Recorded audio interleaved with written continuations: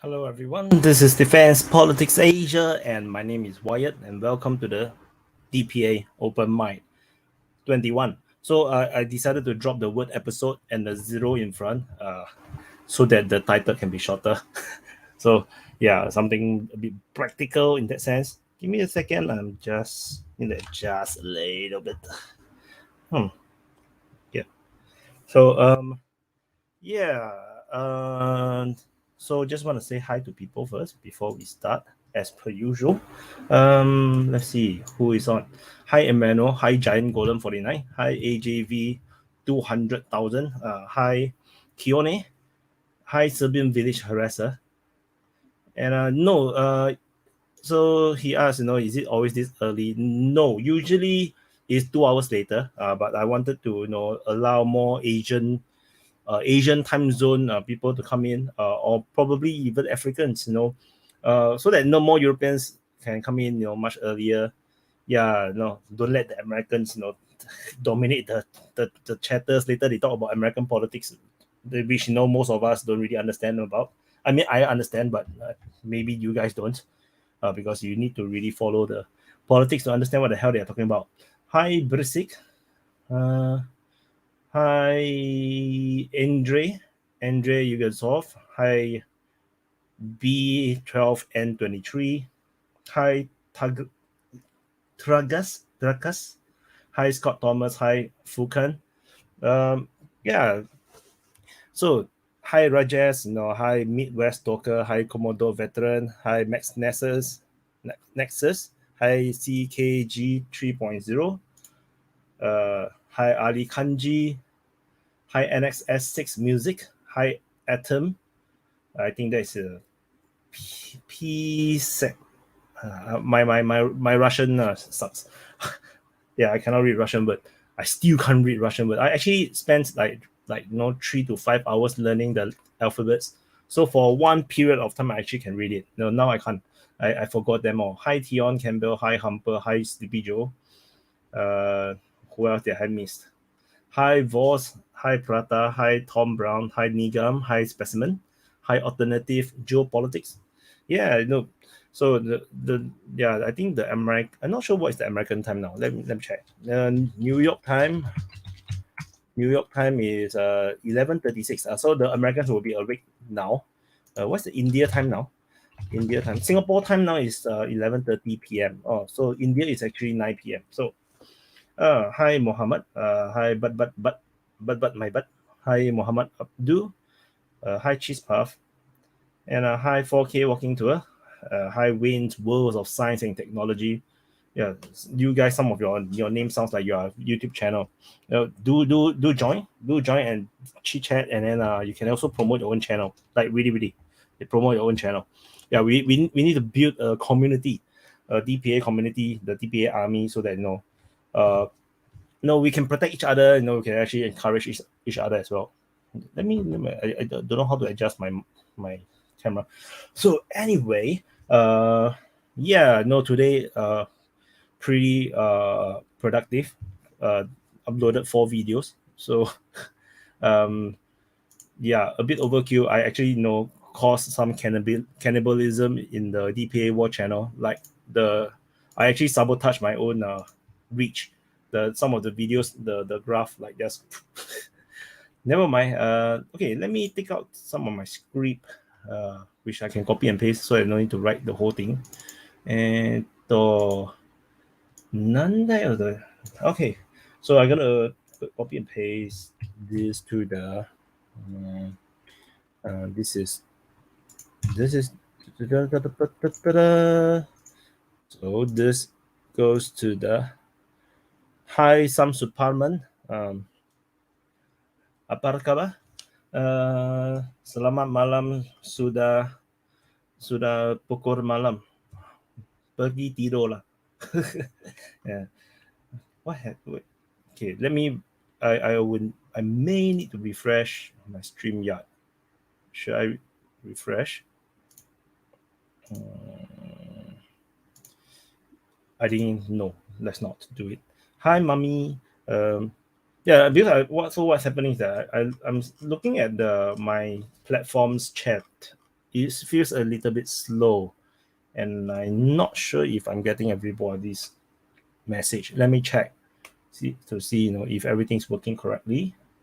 Some Superman, some Malaysia, Martios Dost. Oh, hi Martios Dost.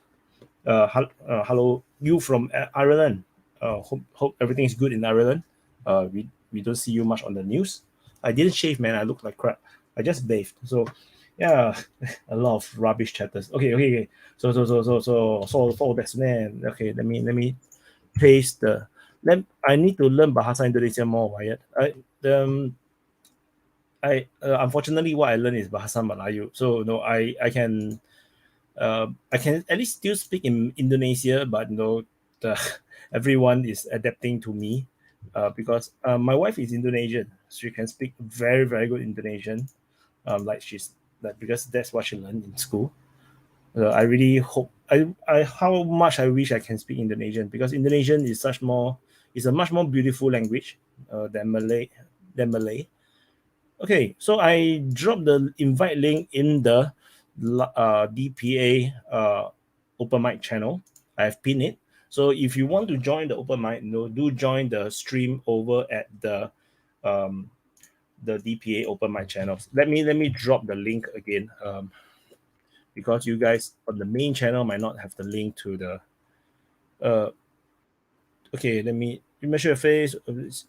The link is in the on. Okay, let me paste this, delete this. Give me a while. Prata is on already in the backstage. Have you show your face. The link is in the pin on. Okay. Yeah, I need to replace the pin message on the replace pin message. Yep. So give me a while. Sorry guys. This is terrible. It's bad management. Okay. Prata is gone. Hello. Sorry for the delay. I was like trying to fix that pin message on the main channel. Yeah, because you guys in the main channel don't want to join the open mic channel. You see, we only got like 3,000 subs, like 4,000 subs. Horrid. Go over the sub on the open mic channel. Well, Vaughn is driving. That's new. We haven't seen him in the car before. Yeah, it's probably not the safest thing to do, so I'll probably end up getting off. So I just wanted to pop in and say hi to the Prada, the colonizer. The colonizer, yeah. Yeah. I saw that African panel, and I kind of felt like Portugal wasn't really part of Africa. Yes. I'm just teasing you, Prada. I'm just teasing you. I thought you saw my comment in the chat. Well, y'all have a good time. I'll catch up in there if I can. If not, I'll just hang out and chat and try to keep those monsters in line. Y'all have a good time. Hopefully, somebody has something good to talk about besides that stupid warrant. I'll see y'all in a few. Where are you going now? Oh, he's gone. Freak. He's gone. Okay. Oh. Yeah, then we can chat one-on-one. So you guys gonna have That's like cool. an interview of Prata. Yeah. How different is Malay from Indonesian? Bahasa Indonesia. So Indonesia is a huge place. It's a massive place. So they just like in China, in the ancient China, they try to create a universal Chinese that is spoken and written for all of China. Indonesia created the Bahasa Indonesia, and as a result, because they got so many dialects, they combine everything. So the dictionary is actually freaking thick, and they still have the dialects around. And so far, I have been to Bandung, and they have the local dialect. I forgot what's the name of the language. Yeah. It sounds like Indonesian, but I don't understand a single bit of it. Like it just totally different. It's like what? I was like, what the hell he's just talking about?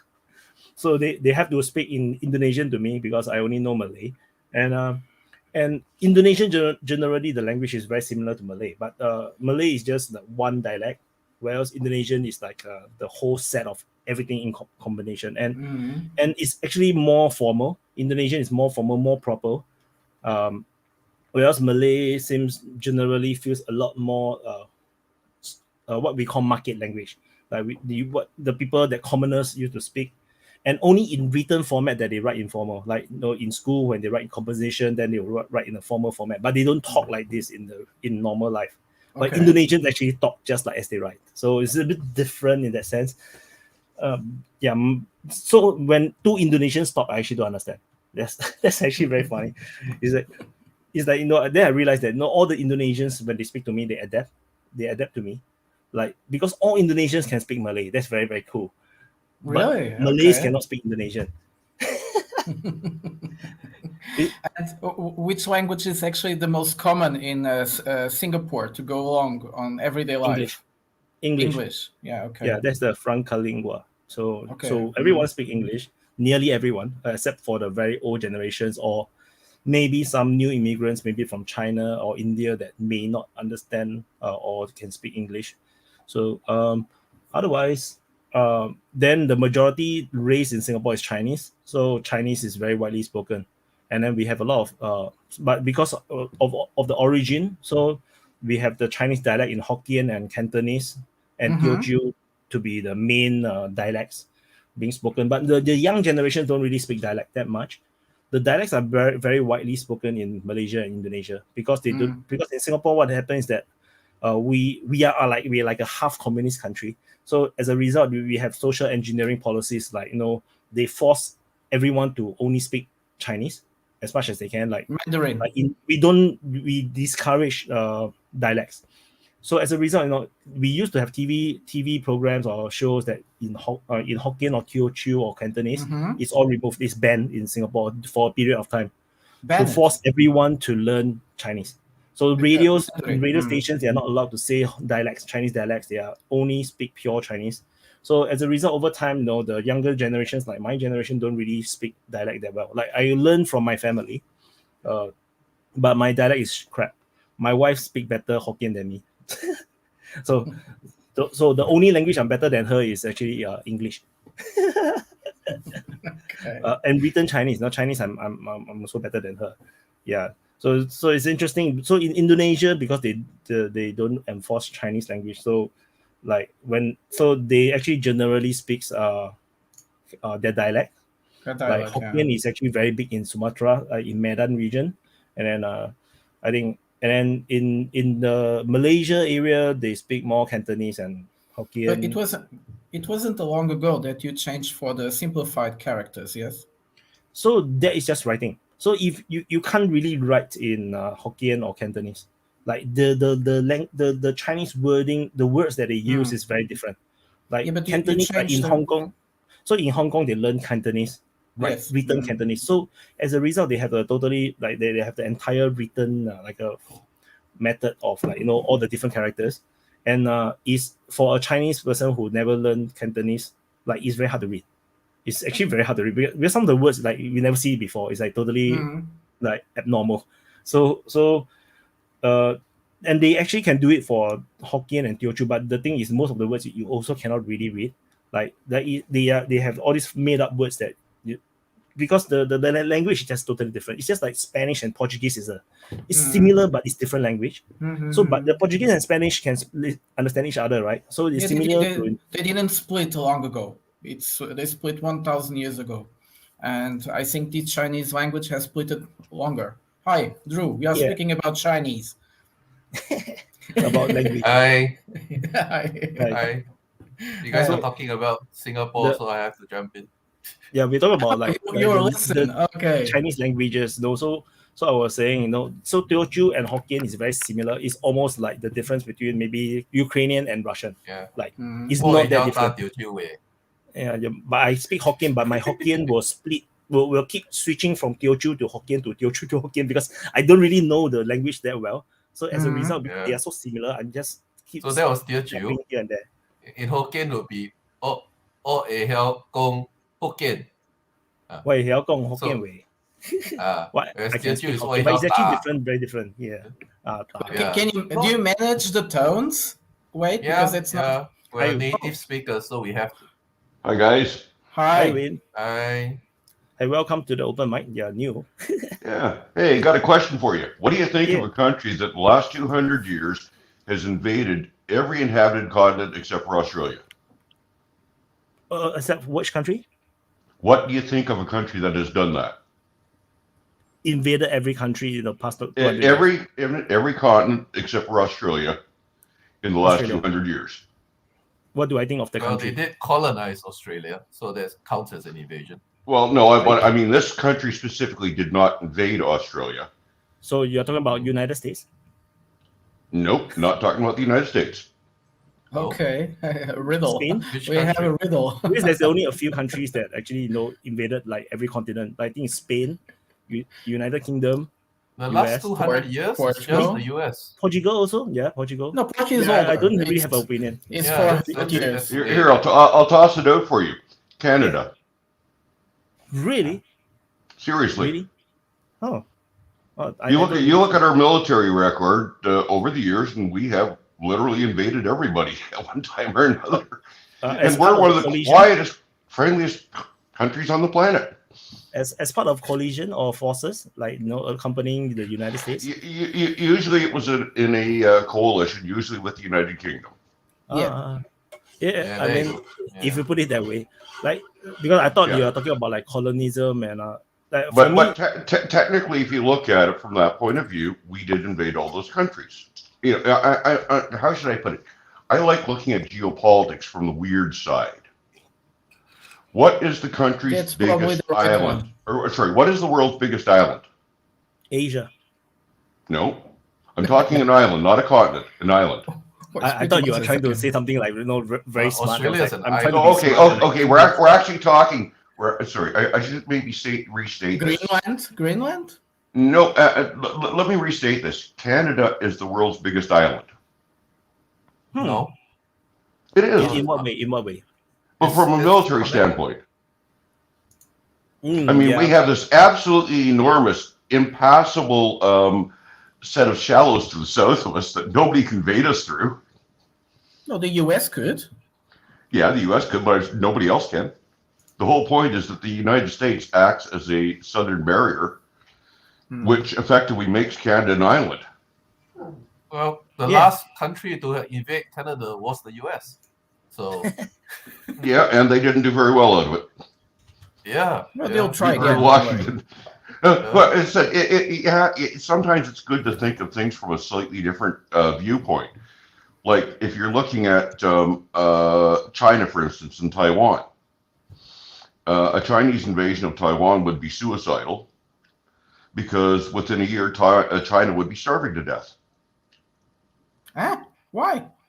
Why would that be? Look at Chinese imports. What do they import? Raw materials, oil, materials. gas, and very high tech. Food, hydrocarbons. Yeah. Without the hydrocarbons, they can't operate their society because most of their power plants run on hydrocarbons. And so, they've got only a certain amount of time if a war starts to continue operating. Unless they have a navy that's big enough to be able to guard all their shipping, which they do not have. No, but they have trains with Russia. So that's Yeah, the whole and point how much in the way of hydrocarbons can you move by a train? quite a lot. No. No. Nothing compared to pipeline, nothing compared to ship. There are pipelines to Russia. And the other issue is you want to build more pipelines, it's a 5 to 10 year job. You're talking about energy. Well, energy would be a problem for China. The pipelines are not enough. That's true. Yeah. Well, they would have to shut down all the industry probably just to keep the lights on and survive with the pipelines. And the pipelines can be destroyed. It's like it's something. It's not moving. It's something there, so people know where to. No, I just wanted to mention because I know a lot of people have been worried about Taiwan. Now, I don't know if President Xi of China is aware of this, but anybody who looks at the military situation can see it. It's not anything that, I say military situation, military trade, geopolitical situation. China, wait. Why it's very hypothetical, but why do you think China would invade Taiwan? What would they gain with that? They think they own it. They own it. Yes, it's the same country. It's the same. It is ownership. They believe that they own the. The CCP believes it owns the Kuomintang in effect. No, they don't. It's a different political party. They had a civil war. Yeah, I know, but that they believe that they own everything that the Kuomintang owns or ever owned at one point. No, they don't own anything. They govern all of China, and Taiwan is part of China. The Kuomintang also thinks when I say ownership, I say it from the point of view of a country owning the territory that it sits on. Yeah, it's the same political. But they think they also own this territory they don't sit on. But they do. It's a civil war that never ended. It's like the U.S. when they fought the North and the South, right? If what happens if the South they didn't say we lost. They ran and hid in Hawaii, and then they just pointed their guns at all the Hawaiians and said, "Well, now you are all part of the South now." Is Hawaii now a separate country? No, Hawaii is still a territory of the U.S. And you know they just never bothered to go and finish the war because that would result in too many Chinese dying. So but you see, there is a governmental merger between Hawaii and the other 49 states. There is no governmental merger between Taiwan and mainland China. Yeah, why is that? And nor will there ever be. The people of Taiwan will not accept it. How do you know that? The polls coming out of Taiwan, 90% just want the status quo. About 5% want independence and 5% want to join back China. They're all confused because they never got a choice. 5% want to join China. That means 95% don't. No, 90% want the status quo because they They don't want to join China. They want the status quo. Either. Yeah, they want the current situation to just stay because that's China. kept them safe. What is the name? What is the official name of Taiwan? Wayne, do you know? Republic of China. And the other China we call China is called People's Republic of China. They call themselves China, both. Like Drew explained. But you have to point to something different. This is what would China, the People's Republic of China, gain in attacking Taiwan? Nothing. They live. You have to look at the trade between both entities. What did Russia gain by attacking Ukraine? A lot. Nothing. It was an irrational move. No, it's not. An irrational move. I mean, totally irrational. No. And I could actually dig out the numbers and show you. But the Russian military, everybody says it was the #2 military in the world. If you look at how much they were spending on it, there is no way that is true. Mm-hmm. I mean, compare it to Chinese military procurement numbers, and there is no way that is true. The Chinese have a far stronger military than the Russians. Do you catch the last open mic? So in the last open mic, we had this discussion as well. So the one of the speakers said that the reason why is they are #2 is because of the Soviet era production. So it's less so of the current Russia production, but it's more towards because Soviet Union built so much. This is why they are the second biggest. Yeah, but the Soviet equipment is, how should I put it? I don't know how much you guys know about electronics and all the individual ins and outs of things, but effectively, Soviet equipment is inaccurate. It is myopic. In other words, it can't see. Well, in a way. But because the philosophy is different. The military philosophy is actually very different. I mean, but it doesn't matter what the military philosophy is if your stuff dies before it can shoot at the other side. Okay, wait. That's basically what happened. The Ukrainians have received so huge amounts of equipment from the Western countries, and where is it? It's all destroyed. No, it isn't. No, it isn't. Okay. You're seeing it being used. The PT-91 Tardies were being used, and they actually have a very, very good fire control system. Amazing. How come they didn't defeat the Russians yet? They did. Okay. What do you think happened in Kherson? That's a really interesting. It's a really interesting reality. Tarif probably knows a lot about these type of realities. The second strongest military in the world isn't even the second strongest military in Ukraine. That is I just pretty got a obvious. question though.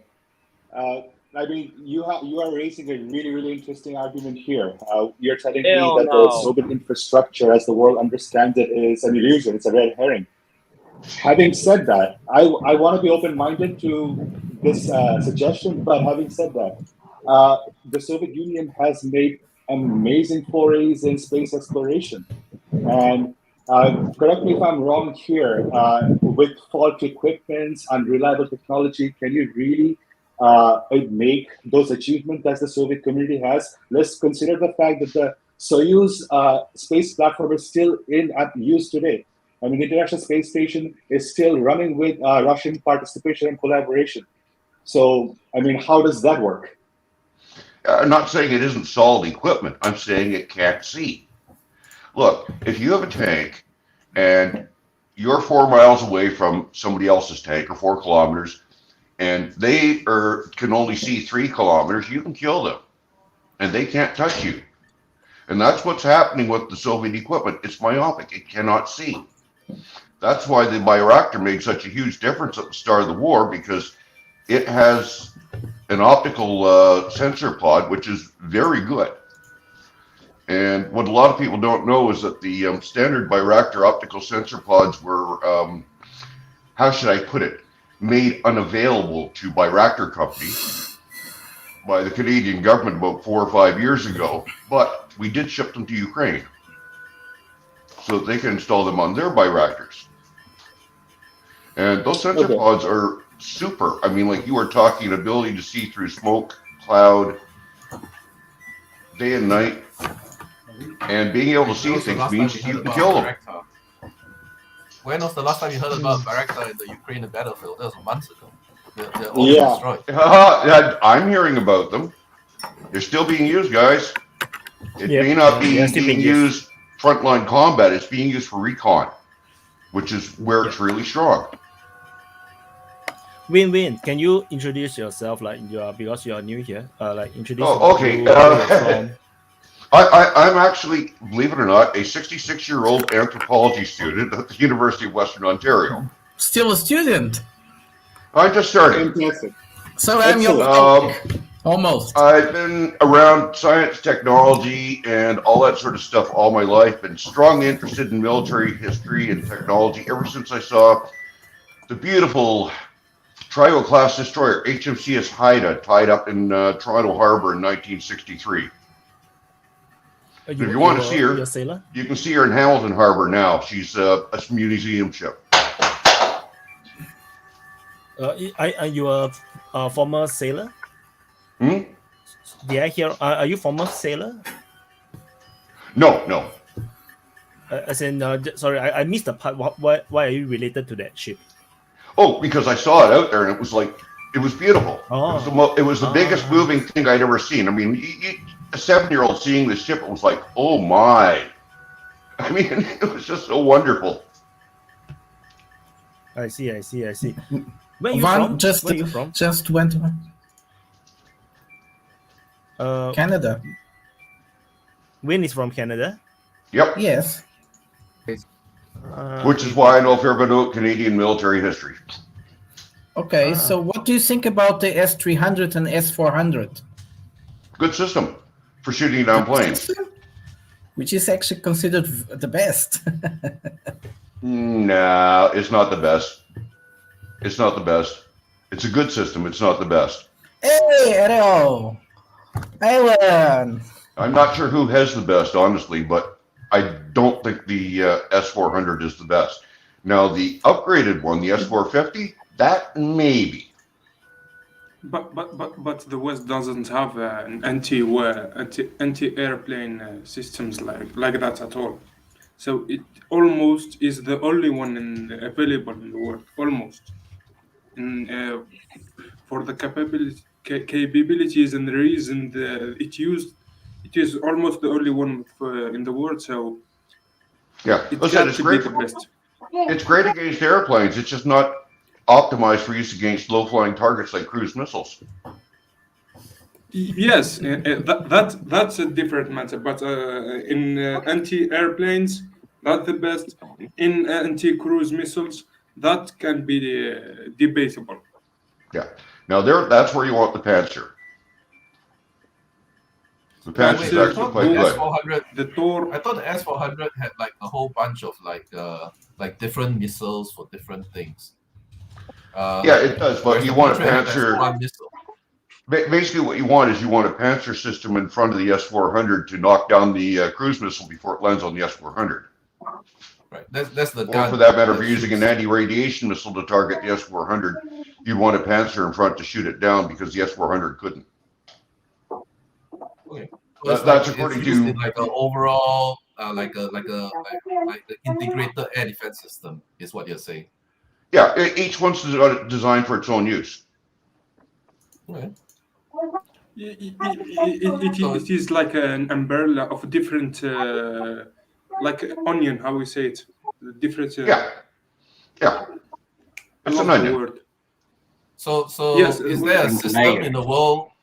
Is there a system in the world that is actually better than the current like overall Russian layered system of air defenses that's deployed somewhere that we don't know of? Well, this is where it gets really fun. The NASA system can interface with the Patriot system and with the Iris-T and with, I forget the other system. There's one other system that it can interface with. And so you can basically have the entire bunch sitting there and each can feed the other targeting information. Okay. So why isn't the West sending Ukraine this whole nice integrated system? Yeah. Because we heard they're already using bombers at the Africa, right? They're bombing them now, which means the air defenses are gone. So who's bombing what? Russia is bombing Africa, is dropping like gravity bombs now using planes. The planes are no longer being shot down. So that's interesting because I saw an Su-24 go down yesterday. In Bakhmut. In around Bakhmut area, yeah. Yes, but he's speaking about Avdiivka, another region.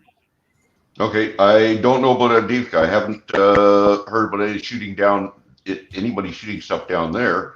I know the Ukrainians were using JDAMs in the Melitopol direction.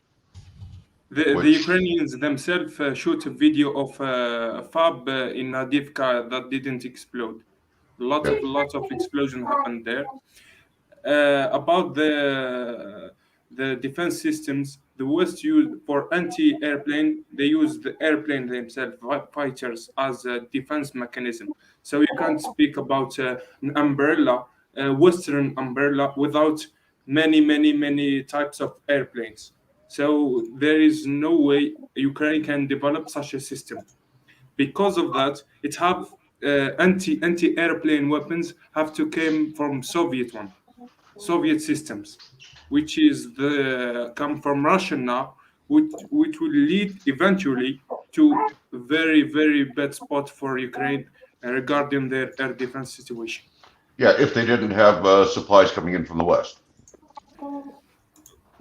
Supplies them with the what? That is anti-airplane. Okay, and just shipping them an ASM system. But they're not very good with airplanes, and especially actually they are. Is my microphone working? Can they get very close to the front line like other systems, like the book and all that? Yeah, you're not going to put an ASM system near the front line. It's not designed for that. Wayne, that's what I'm speaking about. Wayne, I actually had an interesting question for you. You about 10 minutes ago, you mentioned the fact that Russia's not the strongest military even in Ukraine, implying that Ukraine is the strongest military there and they have a significant advantage against the Russians.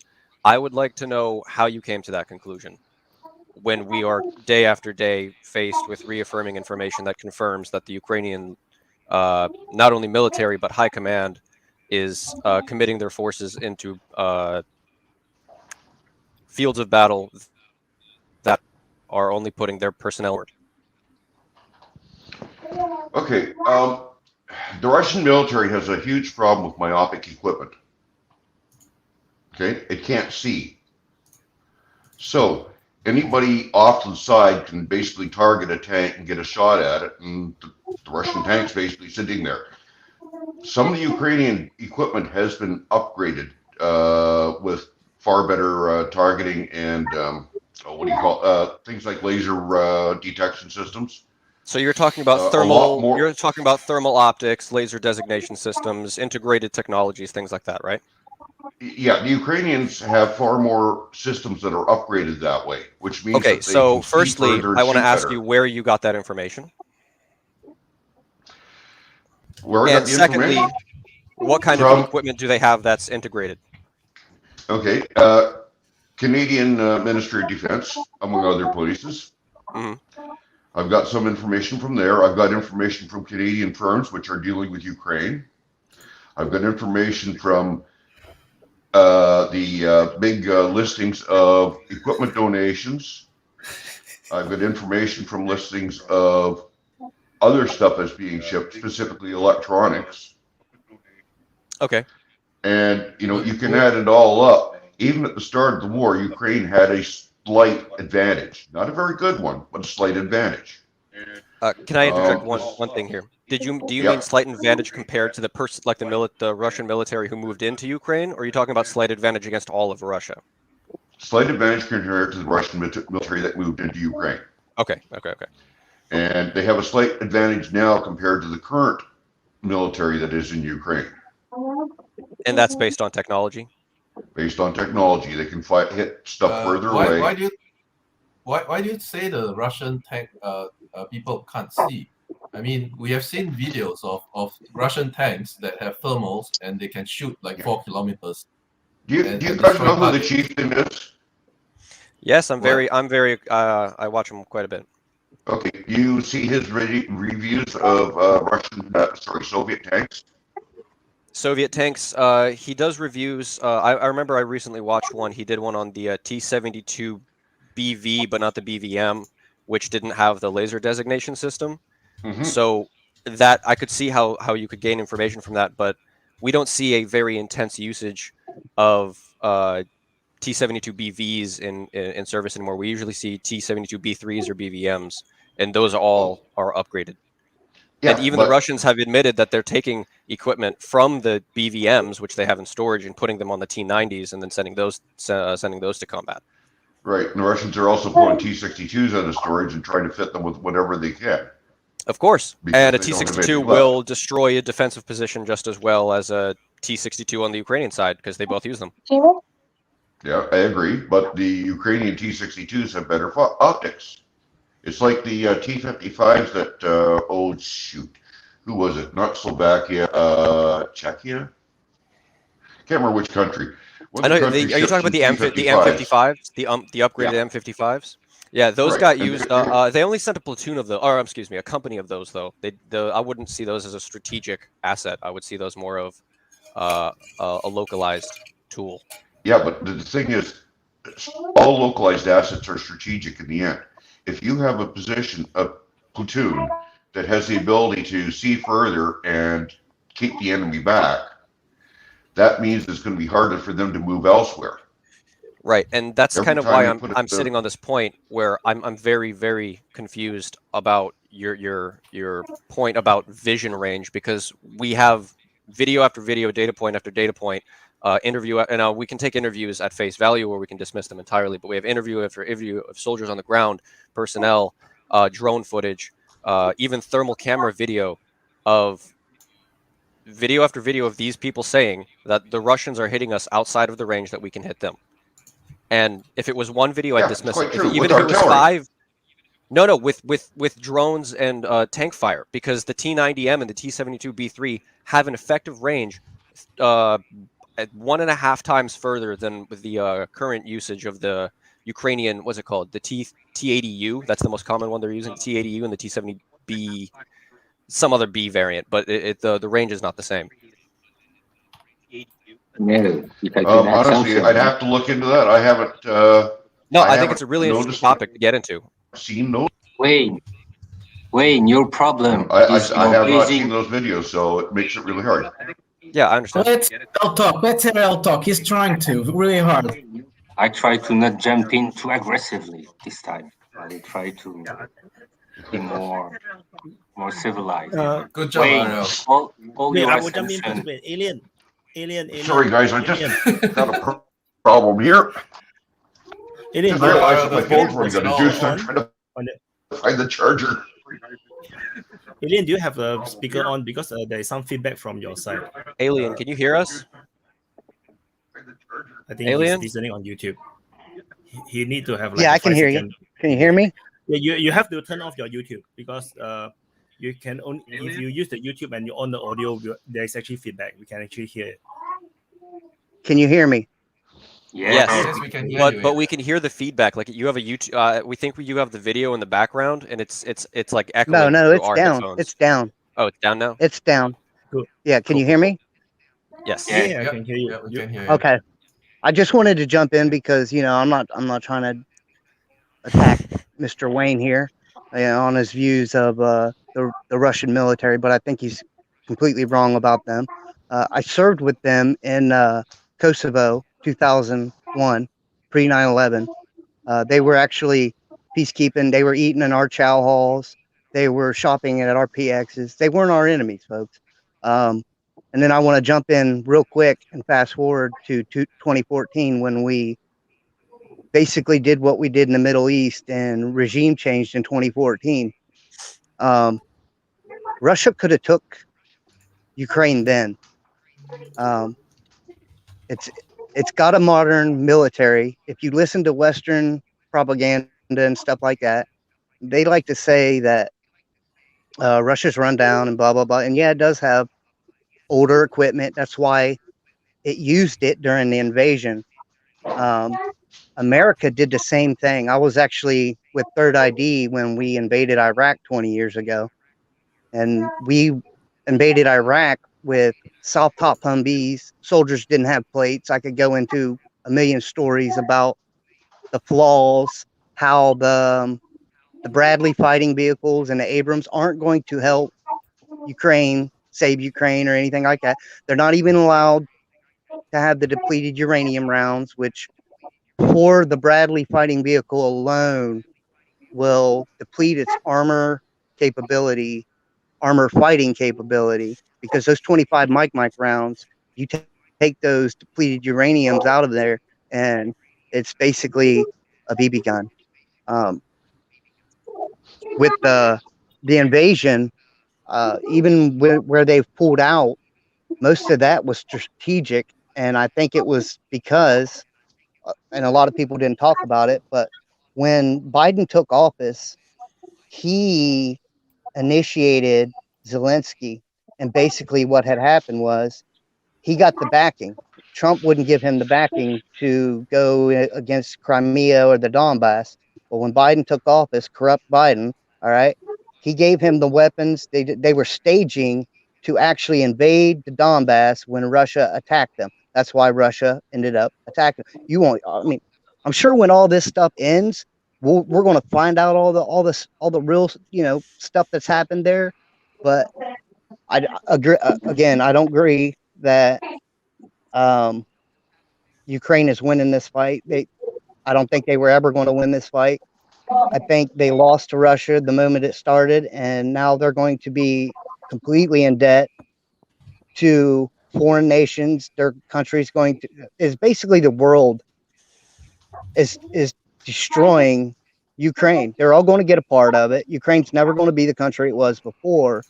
And we're all being pushed into, especially in America, we're all being pushed into this war to cover up a lot of other stuff, in my opinion. And I think when it all comes out, most people and most people, even on this panel, will say that Ukraine ain't winning. They're not going to win. And I honestly believe to believe so, you don't know what you're talking about. Even with the war crime stuff, I mean, if you just look on my channel, I'm just a normal person with a cell phone show and stuff, but just the war crimes that Ukraine alone is committing, but yet it's Russia and nothing about Ukraine nailing people to posts and setting them on fire. Nothing about Ukraine killing prisoners. I just watched a video the other day. I don't know if any of you all seen this, but it was a group of 4 Ukrainians surrendering, and the guy behind them was videotaping, and they ended up shooting They shot their own men in the back. Yeah, they shot their men in the back. It's like, what the hell are we doing here? Now, I ain't going to point no fingers, because even in the United States, if you retreat without giving a proper order, you can be shot in the back. So it's not, but I'm just saying, they're not these people who, it's just not be a point of light. And I don't want to see us be pulled into another war for lies, greed, and cheap oil, watching good young men die for nothing. Why this stuff's going on. But I just really want to say that, I've been watching DPA pretty much since he came up on here. I've been watching a lot of you guys, and I like where you're all at. But I just wanted to jump in and say that. If I could cut in one thing, Mr. Borean, Mr. Wade, Mr. Borean, if you could just wait 1 second, because RL has been waiting to speak for like 8 minutes. No problem. It's the afternoon here, so I have not very much time. Kids to manage. So Wayne, you said many stuff, but what you are saying is based on information you got, of course. So it can be labeled as assumption.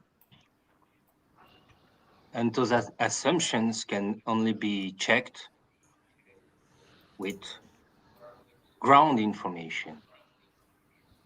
Even if those ground information we have from the front line can be also discussed. What is sure, if really Russians are so backwards, technologically, technically, etc., I don't think the Western countries will be so afraid to put troops on the ground. And also with troops on the ground, with all the equipments they have already sent to Ukraine. It's war, and the first victim of war is truth. We all know that. But after 1 year of conflict, we have good information about actually the front line. It's the Russian war advancing slowly but surely. About the casualties, that's very important. The casualties, we don't have real information, very valuable information, except maybe for the Russian side, the Medusa thingy in Estonia, which is which is part of the BBC, which are giving a number which is less than 80,000 kill in action. And for the Ukrainian side, I mean, we have so much visual footage where you see Ukrainians using kind of human waves. We have many visual footage where you see Ukrainians killing their own soldiers. So I would say look at that glass. You can say it's an empty, it's a half empty grape juice fruit. You can say it's half empty. Oh, that's wine. It's a sparkling wine glass with red wine. I dispute that. It cannot be corroborated. I believe it's red wine. Yes, it is most probably red wine. You can also say it's half full. And the same blackberry juice. Or that the wine is green. If I want to believe the wine is green, the wine is green. Guys, the Pentagon recently came out with a statement that that's actually oil, so we have to invade RL. Oh no! Oh, gosh. You're going to be bombarded before you open your mouth. Are you assuming the identity of the drink? No, you should let the drink decide. What you want to be. Maybe it's like a he drink, then he they drink. No, that's not important. It's just grapefruit juice. Okay. No, but Nobody again, trusts you about the level of technology of the Russian equipment. You see, the Ukrainians receive a lot of Excalibur shells, which are I know. GPS, We shipped them. Yes, a lot. Maybe all you have, and now you're depleted. And what's the result on the ground? 20,000 wonderful. soldiers killed? Nothing. Okay, Let me tell you, the Russians have you have to understand, I come at this from a Canadian viewpoint. This makes my viewpoint totally weird. Why did Canada ship artillery to Ukraine before anybody else? Why, when we shipped the artillery, did we ship it with Excalibur rounds immediately? Targeting, even though the United States wouldn't. Why did you fly main tanks to Ukraine? Not? You can vice versa. Same. Because Canada has Russia on two borders directly, west coast, north coast. Oh, what happened? Wait, the audio is gone. We can't hear you. Wayne, your audio is gone. Wait. There's no sound, Wayne. You check your mic again, Wayne. We can't hear you. No, there's no sound. You check your mic. You didn't mute yourself, but there's no sound. Oops, so sorry. I cut out there for he cut out there for me for a moment. Can someone summarize what he was saying? My connection was being a bit funky. He couldn't finish what he was saying. Okay. You're muted, Wayne. Wayne Borean, you're muted. You are muted. Your microphone is muted. Voila. I muted again. Yeah. Try. Wayne, can you speak? Oh, there's no sound. We still can't hear you. We can't hear you. No, but it's like saying Russian technology is bullshit. Why it have also kind of stuff? But then you don't generalize everything. Yeah. Yes. We can't hear, guys. Okay, RL, stop. We can't hear Wayne, and if he can hear us, he might be trying to respond to you. We can't hear a word you're saying. We can see your mouth moving, but your microphone, it's not muted because it doesn't say it's muted, but we can't hear you.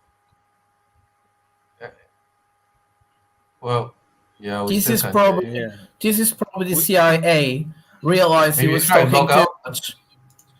Wayne, maybe you try and log out and log back in. So yeah, you could. I would recommend stepping out of the room and coming back in. Yeah, there's no sound, man. You log out and log in. I think it will fix. Usually, it tends to fix it. You try to get out and then come in again. Yeah.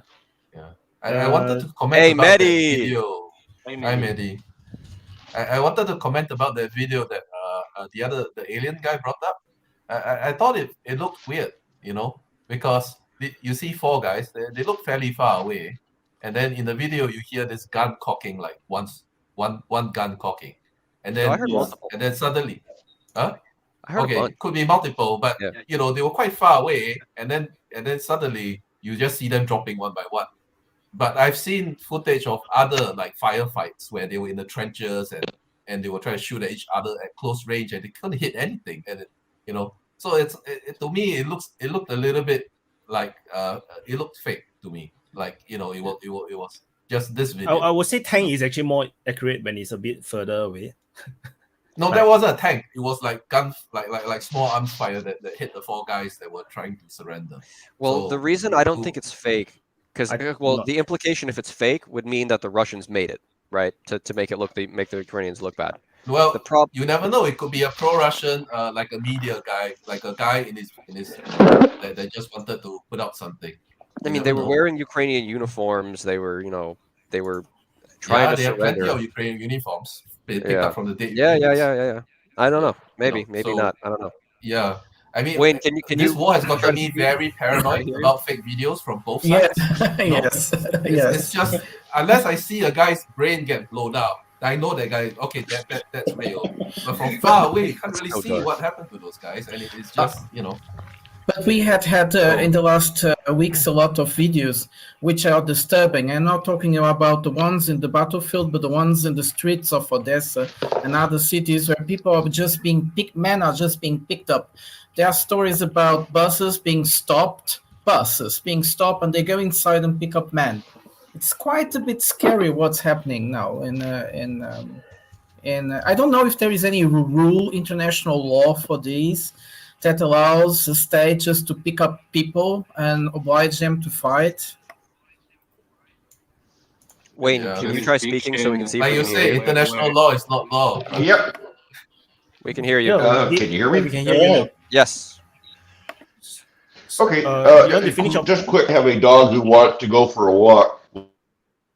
What I was trying to say, Russia on two sides, exactly. Arctic coast, Arctic coast. We have Russia, only one country away on the Atlantic coast. Every time Russia sneezes, Canada pays attention. When Russia went into Ukraine, Canada was immediately going to back Ukraine. We had no choice. It's just the joys of politics. Because our position, we are one country that is most exposed to Russia. And we have big concerns with them. Are your concerns that they could invade you? I'm not sure I understand what the concerns could be. Okay, look, nobody made Canada. Don't be stupid. Right. Of course, and I know that's kind of what I'm trying to bait the question out. There is in the world army big and manage it. No, the point is that Russia could starve our supply lines. We have Canada a deal is here. We one of don't the call world's people major stupid. trading Nobody nations. calls people stupid. Okay. Look, Canada is one of the world's greatest trading nations. We need the oceans. That is why the Royal Canadian Navy is the major portion of our military. That's where we need it. I mean, ground combat in Canada is very unlikely. Invading Canada is almost impossible unless you're the United States. And if you are the United States, well, they don't want it because they know that invading us would be a total another mess. But what about the Arctic? You don't know what the land is like here.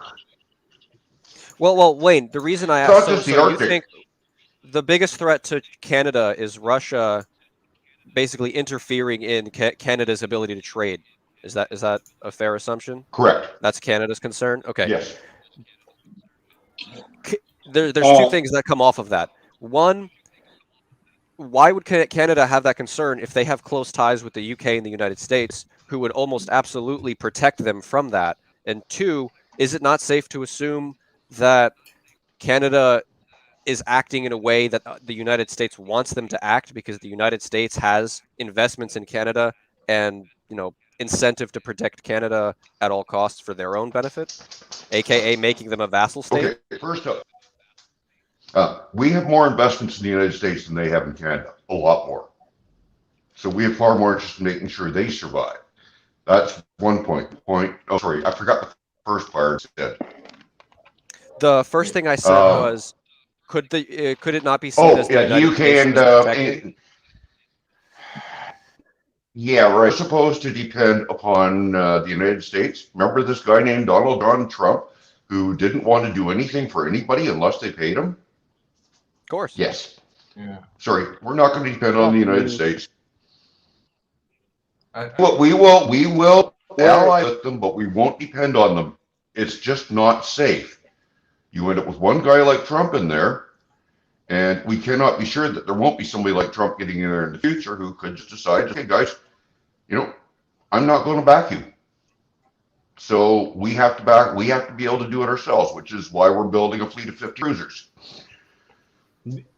Actually, that's exactly what Trump pushed, during his term. Like, he wanted every country to take care of their own national interests first, which is why, he always say that it's America first, but he also told every country that he visits, he said that you should also put your own country first.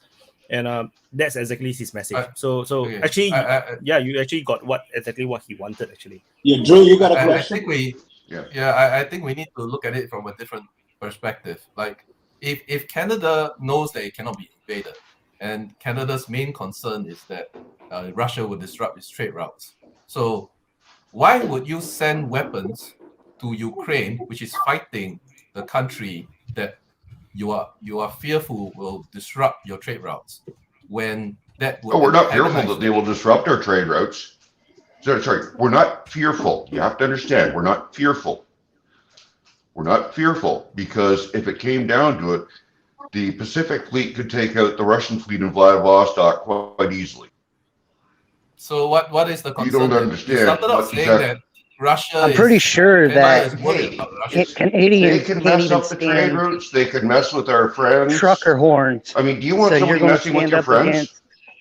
The Russian military? Damn right.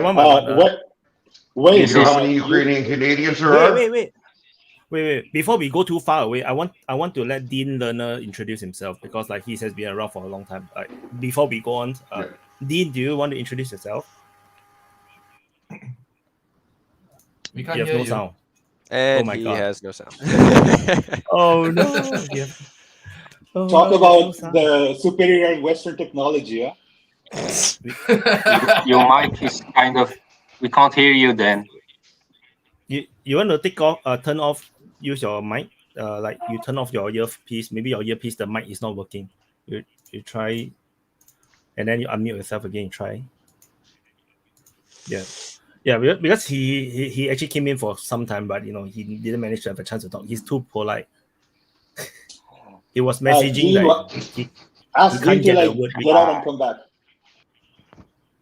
If he get out, he's going to be in queue. No, what you're trying to say is that I have too big a mouth. All right, I see you later. Guys, got to run. Good talk. I have to run. Oh man, that was disgusting. Wayne, your speech about the fear you have, your government have with Russia, like cutting the shipping lane and stuff like that. It's purely the speech of a group of countries who were leading the world and is actually losing that position. Yeah, and they will do everything to keep that leading position, but they can't. That's why they are now doing stupid things, irrational things. What I don't get is if you are afraid of somebody. Yeah, exactly. Look at the speech now. Your elites have political elites and people who have influence in your countries, like in the UK. In the UK, it's incredible how crazy the British intelligence and the British media and the people who are behind the British media are they are genius. They are genius. It's off the scale. This is not for you. This is not for you. I mean, this was much earlier. This was much earlier when he was talking about Canada and his Navy stuff. Yeah, I just thought it's a bit rude for this to come out like so quickly, because I just want to hear what he want to say. Yeah, it's not for you. You have to put it up when RL is talking. Yeah. It's a relevant message, Wyatt. I mean, Canada is a very relevant country for United States, because every oil that Canada produces, it produces a lot of oil, go to United States. That's why United States has so big data of oil production, because they take the oil also from Canada. Yeah, so which is why the XL pipeline was for, right? Yeah, exactly. And Canada is the open doors for United States for the North Pole, which will be the next war terrain, because there are so many resources in the North Pole area, and Russia has already fucked everybody by putting a foot there, putting bases. You heard this huge project the Americans are going to start in the Arctic? They announced it this week. Yeah, but it's just an announcement project. I thought it's just the Americans talked about that. Can I jump in here about Canada real quick? No. Okay. I hate to say this, but Canada could get rolled over by a very strong Cub Scout troop with the amount of forces it actually has. And I say that jokingly, but it does not have any type of land force or navy that would protect itself. It's always been the United States that's protected it. And to think otherwise is just to deny reality. The only true protection that Canada has is the landmass itself, because of how much you would need to go in there and subjugate all of Canada to your rule. That's the same thing for the United States. Its landmass is its greatest asset, just like it is for Russia. And that's why the Canadian Navy is almost non-existent. And I don't understand where any of the Canadian Navy stuff comes from, because we're finding that, surface level vessels now are more and more starting to fade out because of the fact that they can't protect themselves from very cheap cheap in relevation. Oh, I can't say it, but anyway, you know what I'm saying. The amount of missiles that can be fired against them, they cannot. A surface fleet is not going to be able to defeat that once they get within the shores of a hostile nation. It's just not going to happen. Yeah, I was going to say, too, with the Canadian military. So, Glenn or somebody was talking shit the other day. Oh, they got the longest shot in the world. Okay, just so you know, probably with an American gun, probably with American ammo. You damn sure know we flew his ass over to Afghanistan to take the shot. He probably living on our fob and eating our food. So technically, Canada gets an assist on that shot. There is one thing where Canada is better than United States. It's its number of icebreakers. Just to mention that. And I want to say one other thing. Important for North Korea. The guy that was talking about China starving, exactly what RL's saying. I think they're building 20 icebreakers right now. They're not going to fucking starve. They'll get their oil from Russia, and if they have to go to the North Pole to get fucking grain from a port, they'll get it from there. I mean, they're already laying the groundwork to get around anyone who wants to fucking starve them or fuck with them energy-wise or any way. They may have problems with Taiwan. They may have problems in the South China Sea, but you ain't going to starve them motherfuckers out. Yes, and the whole point of the Belt and Road Initiative is all that, is to create new routes that can't be stopped. And the other guy was saying, well, the trains are not enough to transport all the grain. Well, I don't know, but they are transporting huge amounts of merchandise now already. Aren't they also talking about building another line between like the Siberian Mongolia area across like the top of India and stuff? It's like, you think India is going to let you blow up their fucking trade route? Or Tibet or anyone else that railroad goes through? I mean, these people are stupid when they talk about starving China out. I mean, yeah, maybe some people will starve, but they ain't going to lose because they starved. Is it China? Hello. Hi, boss. Can we hear you, boss? Yeah, no more background sound. Just now there was a background noise. So now it's all right. Good. Okay, thanks. Anyway, guys. I just wanted to add, guys, really quickly that 1 year into this conflict, and we still have a perspective like Wayne's, right, where they simultaneously believe that the Russian military is garbage. At the same time, they consider Russia to be a geostrategic threat. So this cognitive dissonance, this contradiction is pretty much the primary driver of this war. And a year into this conflict, and the appetite or the political desire for conflict by this delusional group of thinkers still remains. So, in a way, we can consider that the Russian military's greatest political failing, because when we talk about geopolitical war on a grand scale, defeating your enemy's will to continue the fight is a very important recipe of that whole drama. And that is where Russia is still struggling to make any meaningful progress. What do you guys think about that? Well, Russia has always, and China, they've both been horrible at English media propaganda, but they do fairly well in their own languages. So all we're saying is a guy that has watched too much Western propaganda and not actively look for stuff from the other side. Which I guess if you live in an English-speaking country, you need to actively look for the alternative narrative.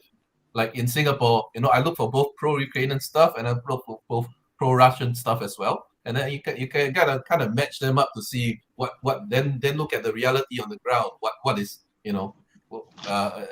which one is more accurate to that, and then you gotta get it. I'd also like to add something regarding when it comes to like this cognitive dissonance and information availability.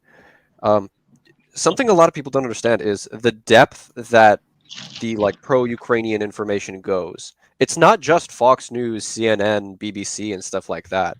It trickles down, right? You'll get down to your local newspapers, and then you'll trickle down to like mid-level YouTubers who like. A good example would be there was multiple like geopolitical analysis channels that used to be like very, very good before the war began.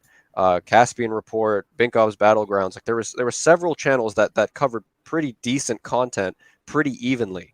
And the moment this conflict began, they either sold out or whatever it is, right? There's also a channel called I was gonna say Binkov is pushing some bullshit about how they're going to retake Crimea now or some crap. I'm like, really? There was also this channel someone shared. I'm gonna do an arrow map on how to capture Crimea. Exactly, you're gonna get rich for that. We have to see, Alan, the fear of being cancelled. The fear of being cancelled, it works in many ways. It's not even that people sold out; they're just really afraid of being cancelled. Now, these people in YouTube, for instance, they earn their money from the viewers, and if you have like dozens of Ukrainians thinking that you're bad for their reputation, they will start putting that no likes and things will go wrong. Yeah, it's unfortunate it's like this, but you're right. But I also would like to point something. The Ukrainian propaganda is slowing, is diminishing. It was very good at the beginning, and it's like. It's getting worse, or is not getting through as easy like before. Go on.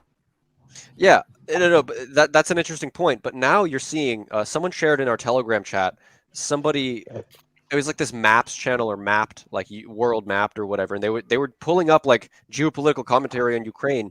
And what I've been seeing a lot more for some reason is a lot of these geopolitical channels sponsored by like a consistent 2 or 3 different consulting firms or like geopolitical. No, I'm talking about like firms. Like if you go on YouTube right now and type in a geopolitical like content channel that does this kind of stuff, at least one of their videos in the last 2 weeks will have been sponsored by this consulting firm called Roshan Consulting, and this is a very interesting firm if you look into it. That's a whole discussion for another time, but like you'll always like the more you look into it, they're sponsored by these really suspicious looking firms that make these really suspicious claims about anti-Russian stuff consistently over and over again. So it's not even just Fox News or CNN anymore. It's smaller channels being sponsored and paid, or even just again, like you guys said, in fear of being canceled by the crowd or other alternative. Yeah, but most of the pro-Ukrainian channels on YouTube are sponsored by that VPN channel I just mentioned before. Yeah, I was going to say a lot of ads. I've seen ads on Wyatts streams for Ukraine 24, which I've watched their channel, and it's like they'll be talking about some battle that we've already covered, and they're telling you this fantastical version, and you're like, wow, we literally just talked about that 2 weeks ago, and that's not how it happened, but cool story, bro. But yeah, I mean, I've noticed that there's been Ukrainian channels advertising on different DPA videos, trying to steal away informed people to go be stupid again. To speak to Vaughn and Alan's point, to speak to Vaughn and Alan's point, look at all these tank museums. These are for all the tank guys that here.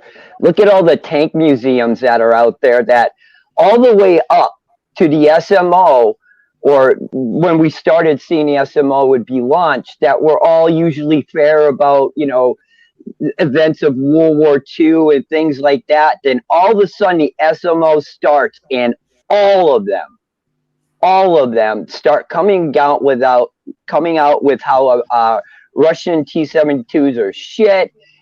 Their equipment is crap. There's no way they're going to stand up to this.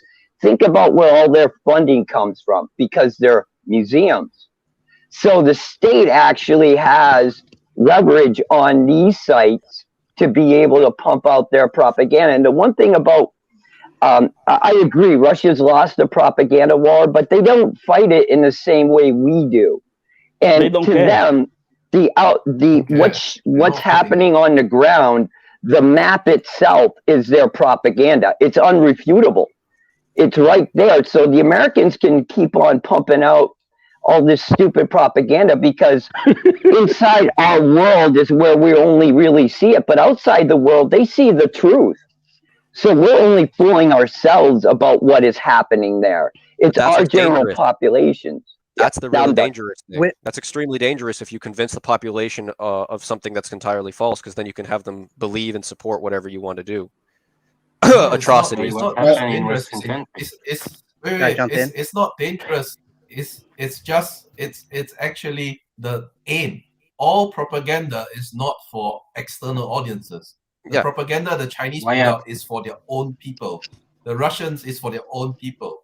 The Western propaganda is to convince the Western people that Russia is evil, China is evil, the Middle Eastern country that they're fighting at the moment is evil, and that it's okay to go invade them and to send our troops there. That's what the propaganda is for.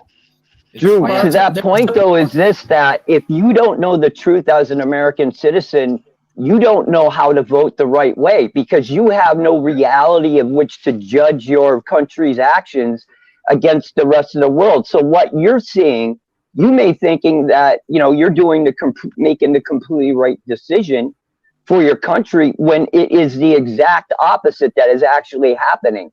So you actually lose and you actually lose the direction of your country to false realities. So that when people go to vote, they are not voting on reality. They're voting on a fabrication of reality that doesn't meet or align with the truth. Right. And that's how this shit perpetuates. I'd like one little thing. I want to thank Wyatt. I want to thank Wyatt because you shared the Rohan Consulting link, right, to the chat. So that was very good of you. I appreciate that. I should have probably thought about doing that. Additionally, for everyone looking into it, all I tell you to do is look it up on LinkedIn. Go look up who the owner of the company is, and read his LinkedIn bio and what all the companies he's worked for and his experience history. That's what's going to blow everybody's mind. I'm not going to spoil it for anybody, but you guys got to look it up yourselves. How many times is ISO saying? How many times is look it up and find out for yourself and make your own decision based on what you read. No one here is telling you what to think. Go find out, read it, and decide what you think. Yeah, Wyatt, now you know what to do. You need some capitalism. Just say Ukraine is amazing. You know what worries me? Yes. They are all. You know what worries me? Ukrainian background, man. Come on, everybody, let's raise the view count. Slava Ukraini, Slava Ukraini, Slava Ukraini. I just wanted to. Slava Zucchini. Can anybody hear Let me? me go get a wig and some lipstick before I do it. You know what worries me? Wear a bikini. Test. Okay. I want to focus on something that Alan and Prada just raised, right? You guys just suggested that talking about the Russian war with a narrative that goes contrary to the prevailing narrative has consequences. In some cases, you might have to maybe censor your own opinions out in public just for your own safety. With a few of my friends in Europe, I felt like there's a very palpable tension in the air, especially in Germany, where the lines have been drawn and it's a very stark line. And if you toe the line, people could just show up to your house uninvited. And if something were to happen to you, knock on wood, you are not going to get a lot of, sympathetical ears from the media if you have even a sliver of suggestion that you might be sympathetic to the Russian cause.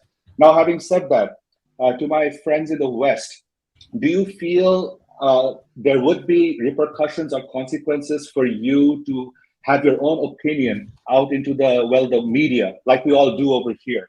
So when you're participating in panels such as this, are you always mindful of what you're talking about and the repercussions of it? Go. Yeah. Yes, to be honest, I do not give a shit less, because I'll tell you why. If we're down to the point that they got to hunt down some scraggly ass no tanker from the Cold War back, who is 55 years old and is no possible threat to the country, and they're hunting me down, and they're worried about what I'm saying, then we have a really big problem. I don't care if they come knocking on my door. I have nothing to hide. And if they do come knocking on my door, I'll go gladly, because I already have a very good lawyer who's already approved and qualified to argue in front of the Supreme Court, believe it or not. It's just a friend I just happen to know. But I actually, if they do, it's going to be a fight the whole way. I don't care. I hope they do sometimes, to be honest. I think many people easily take this line, or a pro-Ukrainian line, just because it's easier for them to navigate through society. It's not that people even care about Ukraine, but they take this line and they even sometimes show they care, because otherwise they would be cancelled. That's the true thing. And people are mean sometimes by nature. They want to cancel other people, especially to feel themselves good. Unfortunately, that's the truth. So in Germany, this sense, like Tarif was saying, not so present, but it's true. People actually, there is like a consensus about these realities. Like Putin is not well informed about what is happening. People are lying to him. That if Putin goes, the war ends, and people consume this kind of stupidity, because these arguments are stupid. They are not sound. But people repeat them because they think, well, if I say these, I'm okay. I look informed. I feel on the wave. Everything is fine. So this is actually what's happening in Europe at the moment. Yes. What do you say, Earl? It depends. I mean, for the French are more critic. The French, the Portuguese, the Italians, they have more critics. Here in UK, on the person. I mean, in France, you have guys who are pro-Ukrainian no matter what, and you have guys who are more critical, not per se pro-Russian, but more pro-truth. Yeah, I mean, at my workplace, we don't talk much about Ukraine and the war there. Yeah, you just say, "Oh, those guys are crazy to fight against Russian," because I'm working in a design office. So we are more versed into engineering and mechanics and stuff like that. So people have some material knowledge, like, oh, they're fighting Russians, are crazy. Russia is the one of the biggest provider of natural resources. It's one of the first countries in the world who can live alone and continue to develop and so on. Just by logical reasonment, by logical reasons, they say it's crazy to fight Russia. Simple as that. Not talking about the fact that they have a huge nuclear arsenal, the biggest nuclear arsenal, and so on. So, but I think, like, when I talk about stuff, I just try to talk about it as factually as I can. I mean, I have opinions about it, but that I try to share those in different places. I mean, some of the private chats we have, I mean, I'll be more political, but, as far as talking about the war, I mean, I generally just talk about what I'm seeing, what I think's happening, and based on that, I'll give you an opinion. But I'm sorry if when I'm talking about it, it's bad for Ukraine, but that's just the way it is. I'm not going to sit there and tell you the successful attack on Volga or whatever the hell they're doing down there along the Zaporizhzhia. I'm not going to lie and tell you, talk about this offensive and then just act like it's going on, when at this time I already know, if I'm like Ryan Macbeth or somebody else, that they've already hit once, got stopped, pulled back, hit again, got stopped. Now there may be something else going on, but we don't know. That's what I'll tell you. But they'll sit there and just tell you, oh, they started their 27th offensive of the summer, and it's successful. Whatever. I mean, people can come on here and decide what they want. We all have our opinions. We all have politics involved. I try to watch what I say sometimes because I really don't want to be canceled, but I don't really feel like I've said anything to be canceled about publicly.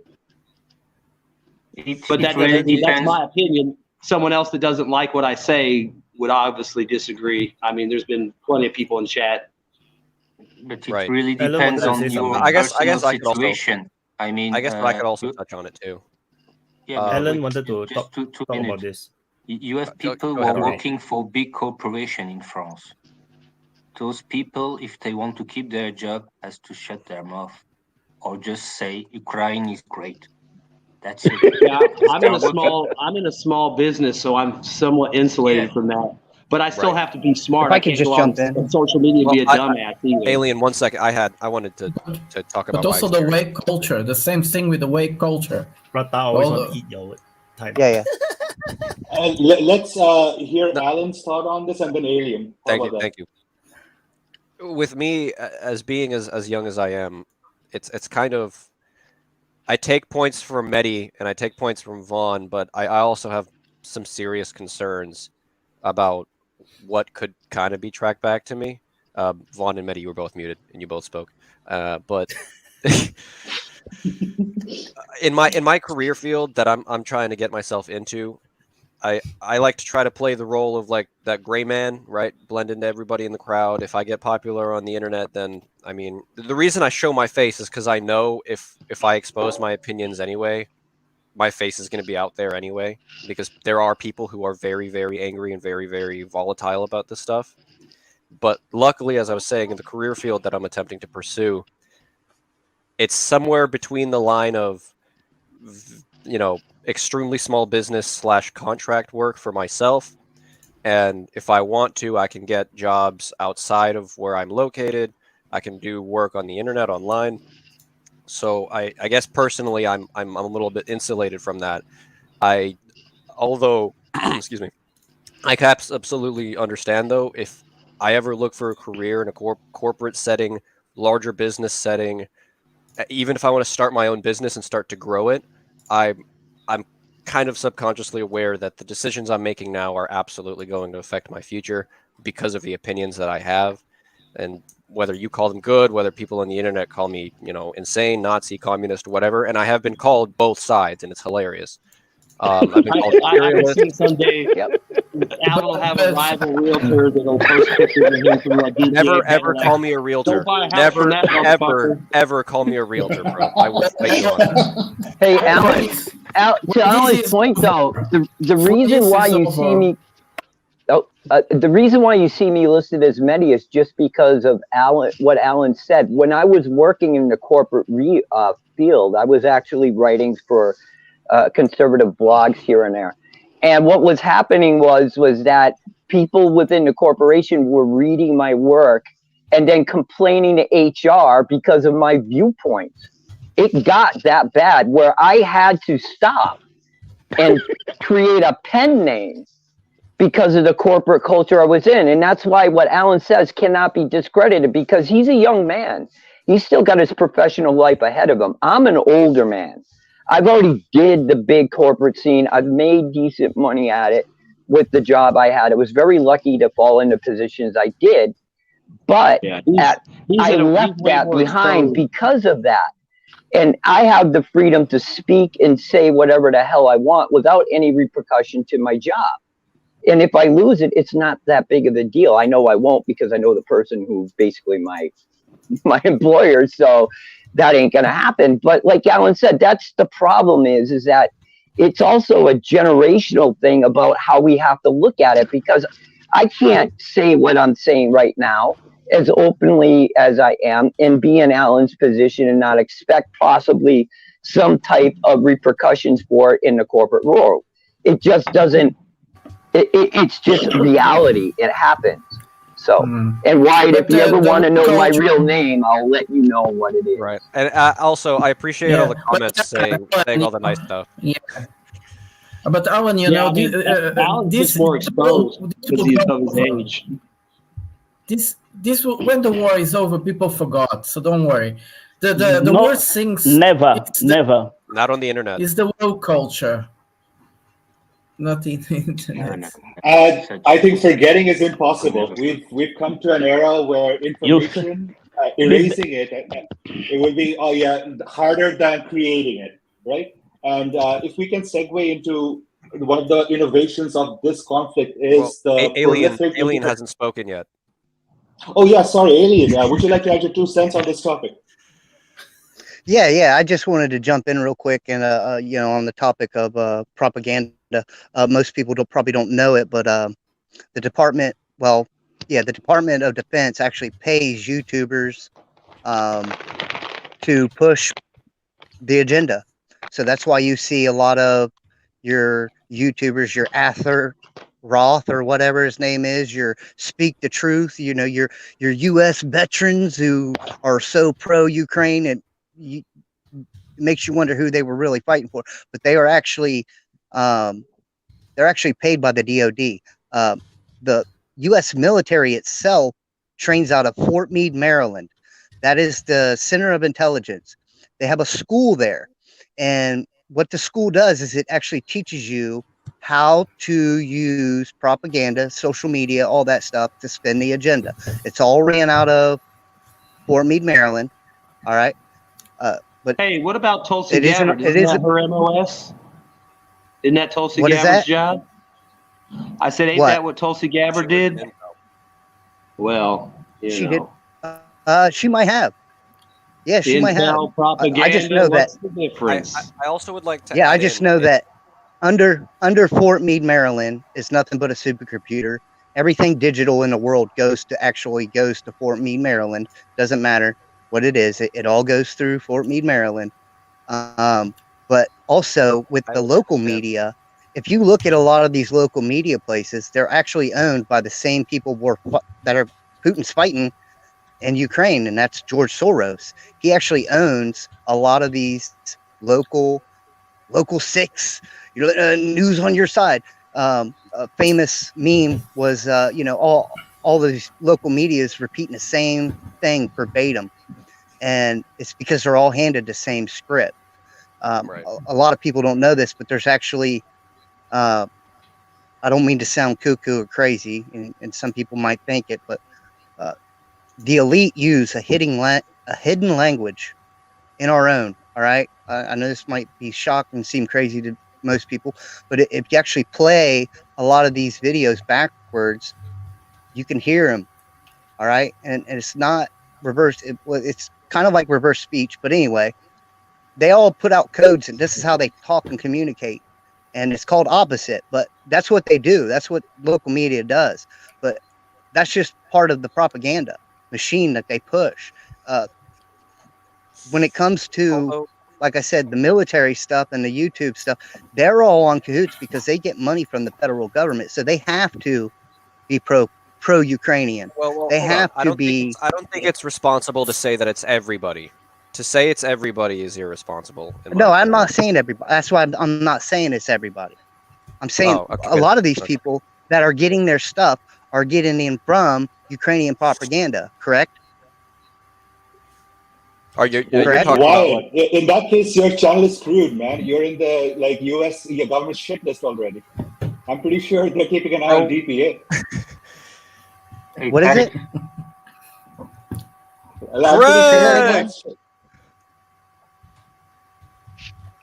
Hello, all. Hi, Craig. Long time no see. Yeah, well, all my predictions had to come true before I came back. Are you triggered? A lot of people say that Canada is shit. Well, they're not wrong. I mean, Canada is basically an excuse not to be the United States, and that's all it has ever been. Canada is basically the resistance against the USA and has been since about 1763. If you really understand the history of it very deeply, it's a kind of, if you think about it, you could think about it like an oil and water situation where you have two completely different substances, and they will naturally settle out to have one on top and one on the bottom if you leave them alone, right? And then they can get stirred up and mixed up, but then if you leave them alone for a while, they'll settle out again. And one of the ways that Canada and the United States avoid civil wars and collapses is they send different people north and south.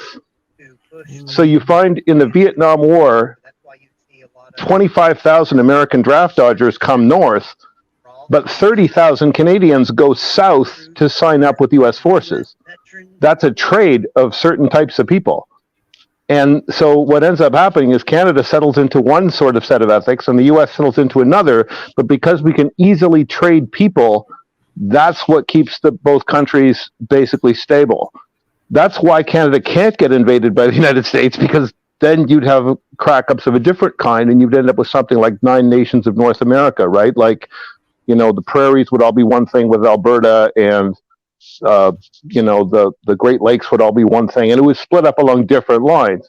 But as long as we have this very ridiculous 49th parallel border and Great Lakes border, you know, you just walk across it if something is going on that you don't like in the other country.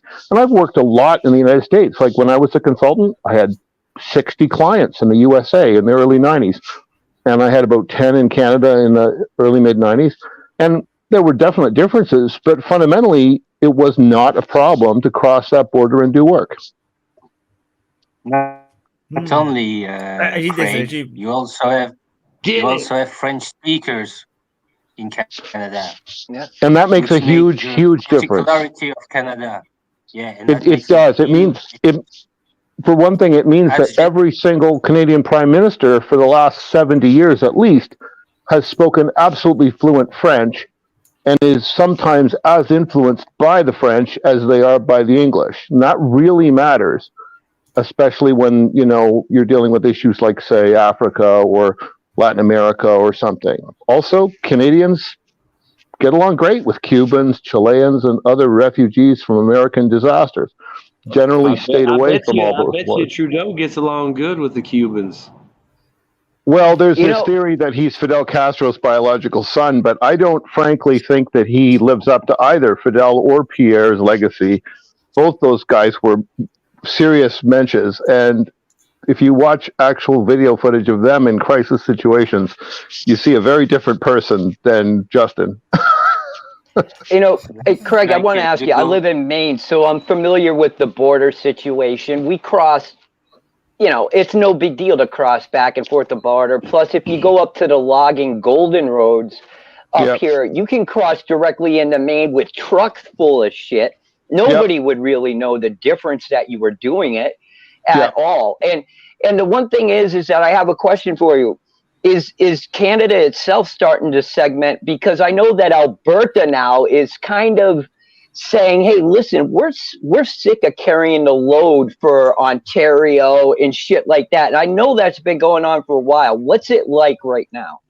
Well, look, that's a very long story, but let's just say that every Canadian province is actually a country, and that they basically squabble the same way the EU countries do. But it would be like as if all the countries were the Baltics, you know, and just so full of relatively not very competent people and, you know, with ideological agendas like crazy. So the economic situation is always this perception that somebody else is getting a better deal. Always that perception, right? But it's mostly BS, because the system as it's set up actually has a thing called transfer payments, where if one province can't maintain its social services, like its health care or its infrastructure, its social services, then the others all pay into a fund to keep it all evened out, right?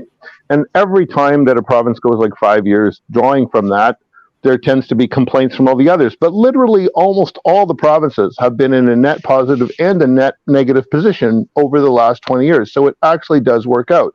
Right now, the province that is by far the best economic position of all, like invincibly unassailable economically, is Quebec. Quebec is absolutely guaranteed long-term the richest province, probably the richest place in North America. And that's for a bunch of reasons. One is they've got all the minerals everybody wants. Another is they've got 170 terawatt hours of large hydro dams, which is a battery that's enough to charge 1 billion Cybertrucks. 1 billion Cybertrucks, okay? That's with no sun and no rain. You can charge 1 billion Cybertrucks just with the hydro dams. So think how valuable that is. Right now, they're getting 3 cents a kilowatt hour for it as baseload, which is worthless. They're going to be getting 30, 40 cents for it, backing up literally every renewable supply in North America. And with the cheapest wind power in the world being floating wind, that means we're all going to build tons and tons and tons and tons of floating wind. We're going to get that for a penny a kilowatt hour. And then when it's not running, you're going to have to go to Quebec, you have to go to Tennessee and suck it out of big dams at 30 to 50 cents a kilowatt hour. It'll still work out to be cheaper than today. But Quebec is invincible for that reason. They also have an aircraft industry. They've got a train industry. They actually even make all kinds of weird small craft like jet skis and stuff. They've got an entertainment industry, a software industry, big video game companies are there.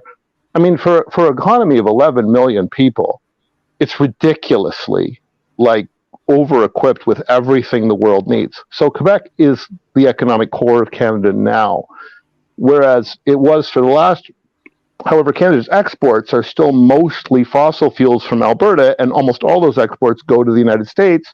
And with China no longer buying from Canada, which they never will again, not anything fossil, they can get everything they need from Russia, we now are in a situation where Alberta is kind of becoming the collapsing falling star, right? Like, you don't need that heavy oil for very much. So it's becoming worth less, and it actually went negative in the pandemic crisis, like it was down to negative per barrel. So we're now in a situation that's in complete reverse, and so you do see separatist groups everywhere. Everyone's got a separatist party. Is Alberta separatist, BC separatist? I'm personally a Nova Scotia separatist. I think we'd be way better off as a kind of Singapore here than we are stuck to anything else in the North American continent. We could control the access to the Great Lakes the same way that Wyatt controls access to the Straits of Malacca. Him personally can block off all Chinese trade, and I could block off all Great Lakes trade, and, you know, we could run the world, right? So this is the kind of situation you have to think about when you live in some kind of bottleneck position to world trade. And so every part of Canada isn't a country, really. It's not one country economically, and it's not one country militarily. And if we did get invaded, we would not respond the same way. Canada almost broke up twice in both World War I and II over conscription. Nobody from Quebec wanted to go to Europe to fight at all.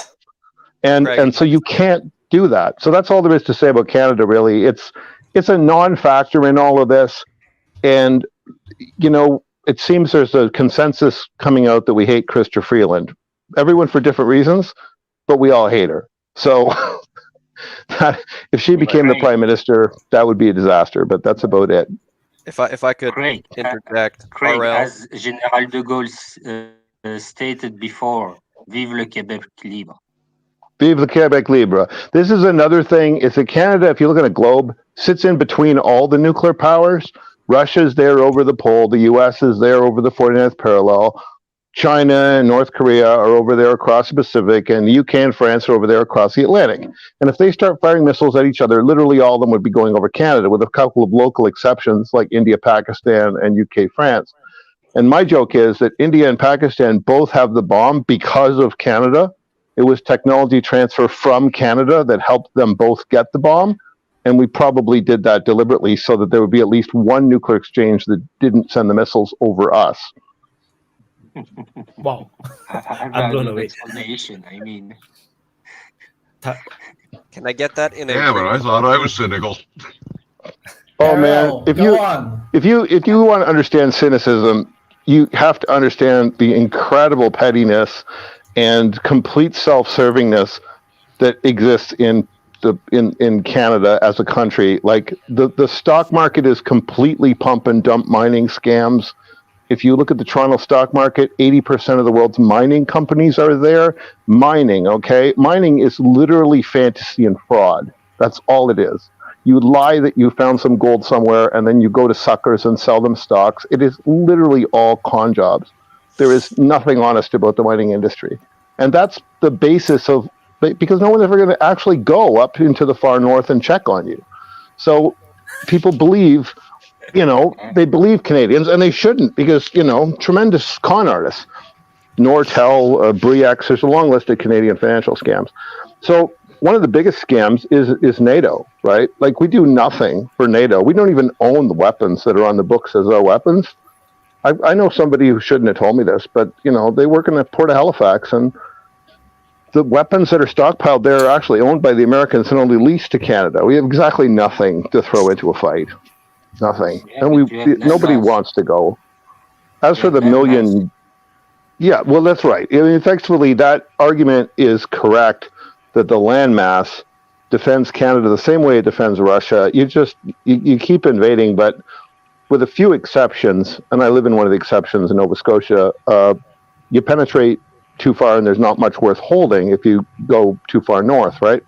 So why would you do it? You'd rather just deal with the people who are there now. It's the same reason China will never invade Siberia. It just has to deal with the Russians, and it can have anything it wants from Siberia. The Americans can buy any raw material they want from Canada. There's no reason to fight at all, ever. There never will be. The political risk of trying to take over Siberia for China would be immense and disastrous. It would give them a whole bunch of ethnic minorities that would have allies further east, and it would alarm Europe and America in a ridiculous way. It'd be stupid. Same reason the United States would never come north to mess with Canada. Then they would just have problems with the Cree and the Inuit and everybody else that Canada barely manages to keep satisfied. I mean, if you have managers that are actually giving you everything you want, it's completely stupid to take over the company. So But Canada has a lot of influence in the mining industry all over the world. The Rio Tinto and some others, they expand like tentacles. They're everywhere. Yeah. So it's difficult. Yeah, it's there's difficult a to do corrupt anything side to without it. Canadians. But RL, what you going? Absolutely, RL, absolutely. Canada is like, if you look at stuff like the Saudi Arabian line project, like that 175 kilometer city they want to build as a line. That they just hired SNC Lavalin as the chief contractor for that. I mean, this is a typical Canadian consulting company that gets their paws into everything. They were in the Three Gorges Dam in China. I mean, Canadians are engineers and consultants working all over the world, and the more outrageous a project is, the more Canadians you will find in it. But it's an extension of this con artist culture from mining. It's like, yes, the project is ridiculous and will probably fail, but, if a Canadian is fronting it, it somehow sounds credible. People believe us for some reason. And sometimes that works, like in diplomacy, but the diplomacy hasn't been there for 15 years.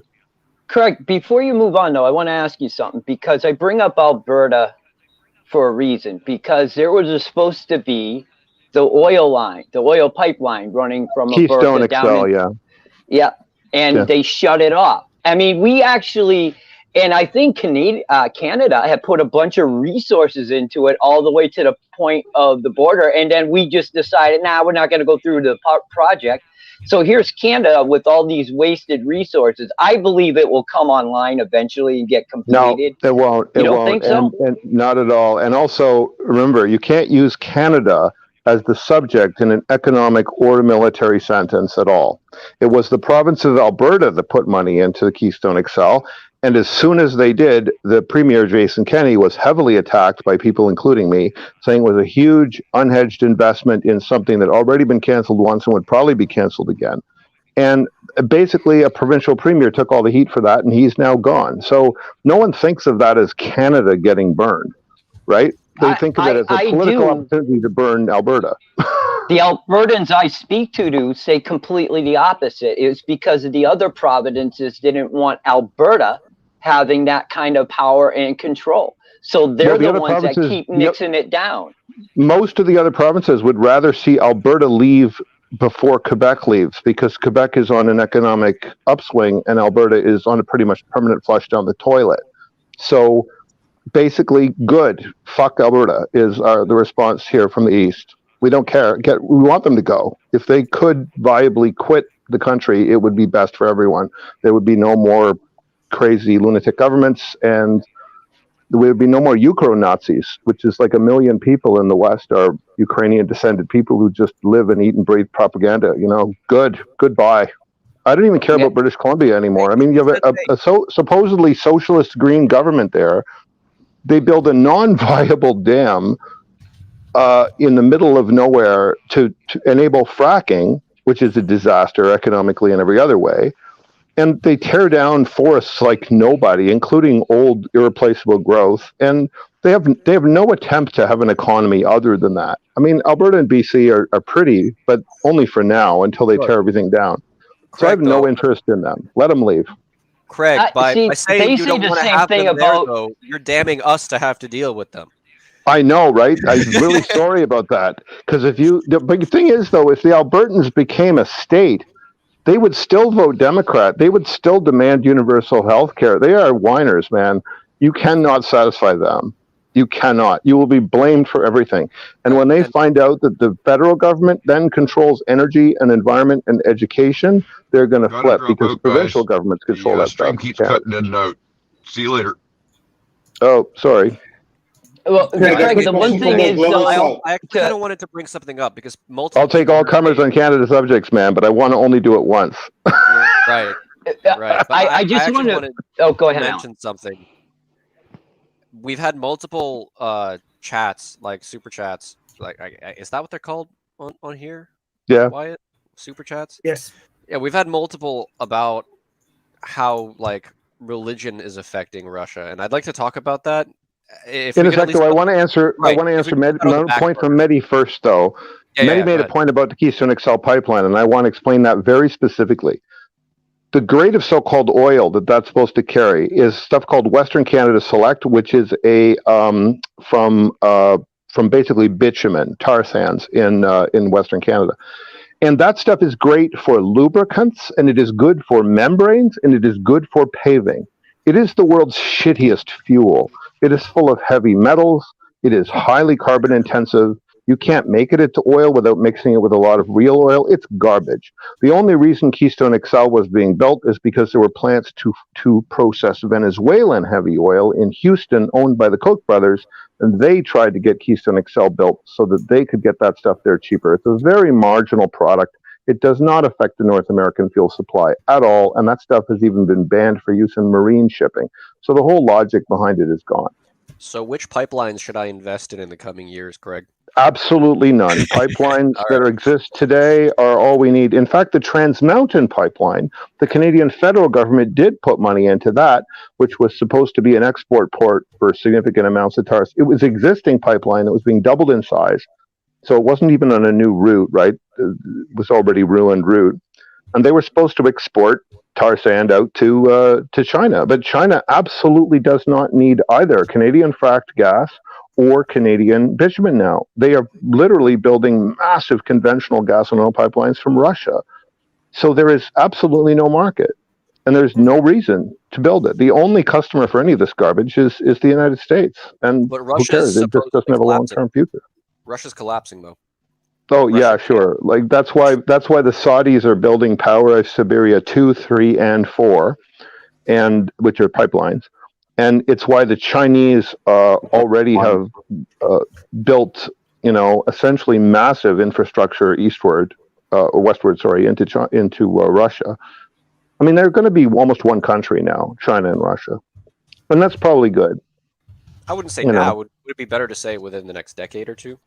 2 or 3 decades? Man, diplomatically, they're increasingly behaving the same. And the Kissinger, for all of his war crimes, Kissinger said it correctly. Nixon administration tried very hard to prevent Russia and China from being both active enemies at once and allied with each other. And the CIA did everything in its power to get Russia fighting China and China fighting India. And those projects are failing now. They're failing.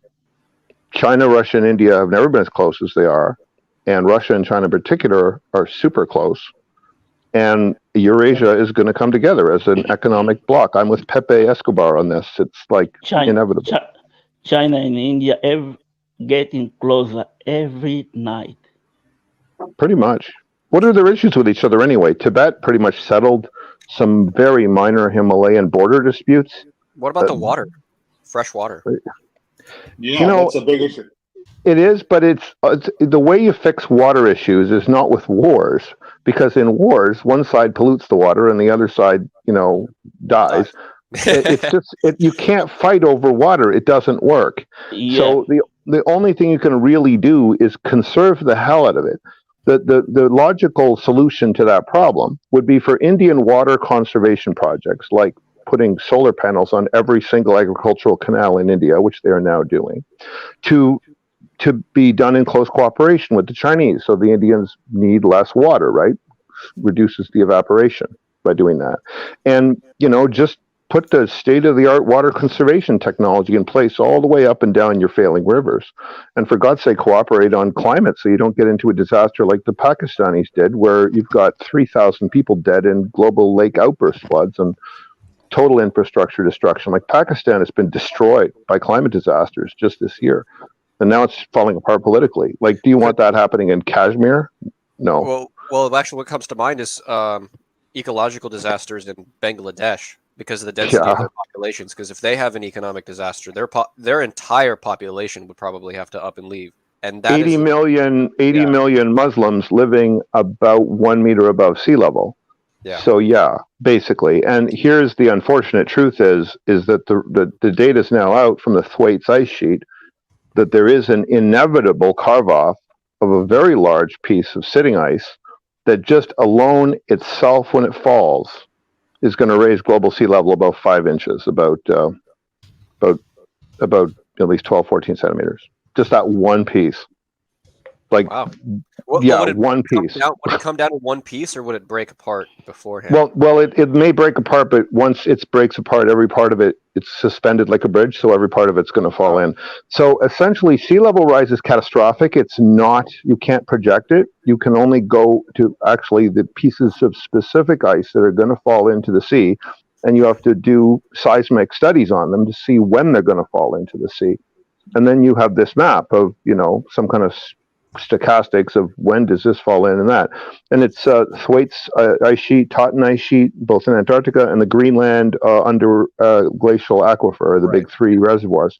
From what I understand, these are not, I think it's important for a lot of people to understand when we're talking about glacial ice sheets, these are not like couple mile or couple 100-meter wide chunks of ice. No.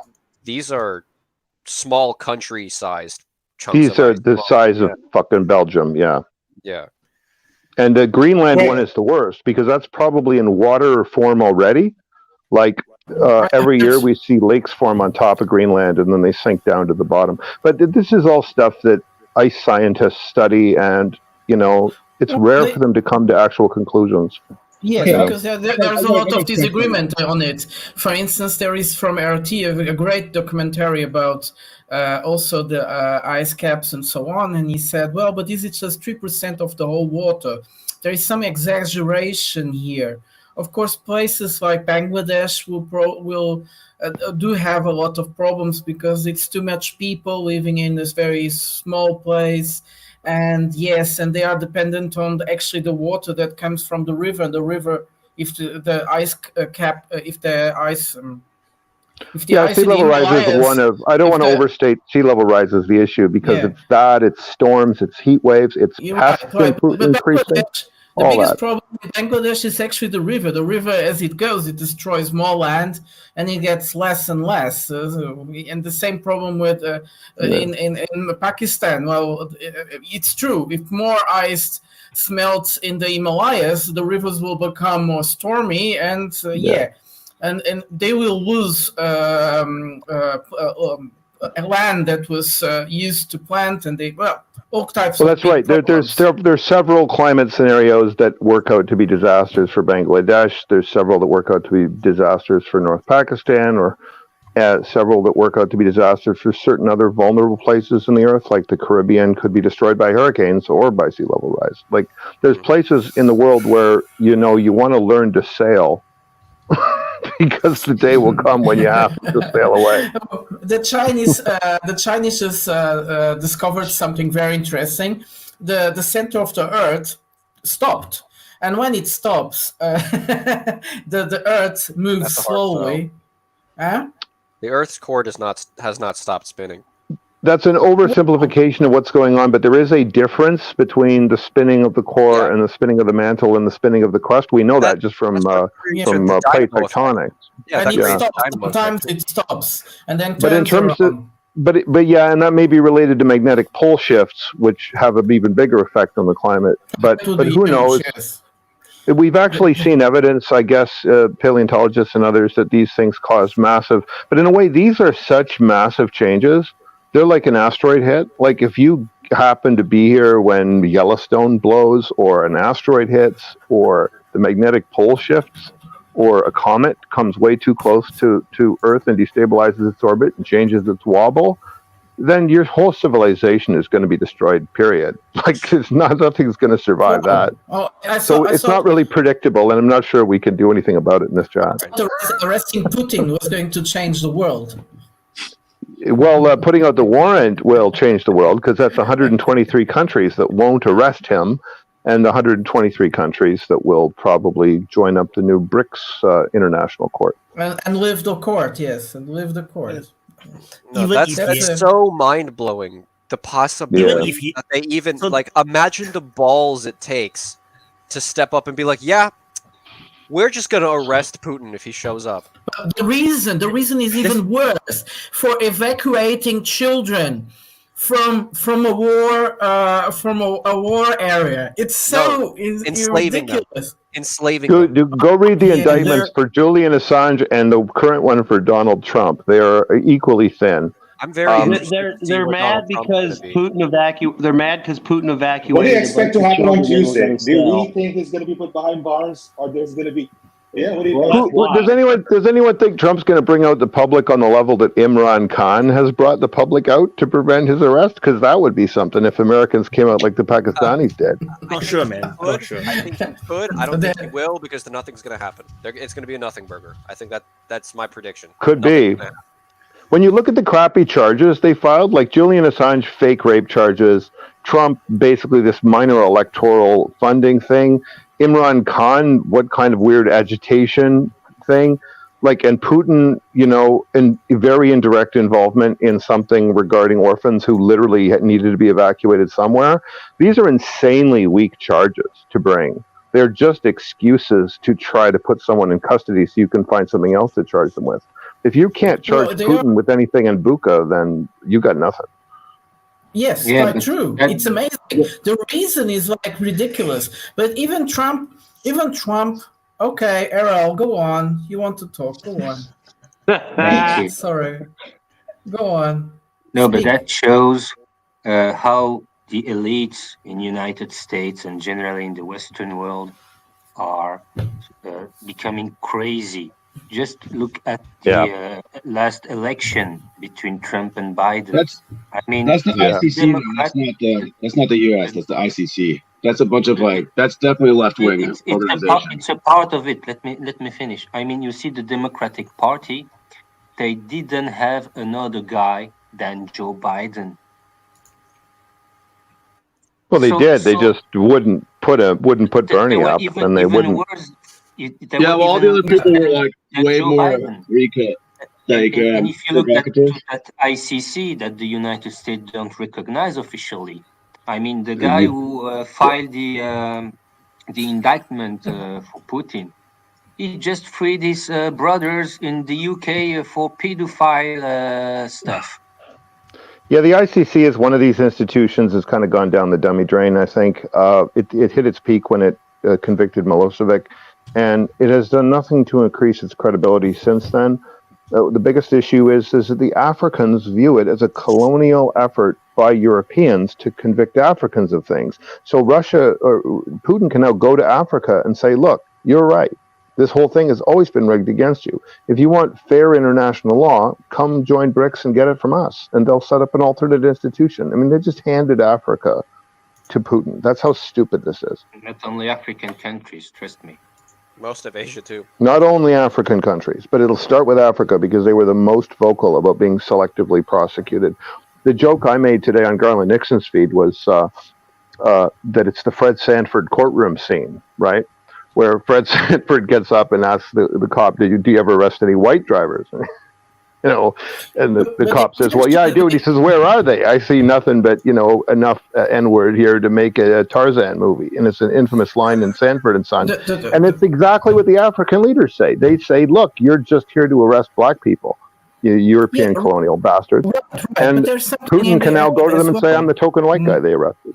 Right, but there is something also very interesting in in the way they made this institution believe they have the control of certain wars. No, they now claim they have the jurisdictions over the world. First of all, if the crimes were crimes, they were committed in Ukraine, which is also not part of the ICC, which is also a bit funny.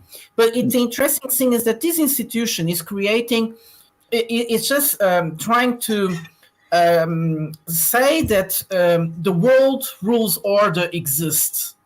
Analyzing these charges is about as sensible as analyzing the CIA cover story for Nord Stream. You're not interested in the truth of it. It's obvious nonsense. What you're interested in is who will repeat it. Jurisdiction. It's like, we know that international law is just international law when countries signed and rectified something. So that's when international law becomes international law for each different country individually.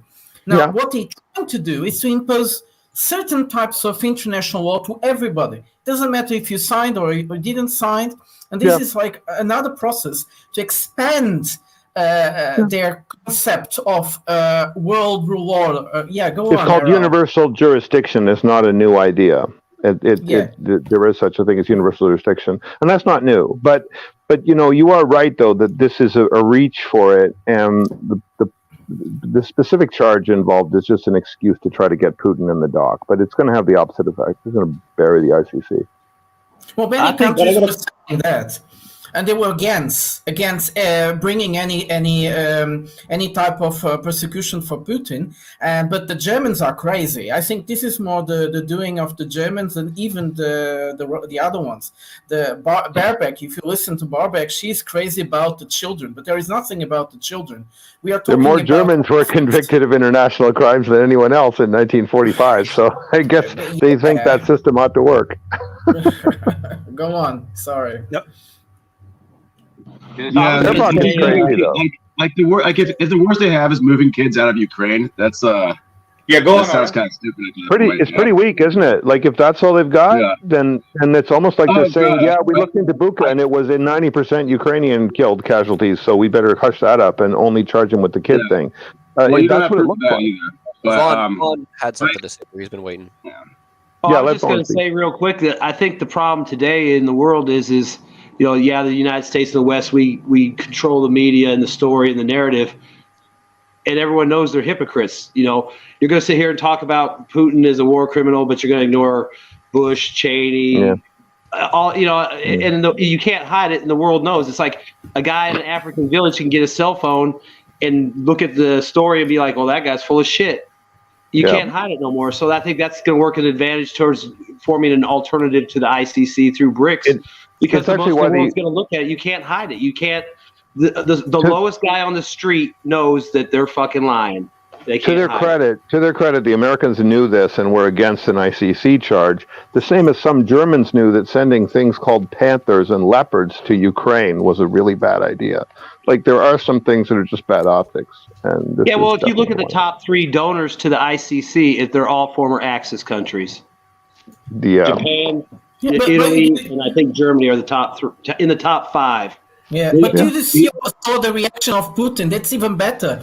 The guy just went to Crimea and then went to Mariupol. I don't know if you sometimes follow the newspaper Publico, and they were like a provocative travel to Mariupol.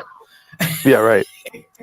He also drove his own car there. He was completely unafraid there. He wanted to talk with people. He even went to that was one of his doubles. That wasn't really him. I heard somebody say that was a double. It wasn't really him. Sure. It's actually all pre-recorded, guys, from the future. Every single left wing in the United States is like the left wing in Europe. Their main way of like getting their way is by shaming people. So that's the whole. The International Criminal Court has this fantasy that they're going to be like the Nuremberg trials. That's pretty much it. It's these countries that don't have any power, like Holland and Norway, and these countries with zero responsibilities that are basically running that thing. That's all it is. I'm surprised they didn't say on the news that do a Seinfeld episode. Putin wasn't really driving; he was just sitting in the car, and there was guys behind him moving the screen and it looked like he was driving. For the next few days, we're going to see all this. But they accidentally show a picture like New York Street. Over the next few days, 90% of the world's stories about this are going to be, what about Kissinger and Cheney and Bush? What about Iraq? What about Palestine? I mean, it's the whataboutism level in global media is going to be infinite. Well, at the end of the day, the ICC had no power that's over the the United problem. States. I mean, they've made a bet to where that's Didn't matter. completely. Yeah. They ate this one. They just totally ate this one. Something I've been saying since the beginning of SMO, and I'm going to ask you guys here because you guys seem plugged in, is that I have said that this ends in a showdown between the UN and BRICS about who does the world trust to apply international law fairly and justly and punish the people it finds guilty. They know it's not that they've already blocked the Russians from presenting evidence basically to the UN. They know Russia went into this knowing how it was going to end. And that's why it was an SMO, because they need a place that they can fairly bring all the evidence that they gained throughout this SMO to show they were right in what they were doing. What do you guys think about that? Well, I think, Mehdi, if you're talking about a trust game, no one's ever going to trust the Chinese or Indians more than they're going to trust like people from Europe and the United States. If you ever done like, especially in business. So just from business alone, like it would be a retarded idea to start trusting the Chinese, just because the politicians of the United States and Europe are lying and stuff. I don't know that's true. There's a lot of business deals in the world, and it doesn't. I don't hear that. I've always had a bad experience with it in both India and China. I've never been able to trust them internationally. So that's it for me. No, I mean, and they love doing business with Europeans, though. Mike, let me clarify the question. It's much broader than that. I am just talking UN and BRICS, not them as organizations, because BRICS itself has said, the founding members have said, there will be justice for what has happened. They have also started talking about their own security concerns. This is what I mean. When the ICC did what it did, it only pushes this divide further and further.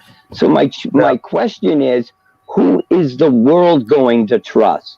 Not the. You know what I mean? I mean, like, do you think India actually trusts China? Like, whose currency do they get to use? The rupee or the yuan? All this stuff. The ruble. Like, they don't trust each other. But it's not China. We're talking BRICS.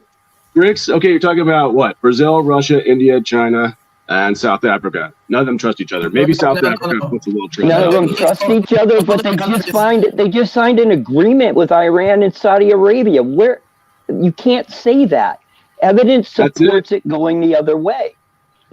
They signed a business deal to export oil okay, so if there's a war between Iran and Saudi Arabia, then China basically falls apart because they're not getting enough oil from Russia directly right now. That's all that is. Yeah. They would if they need. Just to talk if Russia want to sell them, that's another thing altogether. The more suppliers that China have, the less bargaining chip Russia will have. If China is 100% dependent on Russia, then China is screwed, because then basically Russia will have China in their balls. Okay, I used the term wrongly. So anyway, I just want to say, Tom Istanbul, do check the private chat. Actually, I have been trying to get you to give me your email since the last time you're on, and also I like to also welcome Chris Barth and Cir Khan. They are new to the open mic. Can we get an intro? Get an intro. Let's start with Chris. Chris is here first. Can you introduce yourself? Wait. You're very soft.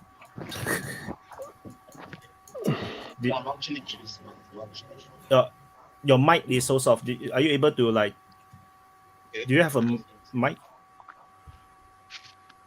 Oh no, you're so soft. Okay, sounds better now. Oh, better. So much better. Yeah. Okay, so I'm actually Chris Barth, and I'm actually an African Nigerian. I'm from Nigeria. And Nigeria. I actually own a book. Yeah, I'm from Nigeria, Africa. So I actually own a board that actually talks about Ukraine, the Ukraine war, the Russia war crimes and everything. It's like a community is built on blockchain. And I'm trying to promote it to push it out there, and that's how I got to DPA. So he spoke to me about being on a mic, and I just had to drop out. Can you adjust your mic in a way that to make it even louder, because we can't, it's like intermittent and then it's very soft. All the way, just oh no. Okay, we can have Cir Khan to introduce first while he fixes his mic. Yeah, how do you hear me? The background noise is probably more the issue there. It may help if we all go to mic mute when he's talking. It might help, but it still has to be higher. Okay, so Chris, do you want to go? Chris, do you want to try again? Yeah, I can. Is it more question? Is it audible now? Slightly better. Okay. It's slightly I better. said my name. I'm actually from Nigeria, Western Africa, Nigeria, and I actually, own a board, a community that actually talks about the Ukraine war, and I'm actually neutral. I'm neutral because I have to be neutral. You understand? Because we do not really, most of us don't really know what's happening right inside there, with the information war happening. So I just choose to be neutral. So I own a board where I put out content, review content as regards to the Ukraine war, and that's how I got to meet with DPA, and he spoke to me about coming on the open mic, and I just had to drop by today. So yeah, so you can actually find his Ukraine bot on that website, ukraineuncensored.com. So can check it out. No, a lot of it's to me it seems very neutral. A lot of different people post different things there. It's a different community. So and Cir Khan, do you want to introduce yourself? Sure. My actual name is actually Andrei, but this is my nom de guerre. I'm from Serbia. I'm definitely not neutral. I'm strongly pro-Russian, but I'm also objective in the sense that when I analyze things, I like to, have a complete picture. So this is why DPA community is such a great thing, I think. So I've been following you guys actually for months now, but Sunday is not the greatest time for me to actually join in. So this time I managed. So here I am. Thank you so much. When are your good days, actually? When are your good days? Days that are good for you. Saturday, yeah. Saturday. Oh, okay. Yeah. Next time you do a Saturday open mic, I will surprise all the regulars. The regulars are like, "What happened? Why is it today?" You can always do twice. Twice a week. But picking back this idea of Mehdi, well, the BRICS have potential. The idea of constructing a kind of a basket currency has a lot of potential. Well, of course, we are talking about countries with very different economies, but they can balance the basket actually quite well. I'm more impressed about the ability of the new development bank actually to work to make what is its promise to do, especially to rescue countries. It's in financial poor situations. They never did it, but it would be interesting to see if they really will be able to function. Yeah, but the idea that the BRICS are going to be an alternative to the UN, I find it a bit too out of reality. I don't know how you guys see that, but the UN will be always the UN. I think the UN could be fixed by moving it. I think the problem will be like you'll have BRICS countries that'll support the BRICS court, and then you'll have Western countries that support the ICC. And depending on if you're involved in one or the other, and if you get justice in your mind, will depend on whether or not you support it. I mean, I don't know how it would be enforced by either side against any of the large countries that commit the majority of the war crimes. I mean, again, and is the BRICS going to turn into the ICC and go target small countries that they can enforce their will on, or are they actually going to try and dish out actual fair, equal justice, regardless of the size of the country or the person involved? I mean, like I said, I think if you're on BRICS side, you'll be happy with BRICS. If you're on the other side, you'll take whatever you can get from them, or what do they tell you? Well, the enlargement of BRICS is on the table, but how can that work? Because the structure of BRICS, it's a structure of 5 countries together. So I can't see when there are like 20 new countries they want to get in. How is this going to work? What kind of a system are they going to implement? So we are getting to. Let me explain myself, because I think that's where this questions get misleading. People are thinking economies and monetary. I leave that out of it, because many of these countries, they don't have economies that in that regard are actually going to matter for what I'm saying. It is about who can these countries go to for protection against the UN when the UN is fully controlled by Western leaders. They need a place to be able to go to find some type of justice and protection. And here's what people are not understanding. BRICS as an organization can just agree to sanction the US just as much as the West sanctioned it. It would all matter upon can they get solid enough to do that? And that's what I think is going on here, is that I do not think that the UN and BRICS will ever exist on the same tier. One is going to have to overtake the other. And that's what I mean. And I hope that clarifies it up a little bit. There are probably functions of the UN that will be very hard to replace, like in sense of kind of the institutions that have been set up just for scientific kind of purposes or educational or whatever. Like, in a way, it would be a damn shame if 70 or 80 years worth of work on that just disappeared.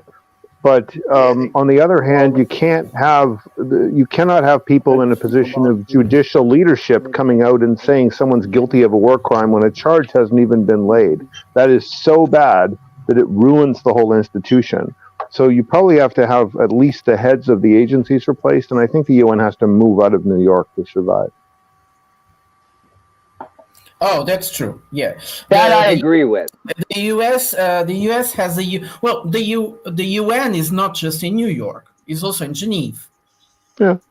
Yeah. But I mean, the headquarters where they meet shouldn't be in one of the, Now, a country which is. Would Russia be considered the head of BRICS? Would Russia be considered the head of BRICS overall? The logical head of BRICS, in my mind, has always been India. Okay. Well, I was just thinking, I mean, this is hyperbolic, but, if countries were concerned about turning to somebody for protection, if you're a small country, you just request a Wagner unit to your country, then you dare the other country to kill Russian nationals. That's the start. You get the foot in the door. That puts everybody on whoa, then maybe you go from there. In Syria. And Vaughn, that's what I mean. This is a two-way street. We've always had it one way. It now can go another direction, and that's what people are not grasping. You gotta kill Russian peacekeepers in Nigeria, because what? That's the game they can play. That's the problem. They set up the stupid game of sophomoric bullshit pettiness. You want to send troops to this country? Fine, we'll send some motherfuckers here. And this is how it's going to always be. There's always going to be that but until one of them finally is lower than the other one, I think. But realistically, that's what Russia can play that game. China can play that game. Oh, we need help, China. Hey, here, have some soldiers and some engineers come build roads in your country and dare them. That's what I would do. It's an escalation, but you have to force the issue. You have to force the West to reconcile with its bad behavior. And force them to make decisions they may not want to make. I mean, you going to go to war over the Solomon Islands, or are you just going to suck a dick like you should and admit that you lost out there because you didn't take care of them, you didn't help them, you didn't do anything you said you were going to do. So now they've turned to someone else. You lost. Take the L, go home and try again with somebody else. Try to do better somewhere else. That's what needs to happen. Or are they going to let that happen? That's really true. How is the US how is US going to stay if it invades another country again after this? It will be very hard for them. First of all, can you understand after what they reacted against Russia? How will the US even invade another country again? They lost. They completely lost. But listen, US. They really don't think they're like that, though. They think that they really are the world police. They think so. They can't fix Russia stuff. and China can play the same game and just start dropping units all over the world in trouble spots, and just our peacekeepers are there. Don't worry about it. We got it. You don't need to send in M1s. We got it. I mean, that's what I would do. I mean, it's not expensive to send small amounts of troops here and there with some tents and some bulldozers and have them do road projects or whatever. Send engineers in to dig wells from Russia or China. I mean, there's so many ways they could fuck these guys around. They don't even have to be combat troops. And like I said, you're daring them. Come in here and kill my people who are here providing humanitarian assistance or protecting something for this poor developing nation. That's how you play that on the world stage. Why are you coming into this poor little nation and trying to exploit these people? All we're doing is trying to build some roads and fix their hospital. What? That's what's going to happen, and they're laying the groundwork for this stupid pettiness where it's just going to be, oh, you did this, well, we'll do that, and we'll do this, and we'll do that. And they're not going to win that game. China and Russia are not going to give up. They're never going to stop. They will never stop, and the U.S. cannot go the distance on that. I don't believe they can. And if it ever got violent and people started dying, everybody knows all you got to do is kill so many Americans, and then we're going to be like, oh, we want to buy. Vaughn, that kind of happened already in Syria with the Wagner. Well, it's also happening in Northern Africa or Central Africa too. Yes. I actually kind of had a series of questions I wanted to kind of bring up if you guys wouldn't mind. The first one is kind of related to Wagner, and there was a chat that came up earlier about Mexico, about how there are some American politicians calling for airstrikes or some sort of operation in Mexico. In the Telegram group chat, I was speaking with a few people. Vaughn, I think you remember. We thought about what would happen if Russia were to, deploy some Wagner, troops. If Wagner said, "Hey, Mexico, we heard you have a cartel problem. Let's fix it for you," and then they went in, what would the because it's not Russian, right? They're not Russians. They're viewed as criminals already. So, what kind of impact? I mean, how are you going to complain about a country hiring a company to come in and clean up a mess? But America That's basically what they're doing. What's hey, my dog shit all over the fucking house. I'm going to hire so-and-so cleaners to come clean my house. Oh, you can't do that because that's not the American cleaners. That's the Mexican cleaners. I mean, again, that's another game they can play. We got hired privately. We're just here to clean up this mess for Mexico. What, you don't want us to kill drug dealers? You don't want us to kill cartel guys? Yeah. I mean, that's how you play it. What, you don't want us to stop the fentanyl? Position, because the U.S., I guarantee the U.S. would step up and say, "Hey, you can't do that. We have to intervene." And then the whole world would look at the United States and say, "Didn't you just say Russia couldn't do that because you just paid hundreds of billions of dollars to Ukraine to keep that from happening?" But Alan, they have no shame whatsoever. They literally will do exactly the thing that they just told every other country they can't do because they think they're special. Now, I mean, I want to agree with both those points, though. I want to agree with Vaughn that unless you've got somebody who's willing to put boots on the ground and overreact when one of their so-called cops gets killed, then it's very hard to maintain sort of a guarantee of stability. Other countries historically have held that position. Britain did for a while. To some degree, the French in Africa did because everyone knew they were ruthless if you mess with them. And even Israel to a large degree. I mean, Israel and France are two countries that have declared extrajudicial death penalties and then sent troops out to enforce them. Golda had a list of terrorists to kill after Munich, and they went and killed them all. And the French went after Gaddafi, and they went after Greenpeace. I mean, there are some countries in the world that have a DGAF attitude about this, but it's not systematic and it's not in the service of any particular court. Now, the Americans used to make that case that we are here to build stuff, and if you mess with us, you're messing with world order. That's become a harder and harder and harder case to make over the last 50 years. But Vaughn isn't wrong that in principle, you do need the 800-pound gorilla capacity. to come in and stomp on at least the small troublemakers. But I'm also going to go narrow now and agree with Africa specifically and say the crisis in Africa is very similar situation to Vietnam. The French have just got the boot from Africa. I think we all agreed that the French have been told they're unwelcome there now. And the Americans, after that happened to Vietnam, the Americans stepped in as the new colonial guarantor, and we know what happened to them in Vietnam. So if AFRICOM, which shouldn't exist at all, why does the United States have an Africa command?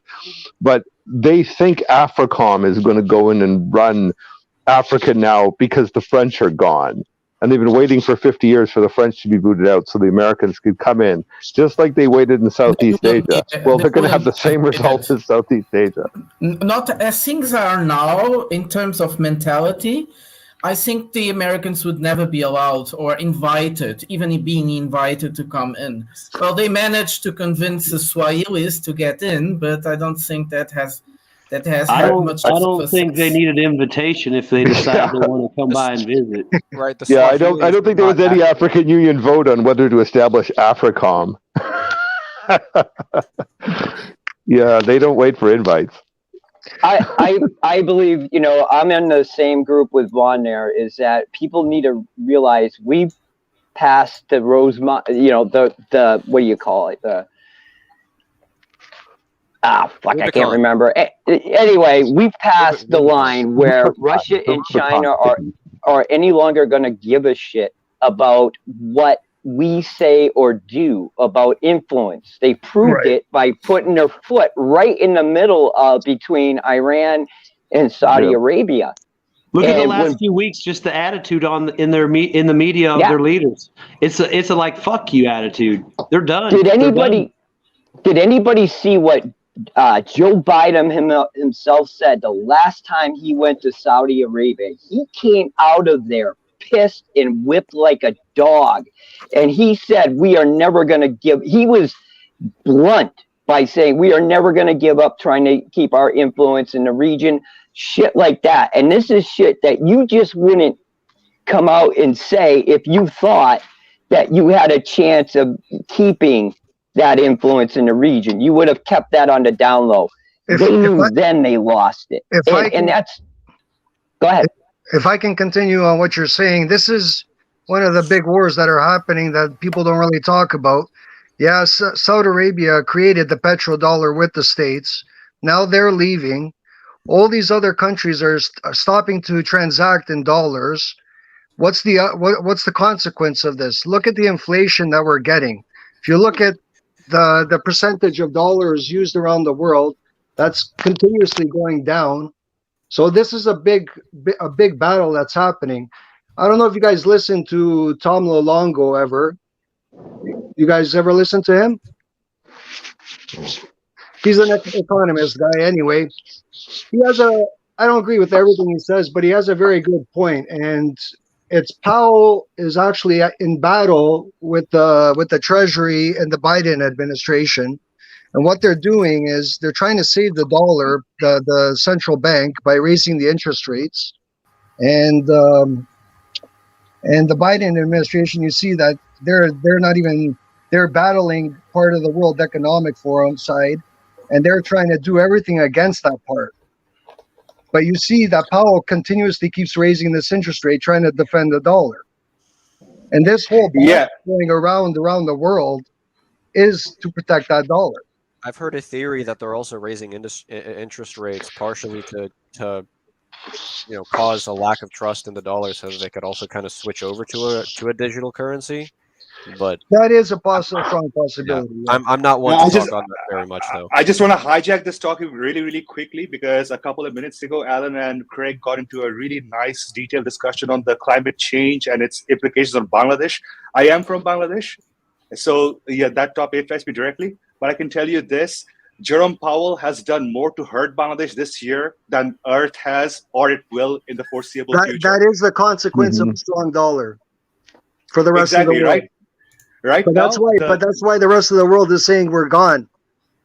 So, which is why I just wanted to add that you are absolutely right when you say that BRICS nations have plenty of frictions and fault lines in between each other. If you take all these BRICS nations individually, they actually like the West more than they like each other.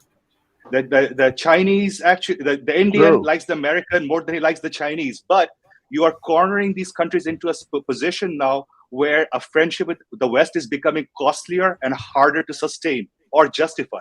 And necessity is the mother of all invention. China's down to 800 billion in treasuries. It's the lowest it's been in like 20 years. Wow. Yeah, that's low. Now that Drew is here, we can have profitable economic lectures because we can be corrected on our bullshit. It is absolutely true that the United States petrodollar is an incredibly shaky position. It's basically gone as a petrodollar. Is it gone as a reserve currency? Not totally. This takes time. It takes time. But nonetheless, the mainstay, it's absolutely true that Saudi and the U.S. had a deal that the U.S. would guarantee Saudi security militarily, and the Saudis would trade only in dollars on the world market. That deal is now clearly gone. And but the U.S. still has 5 bases in Saudi, so the Saudis, in a sense, are still benefiting from the deal, but not having to fulfill their side of it. We'll see how long that lasts. But now economists are all over the map on how much the U.S. dollar as a reserve currency actually means to the United States as an economy. That's a huge controversial can of worms I wouldn't necessarily want to get into. But it's huge. It is huge. Some people say it doesn't matter at all, and some people say it'll collapse the U.S. economy if it fails. The biggest export of America is dollars. It doesn't matter because whatever that number, whatever the effect is, the perception of the effect is more important. And the perception is that it does matter a lot, right? So that will affect decisions. But now, here's what I want to say about interest rates. If you go back to when the existing world order was set up, which we really have to look back at about 1970, when Nixon announces that they're going to stop pretending the U.S. dollar is convertible to gold and they're going to float it. The best book written around that time by someone who knew what he was talking about was John Kenneth Galbraith's book, Money, Whence It Came, Where It Went. And in Money, which is a fantastic economic history of basically how money operates, how it works, how it goes wrong, fantastic bit of economic history. Galbraith wasn't necessarily a great economic theorist, but the guy did know his history.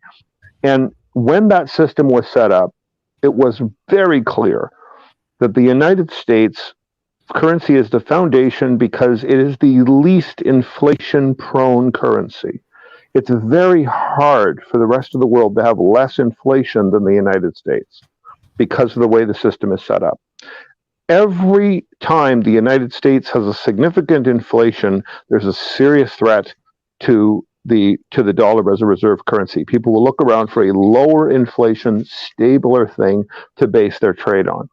And that is something that at the moment could be provided by a combination of BRICS countries, but I don't want to use the word trust. This is the year 2023, and as somebody with professional experience in privacy and crypto, you do not build systems that require trust at all.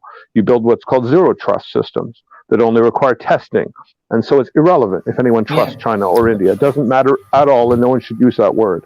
There are multiple ways. I agree with you. There is also gold. Yes, but we have to. Craig is completely right. We are in a very big crisis of trust. We don't trust anymore, and we are like he's saying. Now we just need this hard test and showing that it works. But the thing is about trust is like freezing the Russian assets made or stopping SWIFT. They destroyed trust, and they keep destroying trust. So they don't understand. They keep destroying trust. The American system was a trust-based system, and they have blown it. But I'm saying the replacement for it has to be a zero-trust system. Yeah, because we have an irrational guy as the president of the United States that is more. He has no. He just wants to make Putin mad. That's it. That's the only thing in his head. Is if you pay attention. The only thing that guy cares is making Putin mad, and all the rest doesn't. I don't know if you guys heard this, but I think it was about a month ago. Did you guys see the European Union told the banks to investigate how much money they had frozen? Did you guys hear about that? Did you guys I just mentioned it in chat where did you hear the number that they actually froze? Yeah, 34 billion out of 350 billion that they froze, they could only account for 34 billion. Russia snuck out all the rest. They just kept playing. They reported it. It's funnier as shit. Yeah, but the blow is huge because, for instance, Chinese, all those big billionaires around the world that are not Western, they took their money out of Switzerland. They are putting their money in new places where there is a lot of gold. Like, for instance, the new financial system in Dubai or even in Singapore. I don't know. Yeah. How do you guys see? Is Singapore growing financially? In the last, just compare the value of the Singapore dollar with the US dollar. It has gained value in the last 15 years. It is the most stable fiat currency in Asia, and I would argue in the world at the moment. And you're absolutely spot on, Prada, because this entire series of sanctions and drama has pretty much spurred on the next epoch of capital flight globally. People holding wealth all over the world are right now looking for hedges which are beyond Western sanctions. Even if you are a member of the Western economy, you want to park your money somewhere where Uncle Sam can touch it. You have to distinguish. You have to distinguish money from investors, who need trust, and then, s'il te plaît, and then you have to think about the necessity or the lack of choice when you want to purchase commodities. If you want tomorrow, if the US dollar is crumbling, if you need to buy stuff from India or from China, you will need to use their currency or the BRICS currency. It's not a matter of trust. It's a matter of lack of choice. It's a matter of necessity. But it would only take you seconds to buy it now. Seconds to buy it. Yeah. Drew, go on. You are the expert. Yeah. I just want to ask one. Let Drew speak. I just wanted to ask Drew a question, actually. Do you think that any sane country would ever allow itself to be susceptible to having its assets frozen and its economy collapse?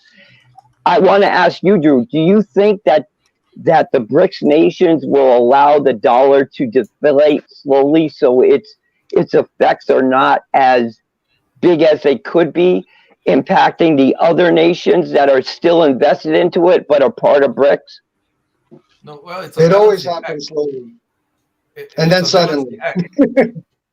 No, it's right now it's a balancing act, because if the dollar suddenly implodes right now and everybody dumps it all at once, all the countries that are holding dollar-denominated assets will lose a lot of money. So they can't just go in and just destroy the whole system. And China, over the last few decades, has prospered tremendously from a stable global economy that allows it to trade. Again, if they took a gun to the whole system right now, which they can do if they chose to, but they themselves would hurt a lot. So they are trying to prevent that. So what you see is a slow sell-off of their US-denominated assets. And interestingly, they are not just selling, but they are actually selling the low yield bonds, and they're actually buying new US securities as well. Not as much, but they are also in the game of chasing yield. They also want to get a little bit more money for the assets that they have. So it's a balancing game for them. They don't want to collapse it too much, but they also don't want to keep the hegemony, allow the hegemony to continue. So they're slowly building up their position towards the new, when they announce the new BRIC currency. I don't think it's an if anymore, it's a when they do. Yeah. Then maybe they can then take it a step further. But right now, they're just slowly positioning themselves. But I wanted to answer Vaughn's question just now about who is the leader of BRICS. Actually, this is quite interesting because you actually said it correctly. It's actually Russia, because the precursor to BRICS is actually an organization called RIC, R-I-C, and RIC was actually came up by a foreign minister of Russia in 1998, and the whole idea of this was to get India and China, because back then it's still in the Cold War. The idea was to get India and China to make peace, so that they can eventually support Russia in their overall kind of fight against the West. So it's worked out well. Eventually, Brazil joined, and then South Africa joined, and now a lot of people want to join. But actually, the RIC is still run separately from BRICS. They still have annual summits and talking, and they are still talking among themselves. So when there is kind of like a problem, like like the Himalayas in Kashmir, territorial disputes, that's actually one of the forums that they use to basically reduce the tensions between the big three countries and kind of unite to fight off the common threat, which is the global West. Yeah. So yeah, Russia is actually the one that has been pushing everybody along. How do you see the dollar disappearing? Well, diminishing its role and not imploding, because each time. Slowly. Yeah, but slowly is also somewhere in time. They can't slow it. They can't make it slower, because if you take so much liquidity out of the system, because it's not being used, no? Or better, if you produce extra liquidity because you don't use dollars or all those other monetary instruments, the system will be overflowed with those papers and bonds and money. Well, liquidity isn't removed from the system. Liquidity isn't removed from the system. So when for example, when China sells a bond, a US Treasury bond, there's always a buyer. When the trade takes place, Yeah, the US Treasury. A US Treasury bond. No, the US Treasury doesn't buy it. It's a lot of the pension funds in the US. So all of your the US guys, all your pension funds are actually being used to buy all this. In Canada, in Canada, I believe 60% of the pension funds need to be in bonds. I forgot the exact percentage, but it's high up there. Yeah, US security bonds are considered like AA, AAA, like super good, can't fail kind of risk-free investments. So the pension funds love to buy. So the over the last year or so, there's a huge uptake of pension funds buying the bonds that Japan and China are selling. And what happens after a while of this is that if the US system fails, the people that actually suffer the most is actually the US people, because suddenly all your pensions has disappeared. It goes poof and it's gone. If the US ever dares to renege on its bond payments, so that's a scary scenario. But I don't think that will ever happen, because if that happens, then I think politicians will start to fear for their lives, because the US people will start to revolt. So I think they'll just keep printing money to fund those bonds. Some housekeeping. Alien, can you show your face? Alien testosterone. Do show your face. Yeah. And if you feel that this topic is very boring, you can actually swap out for other people as well. So you don't have to stay here, so that other people can come in. Just want to let you know. And Vasily, how do you pronounce your name? Vasil is fine. Oh my God, that's pronounced as Vasil. That's do you mind introduce yourself a bit, because you're new to the open mic, right? I was here once for an hour, but yeah, I'm Serbian, born in Canada. I don't know what else to say. Do check the private chat, because I have been trying to ask for your email for some time, but do give me your email to keep in contact. Yeah, no because problem. we have a closed Telegram chat group which I want to invite you in. Yeah. Sorry, you guys can continue. Sorry for the housekeeping. I've got something here. Just want to add about the relevancy of US dollars regarding China. As long as the United States will be the main economic partner of China, China will need US dollars. Yes. A bit more, they will need it, because the United States is their biggest partner economically.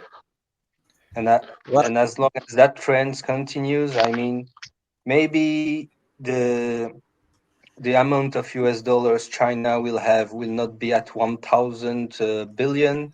Maybe it will be at 800. Maybe it will be at 500 billion. But it's still a huge amount of money. So that's not that much, actually.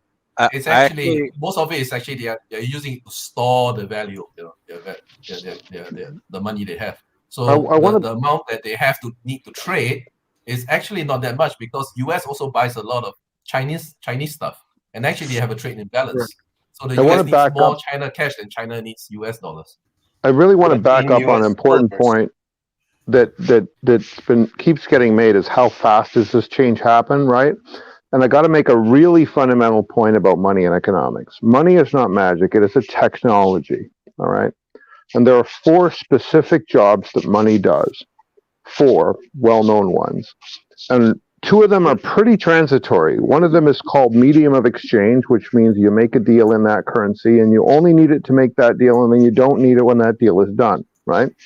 And the other one is unit of account, which is when you look at how much do I have, it reports you back a number in some dimension. Those are very transitory functions. We could actually price things in gold grains and settle them in bitcoins or rupees, and we would not need the gold grains or rupees to exist for more than a day, right? They don't matter, those 2 functions. Medium of exchange and unit of account don't matter at all. It's the store of value that's the most important. Right.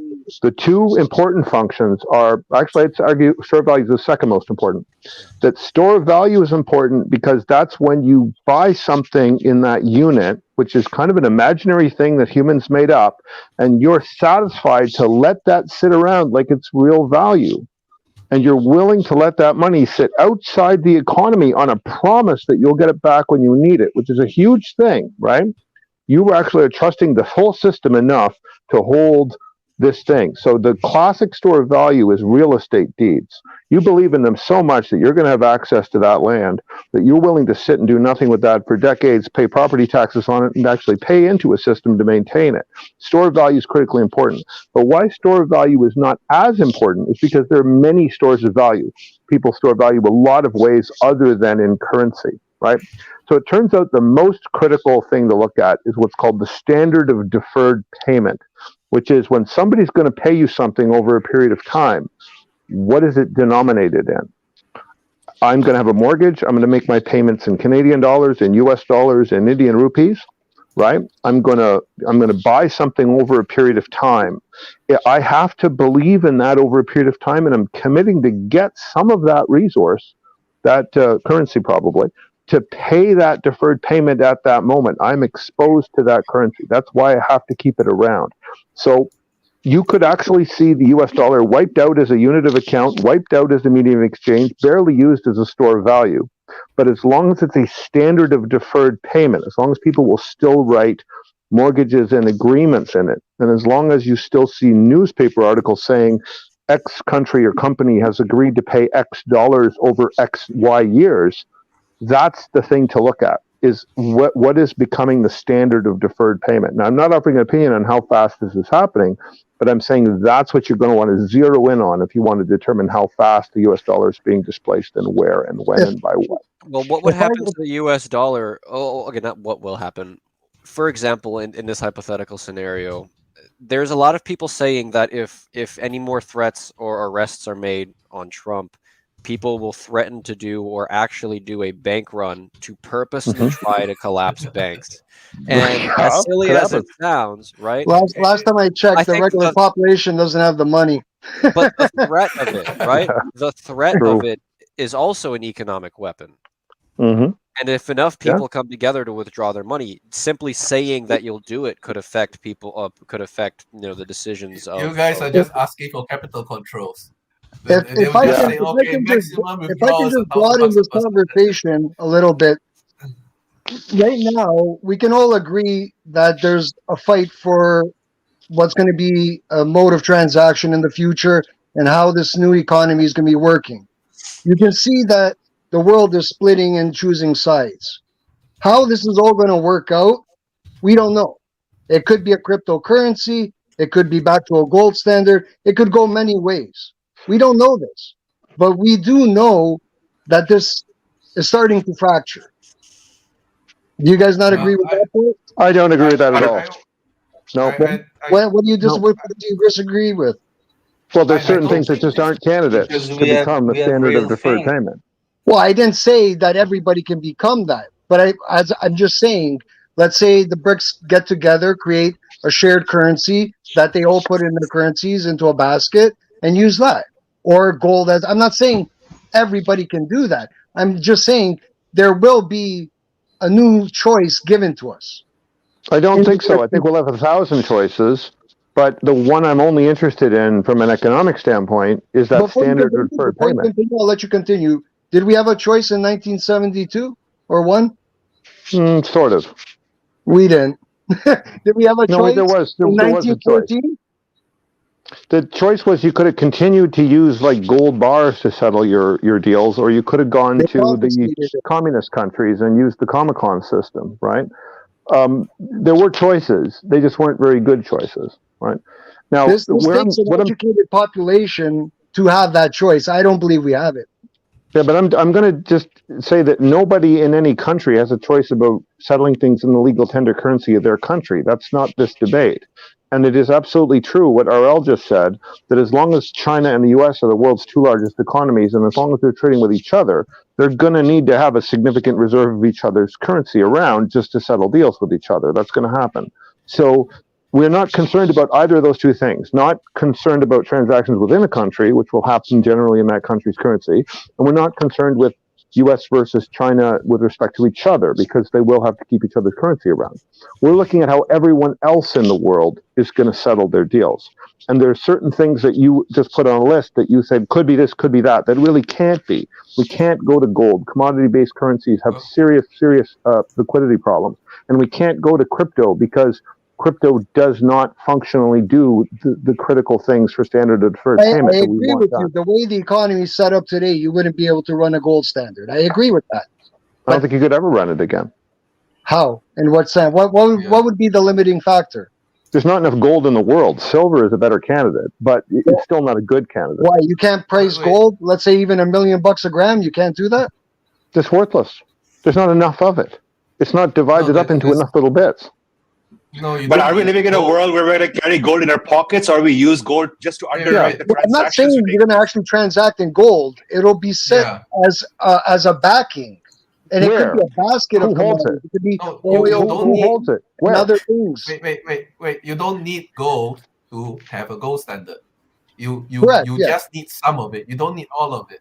Correct. And how it is how you defend it is using your foreign reserves. So when the price deviates a little bit away from the price of gold, for example, then you just push it back up using your foreign reserves. So you don't actually need the gold to. In theory, but then somebody has to hold on to the actual gold. And with silver, I'm going to actually speak up for silver for a second. There's enough silver in the world that I could store some of it on my person in silver coins, have some of it hidden under my mattress, and have enough different sources of silver in different countries that I could be fairly sure that the world wasn't going to run out of it in a cornered market. With gold, I am less sure of all of those things, and it probably devolves down into trusting certain people to hold the gold and accounting in gold, which is a trust system. There's always going to be a level of trust. China proved way back during the opium wars that they had a problem with that because all these people were hoarding silver. So they had to make a way to be able to get silver out of people's hands because that was the only way transactions were happening, were opium. Hoarding is a problem in all commodity currencies. All commodity currencies have the hoarding problem. But that's my point, though. No matter what you hoard, the system is going to go after it. Yeah. Regardless if it's gold, silver, or wheat, it doesn't matter. They want control of it. That's why, as an American, I'm worried about my 401k. Them getting their hands on this, to take care of things. But look at real estate. Okay, real estate is inherently unhoardable because in order to guard all the real estate, you have to have security guards all the places the real estate is. That's why real estate is a great distributed store of value and why everyone uses it as a store of value. And it's better than things that are hoardable, like silver coins. And the commodity currencies in general don't work. I'm just saying that if you had one, silver would work better than gold. That's all. I think we should use. Well, silver's been a form of money much longer than gold has. Craig, history. Craig, just look what the Iranians and the Russians have done. They've decided to make a crypto kind of currency based on gold. So to use gold as a standard, but indirectly. Yeah, you say based on, but I mean, I actually have a math degree and I understand crypto, and to me, the word based on is actually a trust system.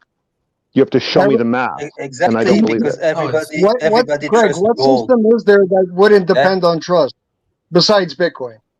Well, you use what's called a zero trust protocol, which is a strictly electronic contractual method, and then you think don't. any country will adopt that though? Yeah, sure they will. They have it agree now. with you. I'm all for that, but I don't see governments ceding sovereignty. That's the issue. And I don't see the populace educated enough to realize what the issue even is. It's corporations that do it. Corporations will decide that the risks of relying on zero trust protocols is less than the risks of relying on governments with their increasingly flaky and screwed up behavior. I would agree with you, other than the fact that the central banking system, which is the most corrupt system in the world, is built and owned by corporations, banks and corporations.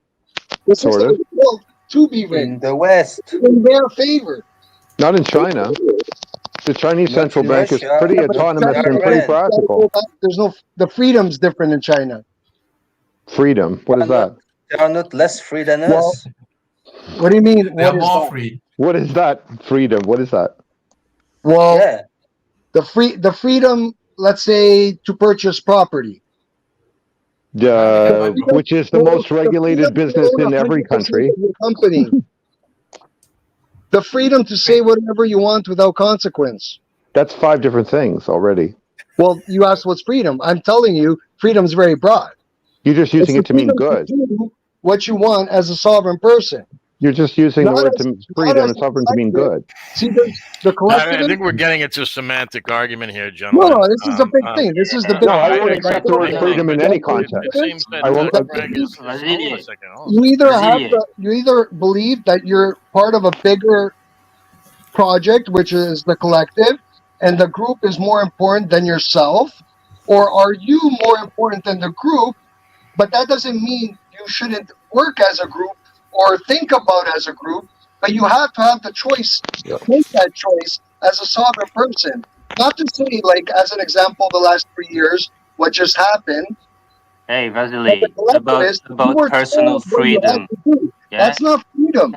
Having different the choice answers at different times, different contexts. Vasily, here in France, I'm not allowed to drink a beer on the street. That's not freedom. Well, what is? Exactly. I mean, in China, I can go to the street and drink a beer.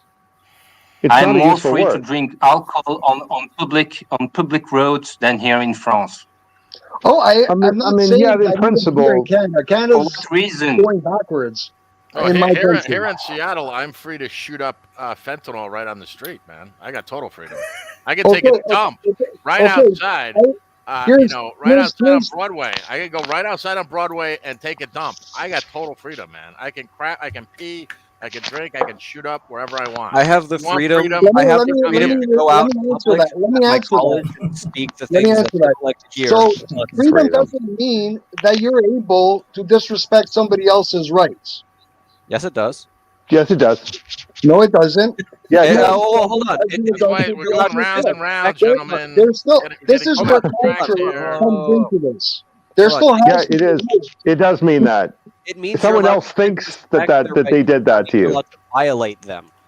So sorry. Yeah, but I think I have a different idea of when my freedom is violated than you do. So yes, your freedom does violate mine. I will always have some cases where you think you're doing something within your freedom rights, and I think you are over the line into mine. That's why the word freedom is used. Give me an example. I'll give you 1,000 examples. But look at the pandemic. Just give me one. Well, look at the pandemic. Are you perfectly free to walk without a mask into a public place and breathe your fucking poisons on me? Yes, that's correct. Well, I say you can't. I would literally kill you if you did that to me with certain diseases. I would kill you. You're violating my rights. Hold on a second. You don't have that right. Are you okay with me telling you to take a medication? Over and over, everybody. Hold on a second. Doesn't matter. Let me just say something. No, are you okay? When it comes to this agreement, yo, guys, chill out! Here's to your freedom, dude. Your idea of freedom, here it is. Yeah, okay. Alan, don't Is that clear enough? Congratulations, you're a collectivist. More respect. Sure, whatever. No, but this is an interesting Everybody point. at GS is talking. Yes. The ultimate arbiter of disagreement is violence. Think Correct. about that. Well, forcing somebody to wear a mask is violence. Yes. Or the threat No. thereof. Remember that, Craig. I don't agree with that. Telling somebody to take a medication, that's force. That's violence. You can't send your kid to school without vaccinations. Who makes that decision? Just look at The guns school and the transgendered issue. How far are you willing to let someone destroy a child, and what kind of guns can I have? I would disagree only with that. that, forcing me Vaughn is to closer believe to that the the guy point. Those with are under me is a decisions lady. that you make about that. Yeah. Vaughn is not wrong. I didn't hear what he That's the said. things that people make violence threshold decisions about. That is true. Absolutely. Yeah, It's no, either it's violence not- or the threat no, thereof. no, I When disagree. there's disagreement, that's how things are solved. Ultimately, yeah, and all of democracy and politics is a shortcut Democracy to it. Like is the not reason we freedom. have democracy Remember that. is so that Democracy is There is no imposing society will without on violence. the minority. Wait. the One by reason one we by have one. democracy is so that we simulate the street fight with voting, so we don't have to actually have it. It's a simulated form of violence to vote, right? And so And it's bad. violence is the It's basis bad, of the whole actually. system. What's wrong with a republic like America, where you have certain freedoms which are ingrained, where the government can't come and take them? Craig, Well, you have then to. you have to And then you understand don't have all to of science vote and on medicine to write that constitution. Then, and you don't understand it. The mustache man come Wait. in power and then tell you to do whatever he wants you to do.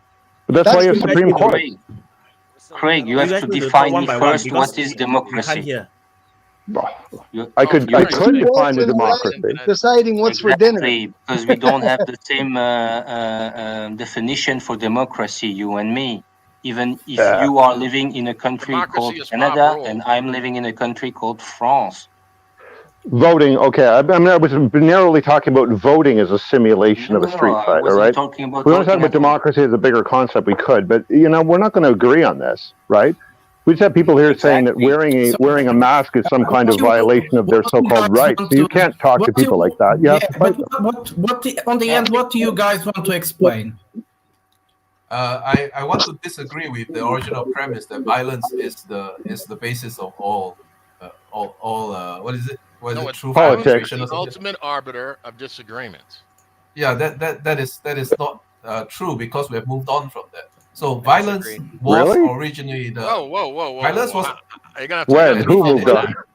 Let me finish it, otherwise you'll never hear my argument. Okay. Right? Violence it was originally the arbiter of all disagreements, but we've moved on from that because now violence. Well, first off, who is this we you're talking about? Yeah, I haven't moved on from it. Every single country. They limit personal freedoms. It's normal. Craig, can I ask you a question? If we got a government in Canada, because I know you're from Canada, and we decided, you know what, we're going to start offing a certain section of the population. Let Drew finish this point. And the majority votes for that. Is it moral? Is it right? Vasily, you interrupted Not Drew. answering till Drew is finished. Go ahead. Sorry.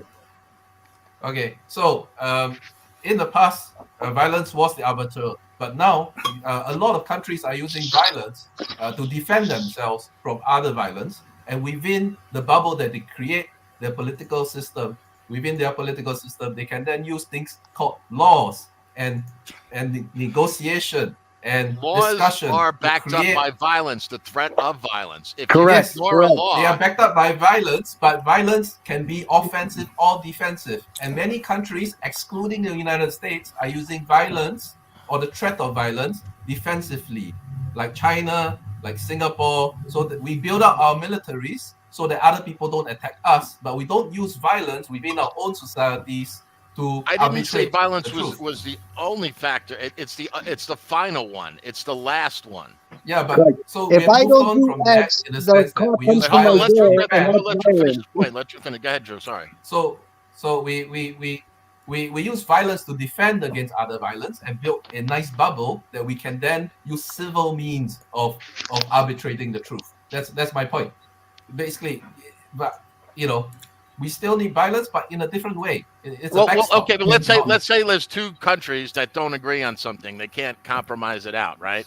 So then you have violence. Like, let's say, I don't know, let's just pull two countries that. Let's say Ukraine. How about Russia and Ukraine? Okay, I just pulling that out of a hat for some reason. It came to mind. If Let's say both Ukraine and countries are Russia. defensive, if both countries are defensive, they will never attack each other. They will continue to build their militaries up, but they will not take the step to attack each other. So well, eventually they will if one feels that their will is being threatened by the other. So, for example, Russia, you could argue that the reason they invaded Ukraine, among others, was because NATO was going to put weapons, offensive weapons, in Ukraine. Russia wasn't going to stand for that because they believe it would tip the strategic. So what do? They use violence. Yeah. Okay. And ultimately, what will happen to Ukraine will be decided by violence. You look at pretty much every border that exists in the world today. How is that border defined, or how do they get there? Look at what's happening in the Russia. threat thereof. Look at what's happening in Russia today. Nothing. Inside Russia, life goes on. You see? Yeah. They so use how violence does to how does defend that take away from my point? You're not arguing the point that I stated. Look at the border dispute. To arbitrate the truth inside Russia. Drew, they use you're violence Chinese. to defend the right to be civil. Huh? Drew, you're Chinese. Look at the border issue between China and India. How they settle it? They don't. They leave it open. With sticks and they try to minimize and the violence. stones. They're not. Because they've signed an agreement to not use fire weapons. So they're doing it with sticks. The arbiter of and disagreement stones. is violence. Prove me wrong. Give me an example. It's like in the past. Okay, if I wanted that piece of meat you have, I would kill you and take it. Over time, that is evolved into a bigger. You don't have to kill. Violence is not necessarily death. It's just a okay, it's just an example. It's just an example. You know, I will beat you up and take your piece of meat, right? In the past, because there was no language, there was no communication. I will just hunt you, take you. No, there were language. Take whatever you have. You know, violence among human population has increased exponentially the more "quote unquote" we've gotten. Yeah. So it's that was the point I wanted to make. And within a society, the police is the one who has what we call the legitimate use of violence. Yes, Errol. We have just about to get more messy. From the moment True, it doesn't work that way. humans constructed societies. In primitive societies, tribal societies, you cannot just go and take what you like. Or otherwise, you will grow violence on yourself. Yes, we just know humans living in a society, and with our society, with this, we see that the most important thing is to control the violence, to regulate violence. So, if we see to one of the most important things in any country, in any group of humans, is the monopoly of violence. Yes, and then it's a state use violence, police, military, to impose the tribunals and so on, to impose their will. Internationally, things still work a bit like a jungle, but we also manage through all these supranational institutions to regulate violence, that we don't go to violence. Violence is like the last resource. I never was saying that we can't. We shouldn't do all these other things. I was just saying, ultimately, in the end.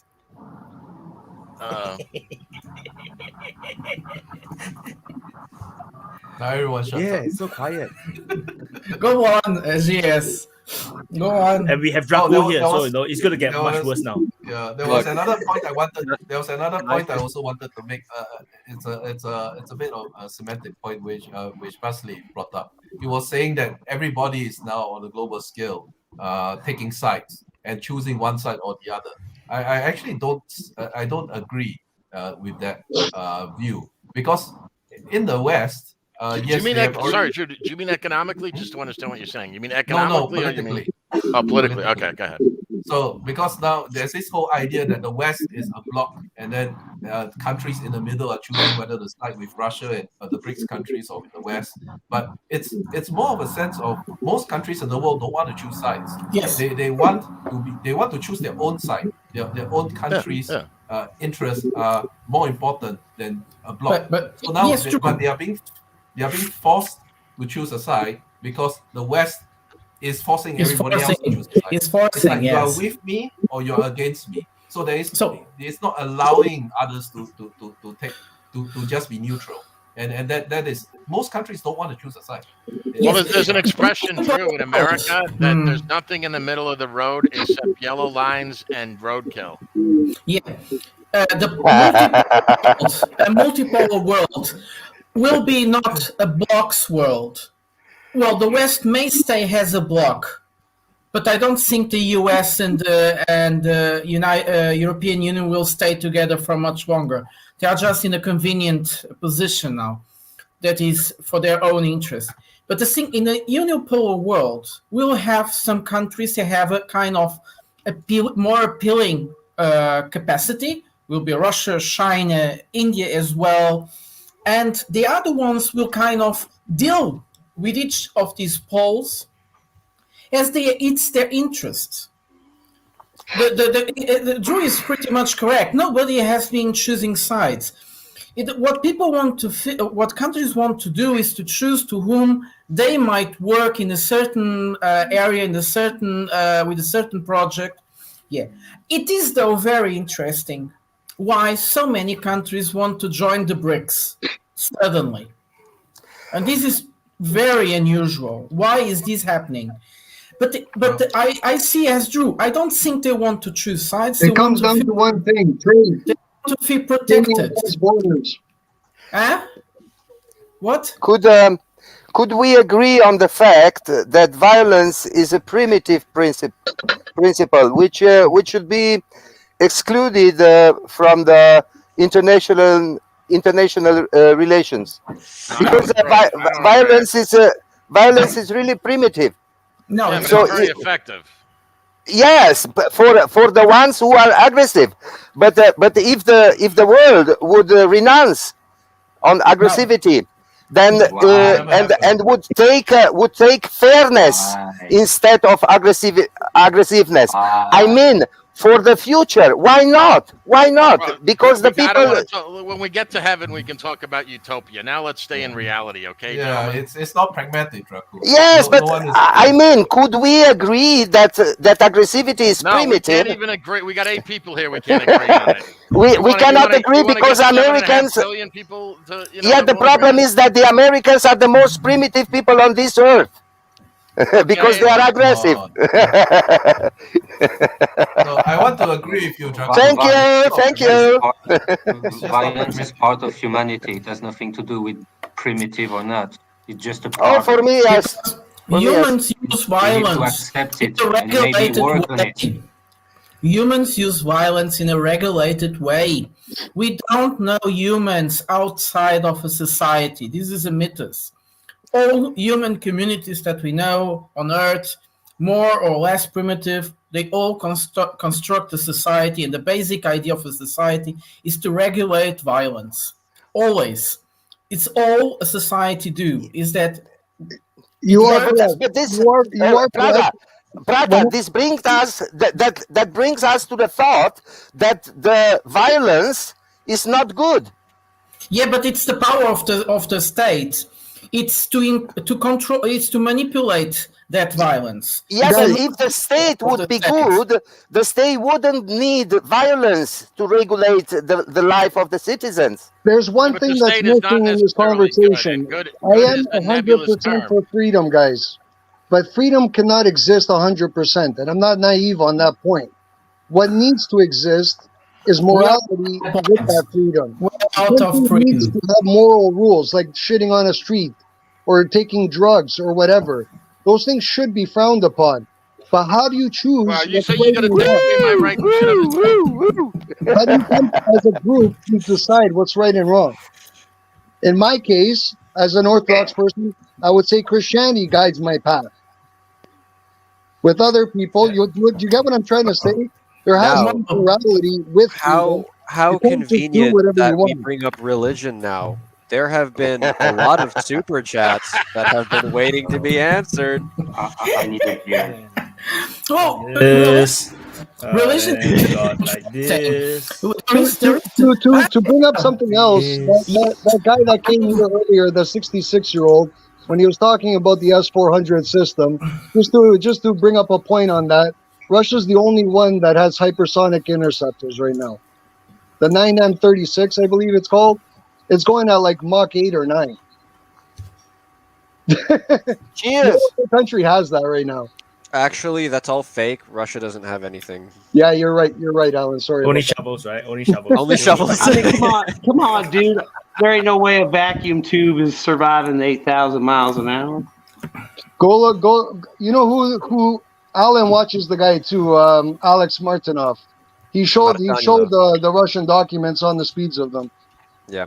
So the reason I kind of brought up religion, because I remember in the chat it was brought up. I don't. Maybe we don't have to get into super deep religious talk, but there was a comment that mentioned like way back that it's been on my mind this whole time. How is like the impact of religion and especially Orthodox Christianity impacting this conflict? Primarily because we're seeing a lot of Ukrainian churches having a lot of state intervention or interference in what they can practice, what they can say, because they're being accused of being like Russian sponsored or Russian supporting puppet institutions. Can I start off an answer on that, and then I'll let you guys go. This is just my view on this, but obviously there's a lot of evidence. Probably some people will disagree, but the Orthodox Church, okay, that was split by the CIA, pushing the Patriarch Bartholomew in Constantinople.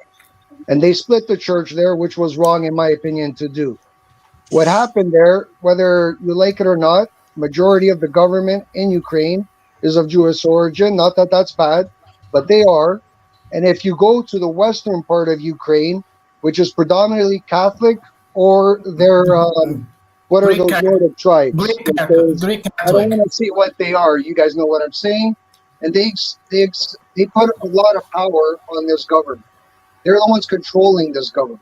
When you hear Russia saying we're going to you know what I'm saying? They're talking about those groups within the government. And you're seeing how they're acting toward the Orthodox Church. You're seeing that they're throwing raves in his church. They're throwing ink in the priests' faces. The priests got arrested. I'm not going to get into. Which is, at first, we should clear which is the difference between Orthodox religion and Catholic religion, because this is very important. Because the Orthodox religion is based on the national structure. Every Orthodox church has a national structure. Not everyone. Not everyone. Everyone, the Greek Orthodox Church, the Romanian Orthodox Church, the Serbian Orthodox Church, the Russian Orthodox Church. Like Ukraine belonged under the Russian Patriarch. Yes, that's the problem. That's the problem. Because the Russian Orthodox Church was national church of the Soviet Union. It's not a national church. The church, if you look, okay, I'll explain to you why. If you look at the Russian eagle that's on its flag, or the Serbian eagle that's on its flag, do you know what it symbolizes? Nobody knows? Just know, we're waiting for you. Please go ahead. Go ahead. The eagle that's looking both ways. And if you look at the eagles, they're looking opposite of each other. So to the east and west. In one body, but working opposite of each other, but at the same time working together. Oh, the symbolistic now. Please, I am just talking about the kind of the administration which the Orthodox Church is implementing in every country in which they have influence. And if you now say that the Orthodox Church is not based on national principle, then I think you're wrong. Draco, what do you think about Saudi Arabia? Draco, what about the Salafi?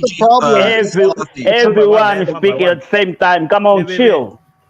Yeah. What's the issue with the church set up like that?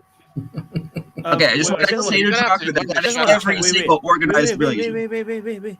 Okay, guys. Can Bradley hear Vasil? Wait. Prata, wait.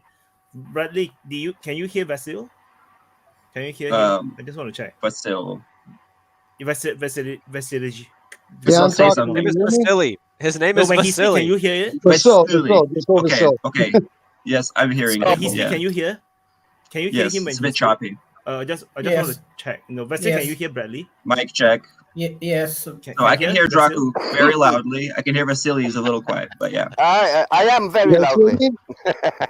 Okay, all can hear each That's other. not a compliment. The last open mic, we have this problem where Draku, they actually I'm cannot not hear each arguing other, with so you. I they're just want to both speaking at understand the your same time. position. Why do you think that that's an issue, that it's a national church? Let me tell you why. Okay. Because the Ukrainian are feeling that the Orthodox Church is a Russian religion and not a Ukrainian religion. Because they don't have let me please finish. Because the Ukrainian don't have a national Ukrainian church, Orthodox Church. Yes, they try it to do it, but they weren't pleased about the results, which they got it, and that's why now they try to supprime this church, and they try to get the Catholic Church, which they had in the west of Ukraine, as you already. It's about 10% of the population. Yes, but this is also a Greek Orthodox Church, which is a mixture between the Orthodox Church and the Catholic Church. You're wrong on the Greek part. When they say Greek, they mean West Orthodox.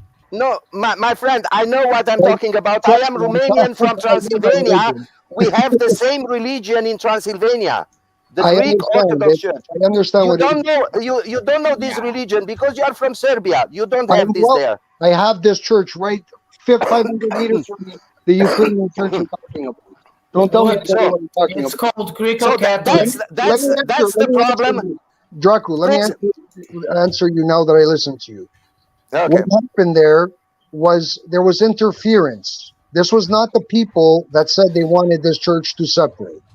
The government created the Orthodox Church of Ukraine. So the Ukrainian government, under Zelensky, created a national church tied to the government. The Russian Orthodox Church is not connected to the government. So what the government of Ukraine. Say it again. To the government of Ukraine. Yes. Now the new church is a national church connected and owned by the government. So the point I'm making, the whole reason that the Ukrainian church was under Russia is because for Ukraine's whole existence, it has been Russia. And majority of the people speak Russian.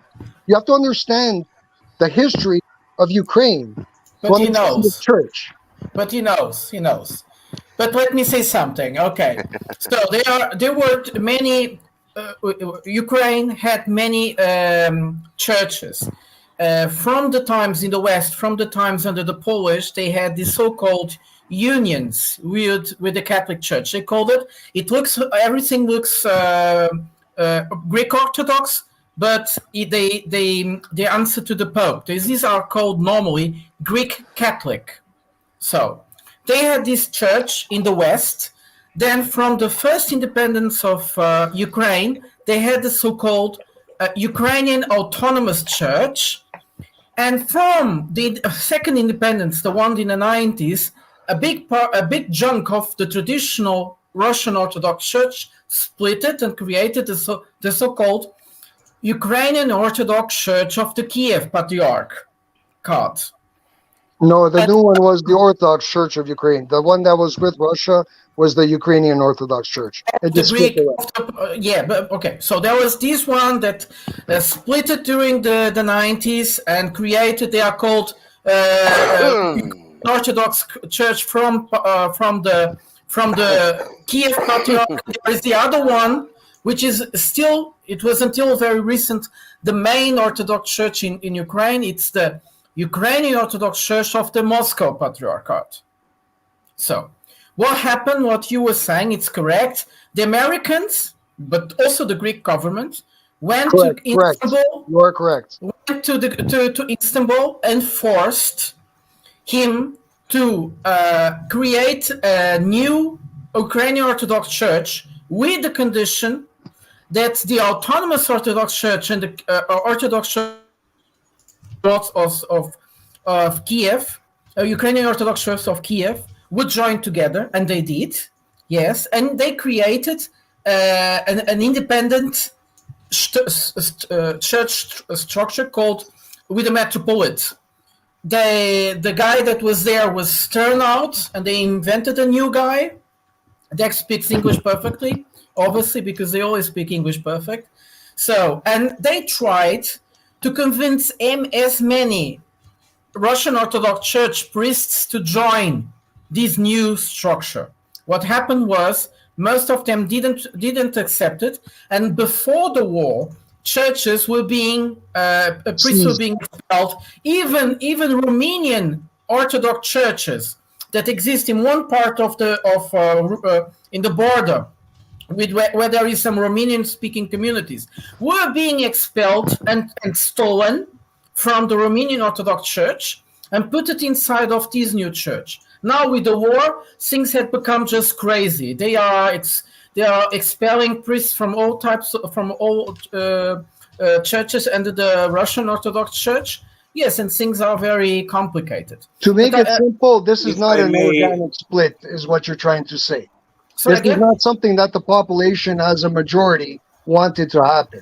No, it didn't. This is being produced by the Americans. It was everything. It was studied by the Americans, and they tried to impose. And those guys, even if they are Jews, they're in Kiev, the governments, they are very keen in trying to achieve, because religion controls people, and this is very important. And a state that doesn't control its religion is always on the brink of being sided. No. So this is important. The other thing that this is the good part about how the Orthodox Church is structured in comparison to the Catholic Church, which who brought up. The Orthodox Church, you have the Pope who controls the whole church, whereas in the Orthodox Church, you have bishops who are all equal to each other. So if there is a heresy within there is hierarchy. There is more hierarchy. No, you have patriarchs. You have patriarchs in every country. You have a patriarch. Is still a bishop. Yes. The thing that one has to realize is not a bishop, my friend. Draco was right. Draco was right saying that the Orthodox Church tend to be a national church. No, I'm not disagreeing. But the reason is because of the language. Even the Ukrainian Orthodox Church of the Moscow Patriarch has a metropolitan. He is the highest responsible for it's always national. The same will happen in Estonia, in Latvia, where the Russian Church exists, and other parts. I agree with you, Prada, but the reason I'm trying to bring up is having it set up in a decentralized fashion, where it's not connected to the state. If one church falls out, like the Greek church today and the Bartholomew in Constantinople, the other churches don't have to recognize, and over time, the true church can continue. Where if you see the Pope, a lot of Catholics will say he's doing a lot of heresy today, he's doing a lot of wrong things, he's embracing the economical movement. There's no escaping that in the Catholic Church today. Once you're in that church, you got to go along with the program. Do you understand what I'm trying to say? Yes, sure. Having the church set up in a way where you can still be decentralized, it protects the church. If I may simplify it, I would like to simplify it. This is about. Can I say something real quick? Go on. Wagner is expecting a long time. I think that we understand that there's a persecution and a split between the two orthodoxies in Ukraine and Russia.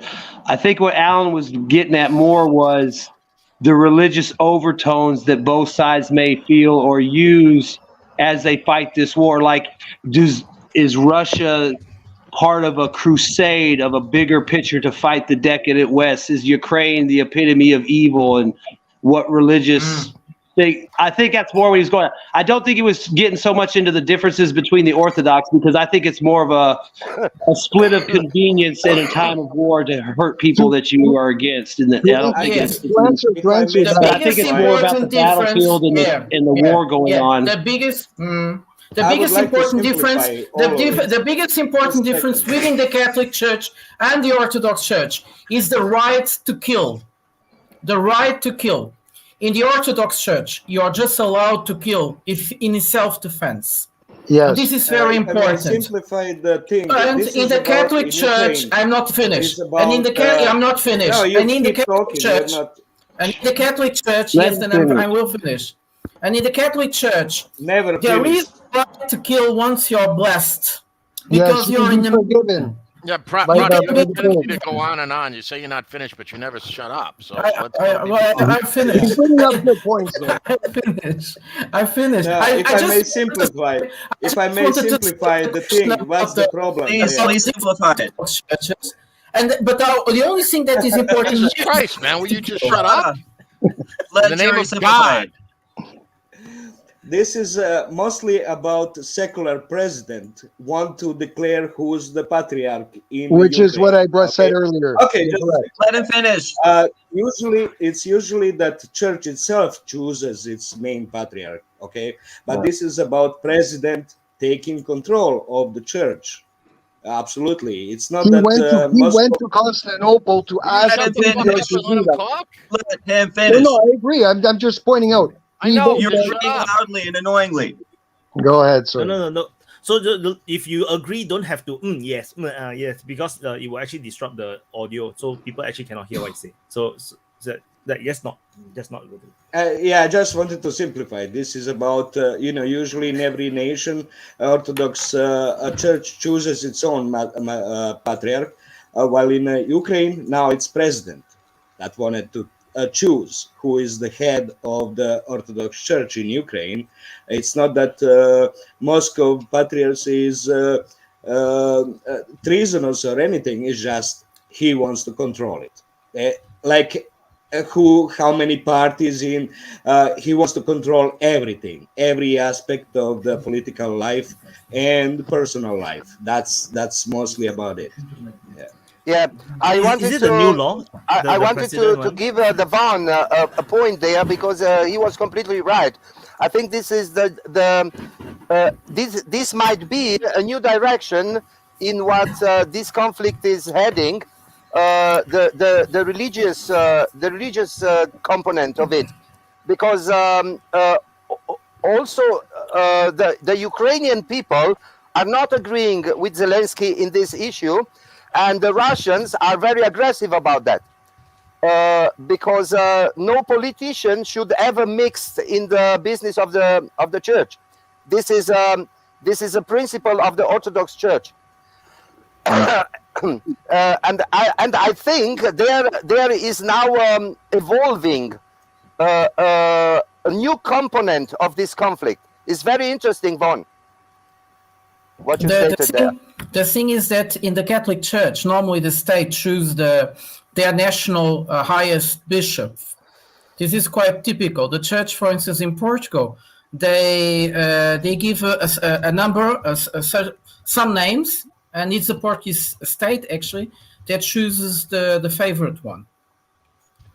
What? They usually try to accommodate each other. Yeah. Sorry again? I just think the religious aspect is helping build this traditional culture in Russia, and it's very appealing to a lot of people.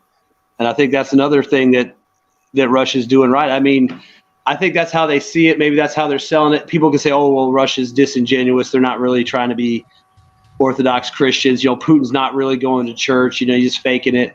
It doesn't matter if the population is buying into it, the culture is buying into it, and it's building a foundation that's going to be very strong. And that's what I think Alan was kind of getting at, is this religious aspect benefiting Russia? Is it building momentum on on other things around? Because think about it, like we were talking about it earlier.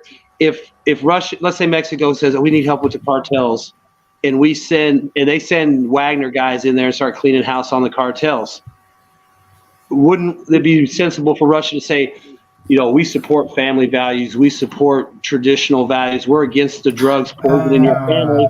Then it plays into the American heartland. You turn your enemies, so-called enemies, into people who support it. I mean, that's what I would do. I mean, because like I said, you're going to sit there and you're going to bitch at some guy in Wagner who gives an interview to Good Morning America, and they start criticizing him. He's like, what, you want me to let the guy send the fentanyl across the border to kill your children? You want me to let the human traffickers steal your child at Walmart and take them down to Mexico and sell them. You know, that's what they're going to do. I mean, that's the kind of things that they can play to, in this whole religious aspect, whether it's genuine or not, can appeal to a broad case. I mean, because think about it. The majority of the world is traditional, whether, you know, a mom, a dad, a family, support your family, have something to leave your kids, a legacy, whatever, you know, always leave something better for your kids and teach your kids to do something better. It's genius if that's what they're doing. And even if they're not doing it, the unintentional consequences is what, I mean, that's what I see as part of it. It's like, you know, they're against all this disgusting degeneracy. I'm for that. You know, they're fighting a country that, from all points that I can see, is basically like totally bought into the Western ideas and degeneracy, and they're willing to kill hundreds of thousands of their own people to propagate that. You know, it's evil what's going on, and you know, as they start to spread out like tentacles across the world, if they want to, that's another backdoor way. You don't even have to fire a bullet. And who's going to bitch in America? Oh, those fucking Russians are stopping the fentanyl?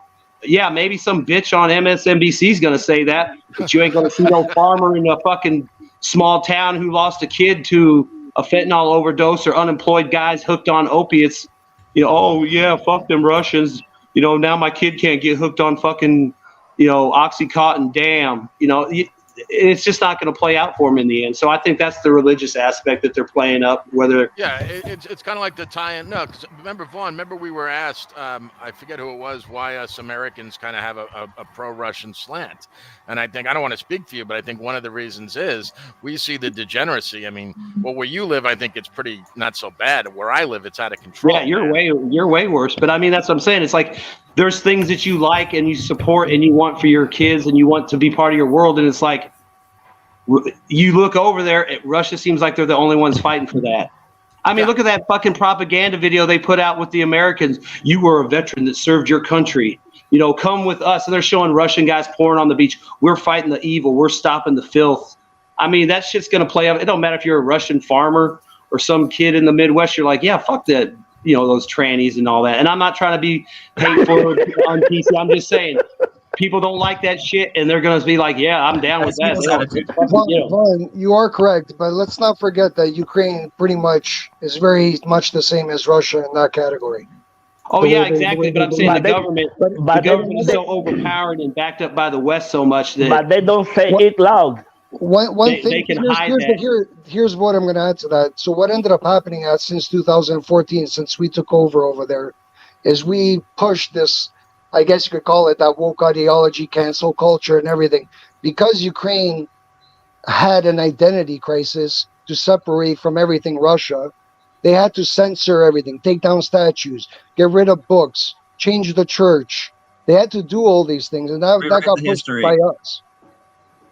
It's all about control. It's all about control, to control every aspect of life. So that, I mean, they're still in a crisis of society, of identity, because only identity they built on is anti-Russian. That's all they have, basically. Nothing else. I mean, what kind of identity is? But yes, they can build it on top of it, right? If they succeed in surviving as a state, as a society, but that's not going to be possible. What I see is that control is about not allowing any alternative, independent view of the things. Okay. No independent view of the things. So they just want to do that, nothing else. Because if they allow more independent things, the identity won't be cohesive enough. This is the start, how the state is built, how the nation is built, even though majority of them are just Russians, right? Very little different nationality. It's all mixed up and everything. So it's hard to differentiate. I had two friends here. I met two friends from Ukraine here. And after a while, after I got contact with them enough to ask them, so are you of Ukrainian or Russian descent? And they say, what you mean? We all Russians. I mean, they both answered it identically. What do you mean? We're all Russians. Like, they're no really Ukrainians. Mostly, like, those Ukrainians are Polish mixture or Romanian, and that's the Westernized. fact. So they not Romanian. Westernized, yes, yeah. To give you guys a little historical background, so back during the Austro-Hungary Empire, they used that region that was kind of Catholic. They also used the region, and I'm from Serbia, so the Croatian region that was also Catholic, to stir up hatred to go against Russia and Serbia at that time. And that has been carried on over 100 years now, and it's been going on. What? This is a long thing that's been going on. It's not something that happened overnight. But I think to get on Yuri's point, they have been very successful since 2014 and changed a lot of minds. Basically, what they just a moment. What I would like to emphasize I would like to make the point of to make the point of the region crisis which is happening now in Ukraine, and to put it a little further, because this I think this is a big mistake of Zelensky, because this move will turn a part of the Ukrainian population against him, and will put the Russian population in the situation to accept the Zelensky as a type of devil. Take it serious, because the Russian Orthodox people, which are really believing in God, they are getting this mixture in the business of the church, like a real violation of a very old and very important principle of their lives. So it will be much more easier for Putin now to make a concentration. How you say it? A new to bring new people in the army. New conscripts. Recruit. New conscripts, yes. To recruit. Because a lot of people will say, "Okay, we are fighting now against the devil." Well, think about it. The Holy Russian Empire. Influence. I mean, they could bring stuff up like that. They can go back to historical symbology and bring up that kind of stuff. Yeah, I think that's what it's really about. Draco, I think that what it's really about is it's trying to create a different or an alternative identity, because a lot of Russians and Ukrainians are extremely religious people. Like, so as a result of that, you want to maybe create an alternative, church that's still legitimate and it's Ukrainian. This is a Ukrainian Orthodox church, definitely not Russian. So this is about, a lot of the times you have like religious organized institutions. It's all about identity in the first place. And trying to create a split is about trying to create a split in that identity. Of course, there's always Western Ukrainians that were more Catholic, right? But this isn't that. This is something else. And there was even, we discussed this before, the church that tried the movement to combine Orthodox imagery with Catholic, structure, all that stuff. But the bottom line is that it's really not. It's not about how you pray, really, right? It's about identity and where you belong and who is legitimate and who is not legitimate. So I think that that's why there's so much of a split, even in the Ukrainian Orthodoxy. But anyway, continue. Don't I forget. find it very interesting from Vaughan that he was talking about the soft power of Russia, when he was saying that the Russians, they don't even have to do nothing. They just have to say, okay, we defend the traditional values. And these soft power is amazing, because everybody in the world just say, oh, the Russians are right.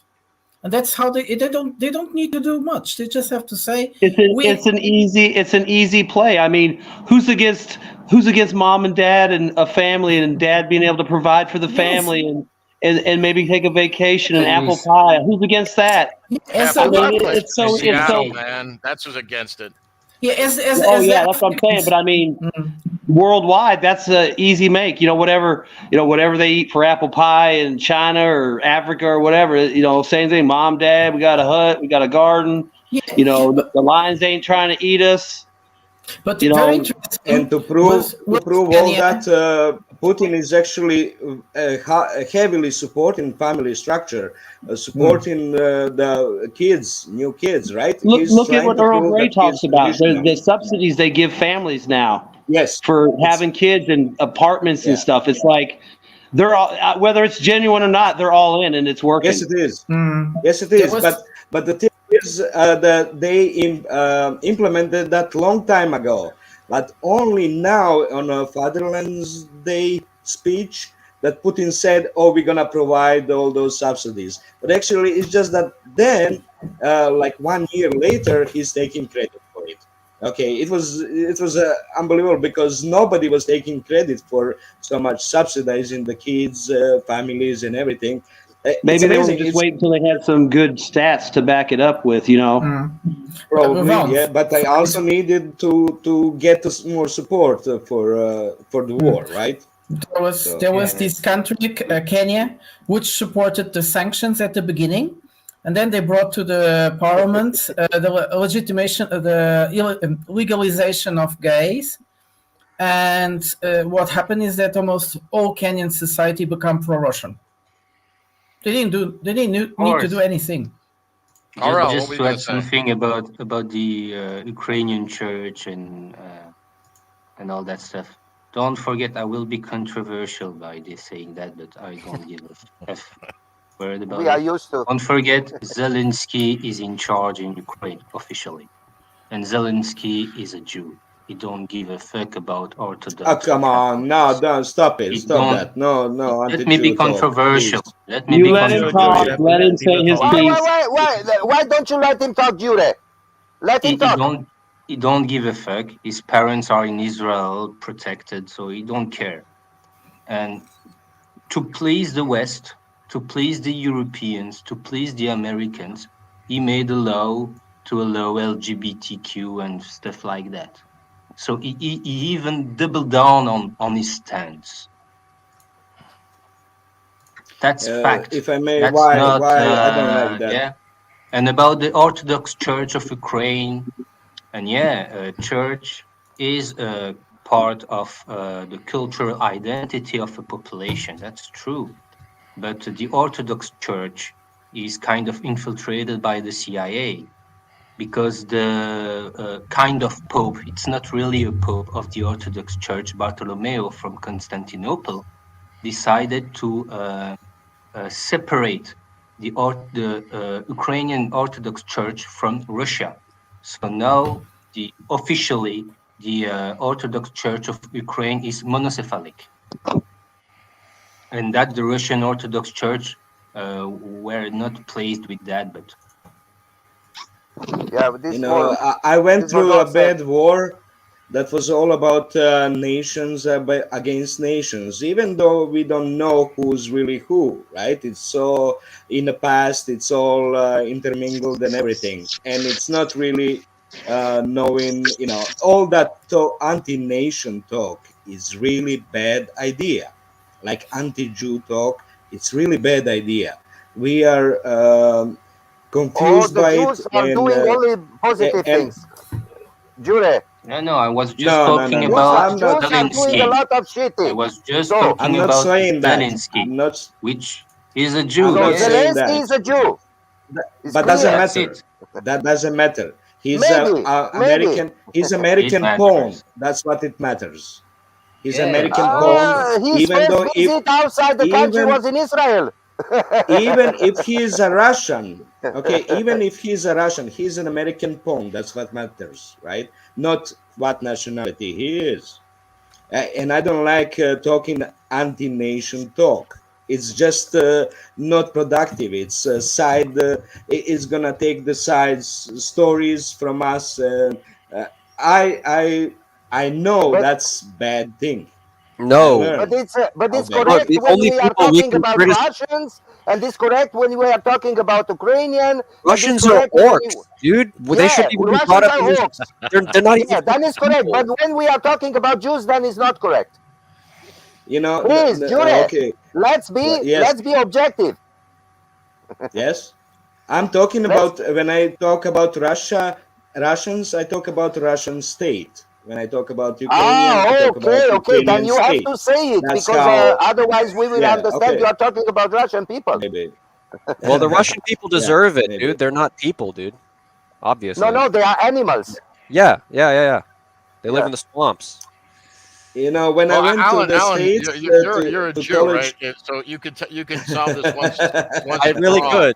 I really could. Is it true that the Jews are secretly run the world? Of course. Okay, all right. Now it's settled, guys. I heard it from a Jew right here. My source is DPA chat. Dude, oh my goodness. Okay. If there's any Jews in the chat, do come on to defend the Jews. If there's any Jews in the Can I just bring up a point here? We had England as the world empire, and at that time you had a guy named Cecil Rose who created a structure 100 years ago, and that structure is branched out. I don't want to go through the whole history, but you have the Council of Foreign Relations in America. You have the Royal Society of whatever in England. And these groups are the ones that have a different ideology, not based on religion. It is based on a religion. You could say it could be transhumanism, whatever they believe. No, it's based on species. And that's what we're talking about that's being pushed on Ukraine from us is coming from that. No, and there are different power structures in the world. There are power structures. They're lizards. They are literally lizard people that control everything. That's a different nation. No. I think, Alan, you are wrong. They are coming from under the earth. No, that's the Nazis. The Nazis live on the inside of the earth. They are coming from under the earth. Okay. I got you. It's serious. It's Satanist. Man. They're in Antarctica. It's Satanist. Those guys are Satanists. Yes. They believe in transgenderism, in transhumanism. It is a transhumanist agenda, They believe in destruction of the family. They want the destruction of collectivity, of being part of a group. They just want to have individualist, based on. I don't think they even want the individual desires. They don't want the individual. Because look in American schools, they took out cursive. So you can't even have the individuality of a signature now, unless you're taught your own kids. Wow. I mean, what do they do now? I guess you just print your name and that's your signature. I mean, it's little stuff like that. That kills yeah, exactly. It probably you don't need a signature, just fucking scan your retina. Asshole. Did you hear about that? In 80% of the state primary schools in America, the teachers are advising the kids not to say their parents what gender they believe to have. Oh yeah, they get caught doing that shit all the time. There's always a scandal like every other week about schools getting caught handing out flyers without telling the parents, or putting classes on and not telling the parents. They get caught by Project Veritas talking about how they like to fucking show kids dildos in class and how cool it is. And then they get busted on TV and then they're like, I don't know why I lost my job. It's like, because you're a fucking pedophile. That's why, you piece of shit. I mean, we know. I mean, trust me, people that have kids that don't. I mean, look what the government tried to do. If you went to a parents' meeting to complain, they tried to call you a domestic terrorist. Domestic terrorist. But, Vaughn, they had the FBI on your ass. In fairness to these teachers, I mean, where do these parents expect their 6-year-olds to learn about anal fisting? I mean, they got to learn it from somebody. Wyatt, your channel is gone. Wyatt, here in France, I just had to wait. Here in France, I just had to. You go too far, GS. You go too far. Here in France, I just had to fill a document, and in that document, it's clearly stated parent number 1, parent number 2. I'm not anymore a father for the administration. Tell me when you guys get to Canada's level where you have assisted suicide for kids. I heard about that. What's the 6th leading cause of death in Canada? Euthanasia. Yep. I believe Already? Yeah. The sixth? Sixth. Okay. And that's supposed to be a first world country. I believe the first year that it came out, I think it was about 10 or 12,000 that they did. Jesus Christ! I had no idea it was that many. Yeah, they want depopulation because we are too much in that planet Earth, according to But them. I am You know, I feel sincere. so bad about that. Hearing about that, I'm gonna move to Canada so I can euthanize If myself. it comes, if it comes to the No, you are too to old. the time where I will need how you call it, when you can piss on it without going to the toilet. Catheter? For children, for babies. You put on it diapers. Pampers. When it will come the time where I will need pampers, I would like to kill myself. I don't want to live that time. No, I have to make you suffer with me. If I have to live in this world, you have to live in it. You don't get to leave early because you don't. Draku, Alan is younger than you. When you need diapers, he'll be your attendant. Oh, thank you, thank you. Yeah. Alan, you have jobs. You're welcome, Alan. You're welcome. I'm not shitting too much. I am just a small guy. I'm just a small guy. You know? Draco, what I don't understand is why euthanasia, where you can kill yourself by suicide, if you really want to, yeah? Why euthanasia? I understand the difference. I understand the difference, Arel. I understand the difference. Service of killing you. That's what I don't get. Really, if someone wants to fuck himself, just go kill yourself. Do they pay you anything if you choose euthanasia? Zarot, what are your thoughts on this entire discussion, especially the religious part? So yeah, I want to intervene. By the way, I was very interested in the thing about Orthodoxy in Ukraine. The thing with it is that I don't know if you mentioned it, but the persecution on the Russian church started even before the whole conflict, even before 2014. I remember seeing videos in 2012 when Greco-Catholics, Uniats, used some nationalist militants to attack churches and to take them from the Russian Orthodox Church. And even before that, obviously in the 90s, this is when they declared their own patriarch with Philaret. It was Philaret in 1991, I believe.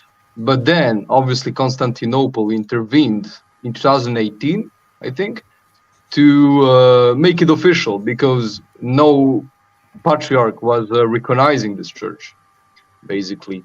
But this is a heresy in according to Orthodox canons. It's called Philatism. It's when you mix nationalism with ecclesiology and, generally speaking, the religion. And I think today this is what is guiding the so-called, Ukrainian patriarchate is essentially the nationalism. This is the only thing that unites them. And through this nationalism, which is essentially chauvinism, it's the hate of Russia, quite obviously. So I think there's nothing orthodox in this church, in my opinion now. And in the opinion of many. I think to me, it's like basically a political stunt just to hurt the church, to hurt Russia. It's not anything more than that. Because I mean, like you said, no one recognized it. They didn't even take it seriously, and it doesn't accomplish anything. You said it doesn't make the church better. It's just a little stupid stunt to hurt them. It's something to hurt them, and you see, it even physically hurts. Like there's so many cases of Orthodox popes, priests getting attacked by basically like nationalists and extremists in Ukraine. And I've seen them go into church services and try to grab them out. They are lucky. They are lucky because no one was killed by now.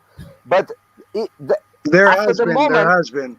If they will manage to kill a priest in Ukraine, this would be a catastrophe for Zelensky. They've already killed monks. They've already killed. No, monks are one thing. Priests are very important. If they manage to kill a priest, or to burn a church, or to do a thing like that. This would be a catastrophe for Zelensky. Socially. I could actually send you a video. There are videos of churches being burned down in Ukraine. Like that's already happened. Yeah, because of the war. I think one got blown up too. If you ask the Ukrainians, they'll say the Russians shelled it. If you ask the Russians, so this is not. But imagine now the cathedral in Kiev will burn, and it was set. The fire was set by Ukrainian nationalists. You understand what I mean? So this what you're is saying, if a church or priest gets killed or destroyed or wounded outside of the battle zone, outside of that, you think? Yeah, that's what I mean. That's what I mean. Okay. Just on property rights, this is wrong because they seized the church from the Russian Orthodox Church. This was their property. On top of all the gold that's inside there and everything else, that all belongs to the Russian Orthodox Church. That was all seized. But you don't understand. Ukraine sees the Russian Orthodox Church. They argue and perceive the Russian Orthodox Church as a political tool of the Russian state. So any action they take against the Russian Orthodox Church, they could justify it.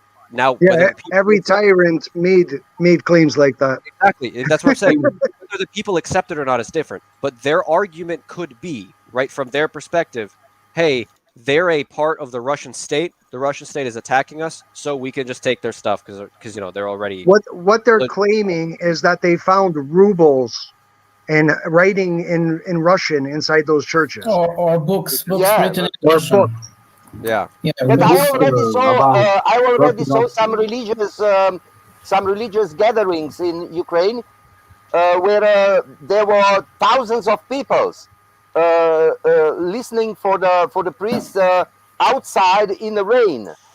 So that means that behind the church there is a very big majority of the people. So I mean that this is a mistake of Zelensky. I think this is a big mistake of Zelensky. We can actually go back. We can go back quite a bit. When the churches started to get kind of pressed on by the government, this was back in early September, late August, is when the early ideas of intervening in the Russian Orthodox Church in Ukraine started to rise up. You can see a very distinguishable morale shift in the soldiers as well, because when you come after a soldier's beliefs, even if he's fighting for you, their will to fight. Now, I'm not saying all Ukrainians are just going to give up. No, I don't think that's the case at all. No. But you're perfectly right, Alan. You're perfectly right. Yeah. This religion issue is a very, very big point, and I am very curious. How will this get out? I am very curious. What do you mean get it solved? How will it be solved? Yeah, how will be solved in a time? What other steps will be taken? What will be the next move from the side from the part of Zelensky? What will the Putin do? What will Russia do? I'm just waiting for Putin to turn this. I think we have an example actually. If you look at Chechnya and how that worked out. It worked out. That's one example where it actually worked out in a good way. The problem was solved there, was it not? I don't know. Chechnya is a little different because Chechnya was Muslim. Yeah, I'm not saying by the religion. I'm saying there was an extremist faction there, and it was kicked out, and the extremism was extinguished. Well, I mean, it's successful. Really. Chechens are dying for the Russian Federation, so it's a success. But they're willingly volunteering and dying for the Russian Federation, so obviously it works for them. In Chechnya, if you don't have troubles today, it's because you have a strong power.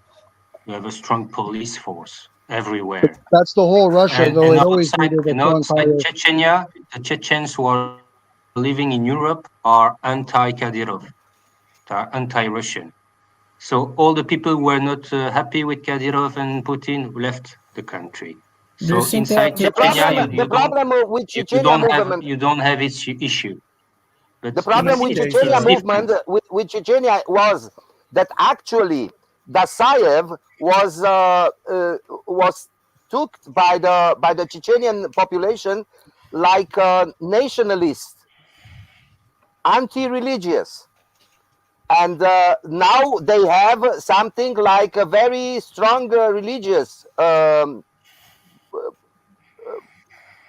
leadership. So which one is better? I don't know. There's peace. So that we can say. Fortunately for us, the Muslim religion in Chechnya is Sufi. But the Chechens outside Chechnya who are against Kadyrov, against Putin, are more Wahhabi, something like that. Sunni, yeah. Okay. I think also if they leave the country, especially if they leave Chechnya, during the war, they are not going to understand the Chechnya today. Like, just like the Chinese dissidents that left China, their imagination of China still remains in the 80s or the 90s when they left. So all these Chechen people who left, they wouldn't have seen the progress and the peaceful development of Chechnya. And I'm quite sure, because of all the development, the investment, the safety, and the prosperity that comes into Chechnya now, people have no reasons to go against Kadyrov. And I saw images and videos. It's always about economics. Beautiful. Yeah. So yes, it's always about economics. When people have enough income to support themselves, to support their families, they won't be rebellious, right? When there's desperation of feeding your kids, right, you're gonna go for the best income, which is going to soldiering and loot, kill, right, for the biggest salary. That's what happens a lot. That's what the only course of action is, and what historical process is going on when economic crisis happens, right?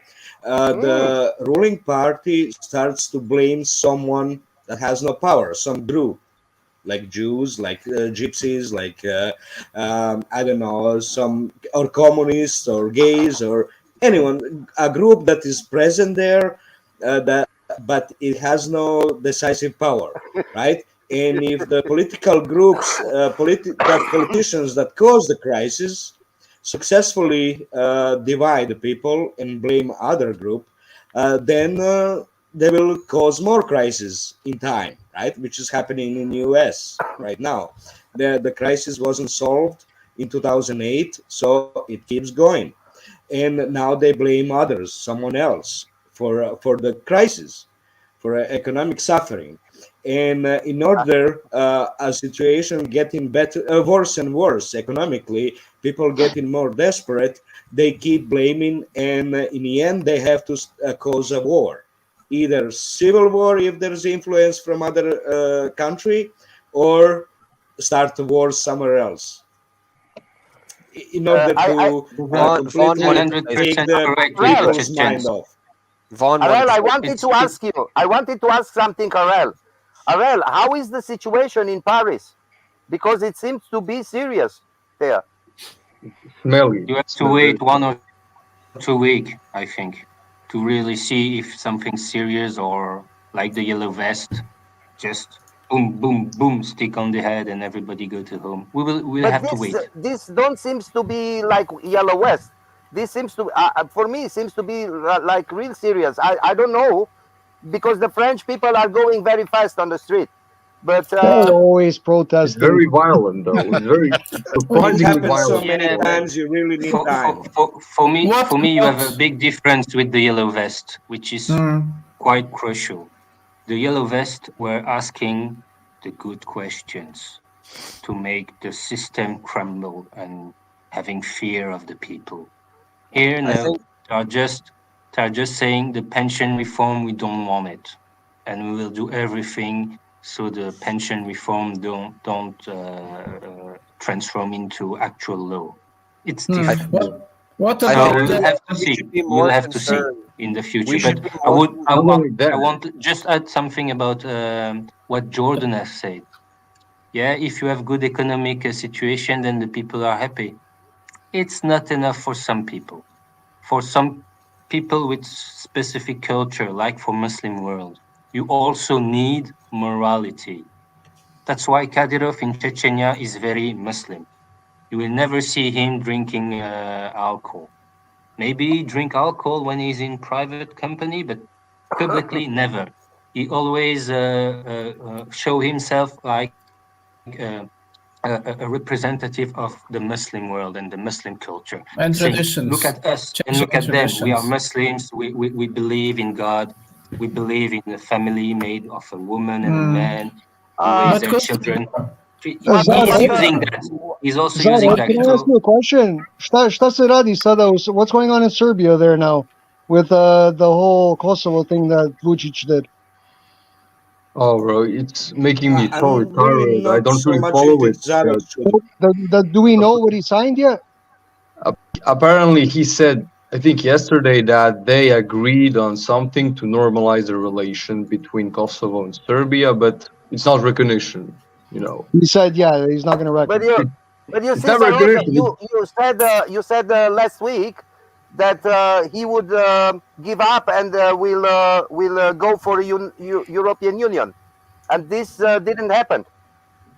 Yeah, No, what he was because if he does that, his life is threatened. But now the reality is that I believe he's kind of recognizing it, but on the paper it doesn't say recognition, it says something else, it said normalization. What does this mean? Why normalizing relationship with Kosovo if we don't even recognize its existence as a state? We don't have to speak with them if we are, you know, real on this topic. Yeah. But unfortunately, we're surrounded. They want to go back to the previous situation where they kind of were okay with each other. Yeah, the status of autonomy. The status of autonomy. I think Kosovo wants independence and the West wants Kosovo to be independent. And by the way, Vučić said that apparently the Serbs may gain autonomy in the north. But again, this is weird because they said that only will Serbs gain autonomy if Kosovo is fully independent, which is so confusing. It's you know, it's playing with words, so the people are confused. You know, that's. Yeah, I think he's very smart. I think he's very smart. Vučić, I know a lot of people talk bad about him, but in my opinion, he's pretty skilled at playing the fence, like an Erdogan. Not as in that power structure, but he's good at playing the sides.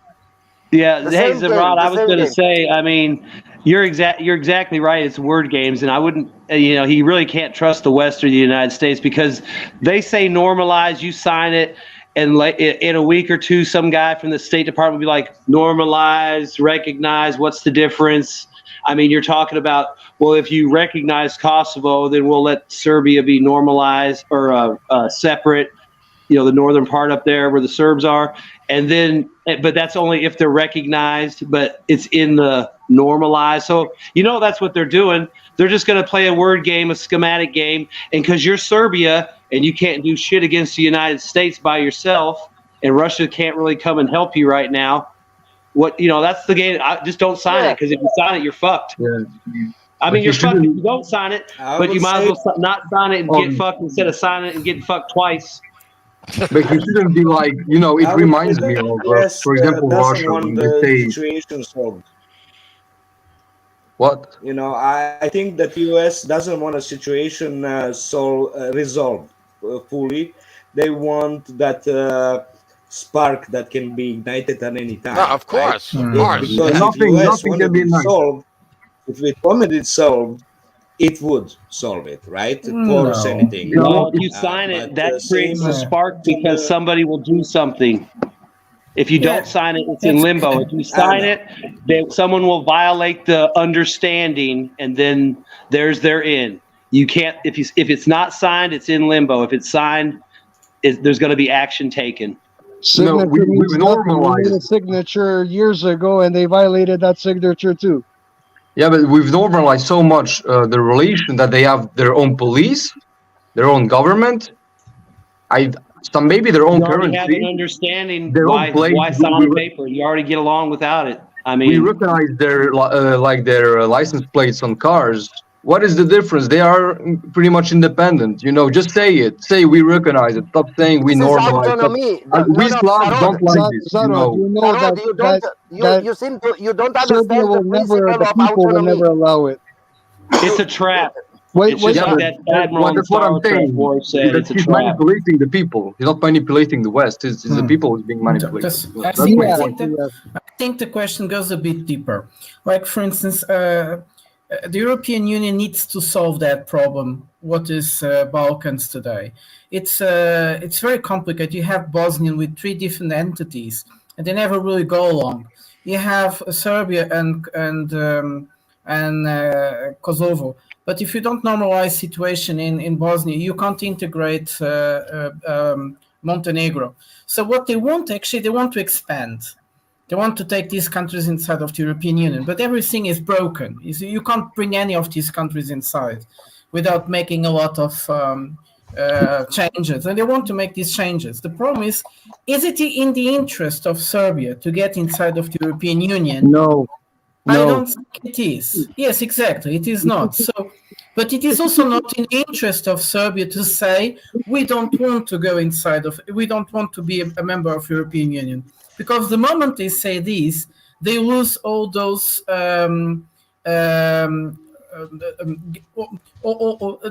this privilege access to the European market, and they'll be isolated because, unfortunately, Serbia doesn't have any connection to the sea. So they need to stay in this limbo. They can't get inside of the European Union, but they can't say that they don't want to get inside of the European Union. They have no choice. Hey guys, let's make some scandal. Let's make some scandal. Wyatts is gonna go to the toilet. Let's make some scandal. I saw some statistics. Maybe Zaro can correct me. I just want to ask a question. Does Serbia have a common border with Hungary? Yes. Yeah. The biggest. Then we might think of some scenario which can And if be Odessa gets taken by Russia, very good then we have a river that goes through Hungary and Serbia. We have excellent relations with Hungary. Bulgaria. It's Hungary, Serbia, and Bulgaria. These countries could make something big together. Yeah. Unfortunately, Bulgaria is a country where people have a will, but they unfortunately ruled by. What the fuck? Why are you letting Romania on the side? Romania is also on the border. Romania is doomed. You guys are more Latin. Yeah. But Hungarians are also not Slavic. Oh yeah, but we trust more Romanians as Serbs than Bulgarians because we never had war. Romania is the friend of Serbia. It's the real friend. We never had war with Romania. We were the only country which not attacked Serbia in 1990s. When Bulgarians were Slavs, but you know what kind of Orban never let Hungary used as a base to do strikes. Also at that time, he wouldn't let NATO strike Serbia from there. Oh, that was good. Yeah, it was. But what I was going to say is I saw a poll that came out since the war in Russia started. I believe Serbia now, something like 75-80% of Serbia does not want to join the European Union now. Yeah. Since this started. Yeah, because they see it as a bellicist organization. Like for them, if you enter EU, you enter NATO automatically. So they're very scared of, having to sanction Russia and having to obviously to some degree go at war with them. The people don't want it, at least, because I know they really like Russia for some reason. They did want to go before. What we got to understand is because Serbia was such a poor country and they had all these wars, a lot of them just wanted to get out of the country to have a better future. And getting into the European Union would allow that. So it's not that they want to actually ideologically join the European Union. They want to get out and have a better future. No, they want to get out, make some money, and then get back and have a good life with the money which they make in the Europe, in the European Union. And that was a good tactical move of the Serbian state. But the problem is that they saw that Serbia is getting stronger, and that's why they attacked on Serbia. That was the reason for it. But I wanted to ask you all a question, because I don't know if you talked about that. You already talked about the drone? No. The what? So, what is your opinion about the drone? Is an interesting issue. Which drone? Which drone? There is one drone on this world. The drone which was when you saw which was taken down by the Russian in the Black Sea. Oh. Yeah. Oh, the one that the Russian It's so unimportant. I forgot about it. Now that Putin visited Crimea, it was obvious that Russia took down the drone in order to make it safe for Putin. That's the actual, I would say, actual reason, because drone over there was spying on it, and probably were looking into preparation, what was going on, all the security preparations that always happen few days before a visit, right, official visit. So I would guess that's the main reason. From the Russian. I'm not saying this. I'm What saying you about do have a this? good point. But When at the same time, was the warrant issued? When did he drive to Mariupol? Were they collecting intelligence to conduct an assassination strike on Putin when he would have been in Mariupol? it's possible, but we got to remember that that drone, if Russia's not lying, had a transponder off, and where that ship is doing the salvage, it's pretty close to the coast. I can 100% tell you is transponder is off. You know why? Because if the transponder is on, you will see on the OSIN, they will be like putting the map, from the radar 24, right? That you can see, that's where they fly. The reason And they don't have it means that the transponder is actually off. Yeah, and, and where the ship's doing the salvage, I think that's like less than, I don't know, 60 kilometers, 80 kilometers off the coast. It's close. Well, someone did a video where they did make an attempt at geolocation, but they couldn't be precise because they didn't know the exact altitude of the drone. On Twitter, they managed to geolocate it. It's more or less really near to Sevastopol, and it's really within that 60 kilometers, because at certain angles of the video they can actually see land, and you can see the mountain range in the southern part of Crimea. Right, but the challenge was geolocated where it is. So do you think it was? They didn't know the altitude of the plane, so that kind of. But yes, it was within, like Wyatt said, they weren't in quote unquote international airspace. So I can share a bit on the opinion on this. Is that all NATO craft, be it drone or planes, never come so close to Sevastopol ever. Like they always go just along the line where the aerial identification zone that Russia enforced over Crimea is. They just go just along the border there. They never try to go so near. And this time around, they actually go towards Sevastopol, and it's a drone that can actually launch missiles. That's number one. And then the transponder is off, and it's going so close. So US being US, they always try to pull off shit, and then after that they will say that no, we didn't do it. So the Russians will have to they will definitely be paranoid, because if let's say this drone fire off 2 missiles or something, and then they actually hit something, they will just say that it's Ukrainian. Too, it's like it's either 4T10 or 4T11. I mean, I can go back a year on Flight Tracker, and you can see exactly where that drone always stays. There's a pattern in the south that always route it flies. There's a one off the coast of Romania below Odessa. They always fly. Sometimes there's one in Polish, Romanian airspace along.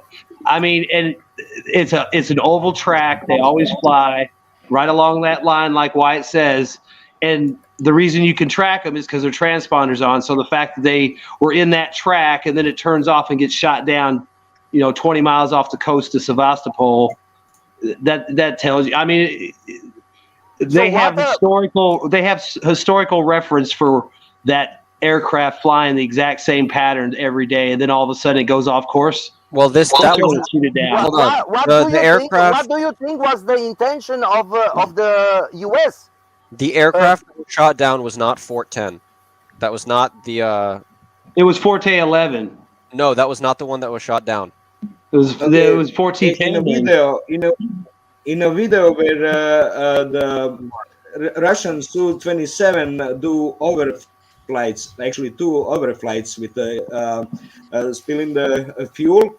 Yeah, actually, I heard 19 times they tried to get him to turn around before they did it. We got to remember that there's 2 big points. Okay, just a second. There's a cut in the middle of the video between the overflights of the Su-27, and the first drone has a yellow tip. And then when they show the second part of the video, the damaged propeller has no yellow tips. Okay, you can watch it carefully, and you'll see. You might not be able to see that because it was spinning fast in the way the video does on a rotor blade, like on a propeller. It almost looks like you can watch a helicopter through your phone. It'll look like the blades aren't even spinning.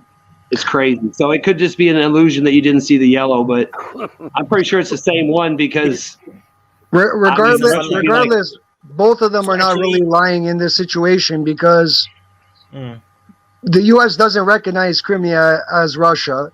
So technically they're not lying when they say they're in international airspace. But at the same time, Russia created like a special zone during the war. Like as an example, NASA shoots off a rocket. They're going to corner off a part of the sea, even though it's not theirs. They can do it. That's called NOTAMs. It's just international waters are only 12 miles away from the land. Only you can extend it for a certain period of time. Only economic zone. They just create a safe zone. No-fly zone. You see, and from what I understand, America agreed to that special like extension of the zone. From what I understand.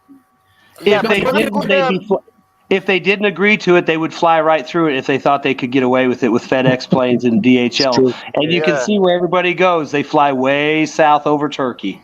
Or what could have been the intention of the United States letting this drone fly so near on Sevastopol? You actually, you took the words right out of my mouth because I wanted to bring that up next. You guys brought up a good point about why the U.S. would do that. If the most extreme example would probably be trying to spy on Putin's travel plans and trying to plan an assassination. I don't think so. I know. I'm saying. Anyway, go ahead, Alan. Finish your point, please. Yeah, it really doesn't matter because nothing's getting target information and giving it to Ukrainians to kill Russians. I've heard on multiple podcasts. If you guys watch Timcast, have you guys ever heard of Timcast? Yeah. Very popular podcast here in the U.S. They had a guy on saying that the Russians were not allowed to shoot down the aircraft because it was in international water, no matter what it was doing, and the whole panel, even Timcast is pretty pro NATO, pro US. Just they don't like to dip into that side of the conversation, which is I have no problem with. He's a fence sitter. He's good at being in the middle. But my point being is, even he was sitting there like, no, we had a drone that had the capacity to threaten, give intel and threaten the lives of Russian servicemen.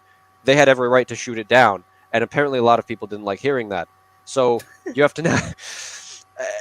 We shot a balloon that left our territory. Technically, but it left our territory. We tried shooting it down 4 times. We shot missiles at it over Montana. We had aircraft escorting it the whole time. Now you got to really think, why did they let it fly over the U.S. for 3 days? But that, whatever. Anyway, the point being is they're being hypocrites, and now we have this event that happened. It doesn't really matter how it was shot down, who did it, or what happened. Russia's now on the table to decide what they're going to do next. And that's what I don't think nobody's focusing on. Well, how do you escalate this? How do the Russians or how do the Americans? Could you expound on that, Alan? Yeah. So we've had this escalation. A drone has been shot down. An American piece of military equipment has been destroyed in international water. At least that's the argument on the world stage. What could Russia do next other than ignore it? Or what would America do to possibly escalate this further? They just put if I was Russia, I'd say my pipeline was destroyed in international waters. But you lost the drone. They got off light. It was not in international waters. The pipelines were destroyed even though waters. Hardware was in international waters, but electronic warfare signal is crossing onto the territory. I would argue that way. Okay. To me, it's just it doesn't matter because I think Scott Ritter. Go ahead. For example, if you look at the war, Ukraine have a lot of craft, navy craft and airplanes fly over, or drones fly over international airspace. That doesn't mean that the Russian cannot shoot it down. A threat is a threat, and the range of the missiles is actually way longer than that international border. So it's a threat. Then they have to shoot it down. No, it is a war zone, and they already gave the warning: don't fly in. This is de facto a no-fly zone. Imposed by the Russian airspace, the Russian military. So if you dare to fly in, then that's at your own risk. You might get shut down. So, and I feel that the Americans basically just testing the water. They are just flying in and see what is the reaction. It's the same thing as the balloon flying into the United States. They just want to see what the reaction would be like. And they kind of, they maybe wanted Russia to shoot it out. Yes, to use that's my point. They wanted the reaction. They wanted something to escalate, to bring to the lights. Why would they bring the drones so near? They don't need to bring the drones so near to watch it. They would not. But they choose to pee. No, they didn't. They didn't have to because that track to the south of Crimea was where it was stationed for months on end. It never had to get any closer than that. And to validate your point, apparently it didn't have the most sophisticated cameras and equipment on the drone when it went down. Quite true, but it still has this system of what you can. That's not what I've heard, and the pictures have shown that the drone was equipped with a system of reconnaissance and visualization. It had the Gorgon stare camera. That's not that good when you compare it to the Globemaster. The Globe. Gorgon system is what the NATO is using. Okay. It's not as good. And look at the way. And look at the way the Russians have brought that drone down. They didn't shoot a missile. Very important. Very important because if the drone crashed in the sea without exploding, and the Russians are able to recover good stuff, good part of that drone, not too much damage. It's a very good move by the Russians. Very good. From what I understand, the targeting pod was the most important part on the drone. Yes. Yeah. I did hear that they had a way to self-destruct stuff remotely, but you never know if that worked because it was damaged with the impact, and they could just be saying that because I mean I'm not saying they don't have like a little fry box in there that would fry the circuit boards, but I would imagine even if they're fried, you could still send them to China and they could figure them out. I mean, they're just trying to copy it. Wouldn't that make a vulnerability in the drone if you had a self-destruct option where somebody else could get into that? That's the thing too. I mean, in self-destruct, why not just detonate it? Another question about can the drone be identified by on this because it was flying very low?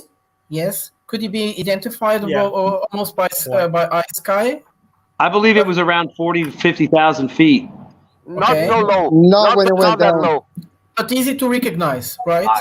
But high altitude. Easy to Is it easy to recognize these drones? No, Brata. It was over the clouds.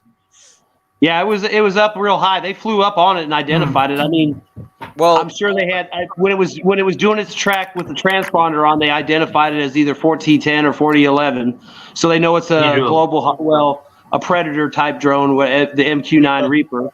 Well, that's what I'm saying. They probably know where it came from, and then they fly up there, verify it, and then they knocked it down. After 19 tries to get them to turn around. 19 tries. Well, that doesn't matter. The unexpected thing is how the Russians take it down. I think the way how Russians take it down is totally unexpected by the American military. I have a question. Who have thought that they will pee on the freaking drone to make it? They will shit on it. Is it possible that they accidentally took it down that way and intended to shoot it down? I don't think so. because there was so many passes, Alan. I don't think so because they if they wanted to shoot it down, they could have just the Russians were shot real a cannon good shot into it. And you have stuff that maybe it might be an accident as well. Maybe they are just buzzing the drone, using the fuel to try to just disrupt it, to force it to turn around. And then I think maybe there is some truth to hitting the propeller, causing it to go down. Maybe, I'm not so sure. But you'd have to get real close to that. The weight of the fuel can bend the blades. They get sorry, Aras, they get a lot of fuel on this drone. Like anyone, because I'm actually a pilot, like single engine VFR, but what happens is you disrupt the air underneath the plane, you lower the plane's lift. So that can cause all sorts of aviation problems, especially at altitude, because the air is extremely thin. So they could have been trying to do it that way and then cause the plane to lose control. And because it doesn't have the same like thrust as you would have in other pilots rotary. So that is probably what they were trying to do. They were doing everything they could to disrupt its ability to safely maneuver, so it would lose control. Because once it lost control, it's going to just spin out. Well, you have to kind of explain what losing control is if you're an airplane. That's stalling out, right? Yeah. It's theoretically it's a stall, right? You lose lift, and then and there's a couple of different ways you can do that, right? If the pitch is too high or if the tail is too low, right? Either one can cause you to lose control of the aircraft. So my guess is they were trying to do everything they could without shooting at it for a couple of reasons. I also think there was political reasons why they didn't want to shoot it, because that could it's an act of war when you shoot at it. Yeah, but there's been so many acts of war that phrase has kind of turned meaningless, hasn't it? There's levels of escalation. From what I was listening to Scott Ritter, apparently if you're collecting intelligence and giving targeting data and weapons to Ukraine, and you're using that drone's the one doing it, you're pretty much a participant in the war, and you have the right to shoot it down by international law. Yes, but they didn't shut it down. Right. The other thing is too, there's numerous incidents where Russian pilots during the Cold War bumped into aircraft, ships collided, rammed each other. They dumped fuel. I think there's a pilot. They had it was on one of the Russian telegrams. It was like the hero of such and such. Apparently, this guy's dumped fuel on a P-3 Orion's cockpit before and buzzed a B-52 and collided with something else and lost a piece of his rudder. I mean, Vaughn, the question I have for you: were these all on Russia's border? I don't know where they were. I'm sure they were outside the Russian airspace. But I'm just saying, how they showboat around each other. But that's the thing, during the Cold War, a lot of that stuff happened. I mean, there was always showboating on both sides. I mean, if you were in somebody who was in Germany could speak to it better than I could, but I know guys that were there. When they had the Czech border, it was marked with white stones. Well, they would set a $5 bill there and walk off and go do their patrol and come back. Maybe a Czech guard would leave a pin or a belt buckle or a hat as a trade. They're going to fight each other maybe someday, but they ain't trying to fight that day. It's all cool. Another guy I know, they were flying OH-58 along the border. A Hind came up next to them on their side, and they just kind of played follow the leader with each other for a while. Then they split ways and headed back. I mean, there's all kinds of shit going on like that all the time. Yeah. The Kerch Bridge, it's the government and the politicians and the media trying to hype up something that's fairly commonplace between professionals, and they have no intention of engaging in any kind of combat. It's more like, check me out. Hey, nice ride, bro. I mean, there's tension there, but for the most part, that stuff, even the showboating around that drone, is probably more just fucking around than it is serious. I mean, I'm sure they wanted to take it down, but. Well, in the history of military I'd also like to add to what Prada said. Honor, like pilots kind of having this certain code of conduct amongst each other. You know what I mean? That goes back. I mean, even the Russians and the Germans even had that, and they freaking hated each other. But even the pilots kind of had this weird thing going on. I was just about to say, because this is planes, pilots now. The way you look at it now, pilots now are like cavalry back in the classical days or the medieval days, right? Cavalry guys. Yeah, if you fall off your horse, they're just like, oh, I'm done. Not back cavalry, but chivalry. Of course. Chivalry. No. I'm talking about chivalry was a common practice among knights, but cavalry had this unspoken respect. It was written in many history books that if a cavalryman fell off his horse, he would not be attacked. Now, Now that I have everyone's attention, I'd like to also just kill them all. Yeah, exactly. Prada, hold on. That's the best time to get him. Prada, you earlier brought up how they identified the drone, right? If they could see it or something like that. Yeah. Something that's really important to know about modern radar systems is radars can actually identify the type of aircraft that is approaching you down to like the sub-variant models. And that's something a lot of people don't understand. The Russians knew it was an MQ-9 Reaper drone when it just crossed over the horizon before they even sent anybody out to intercept it. They knew what it was probably armed with because the radar system can probably detect it so well. There are radar systems inside of fighter aircraft that, you know, the fighter would be on its patrol. Vaughn could probably tell a story about this, probably knows a guy. They'll be doing a flight patrol maybe in Afghanistan or something like that, and they'll get a radar ping, and they'll just instantly know the aircraft that just popped up on their aircraft because the radar signature is so unique. Okay. Vaughn, you're muted. Oh, they do have stuff like that. I mean, but a lot of that has to do with just the transponder signatures and the fact that they know what aircraft are operating in the area. But like in submarines, sonar, let's say you had 3 Nimitz-class carriers going by. The sonar is so good, they can actually tell you, oh, that's the JFK, and that's the Reagan, and that's that. Because each ship has a very distinct acoustic sound, so they can identify the class and the type, and then they could actually tell you which ship it is. So then they would know, oh, well, that's this such and such air wing, and it has this complement, and these are the ships with it. And each of those ships, like the cruiser, the destroyer, each one of those, they can tell you exactly if they have that acoustic sound on file. They can tell you, that's the Admiral Kustanov or that whatever. And that they had that back in the 80s, so you can imagine how much more advanced the sonar is now. If they continue to pay to develop it, but you know they're stupid, so they probably didn't. But you can assume that stuff like that in radar is probably somewhat possible, but maybe some kind of image. I think it's probably more in the air defense realm than it is in the air-to-air radar because. Air-to-air is that scary. Ground-to-air is what's scary. A ground-to-air radar can pick out like individual points on an aircraft to target. I mean, like if you think about it, if the story's true about the F-117, you know, it was raining and they noticed a ripple effect through the waves of energy off the cell phone towers, and they saw that disruption line going through it, and that's how they were able to pick it up and track it. You could assume modern radars are probably working off something like that too, where it could almost be passive and it's just looking for a disruption in the magnetic field out in front of it. Yeah, exactly. Radar is crazy. Same applies to airplanes. It's the radar. It's not so good to recognize, especially sub-variants of the same type of the airplane. It's more electronic signatures that they're looking for in order to recognize what type of the plane. I would say that's more important because every sensor, every radio positional or radar on the plane would show what type of the plane is, the order of the electronics inside the airplane. Yeah, it's more important than radar itself. Right, but those systems are usually built into the radar, like the radar platforms, the radar trucks, the radar installations. Those systems usually come together. That's why I counted them as one unit, because you wouldn't usually use one without the other. They would also shield the electronic energy as much as they could, even if it wasn't stealth.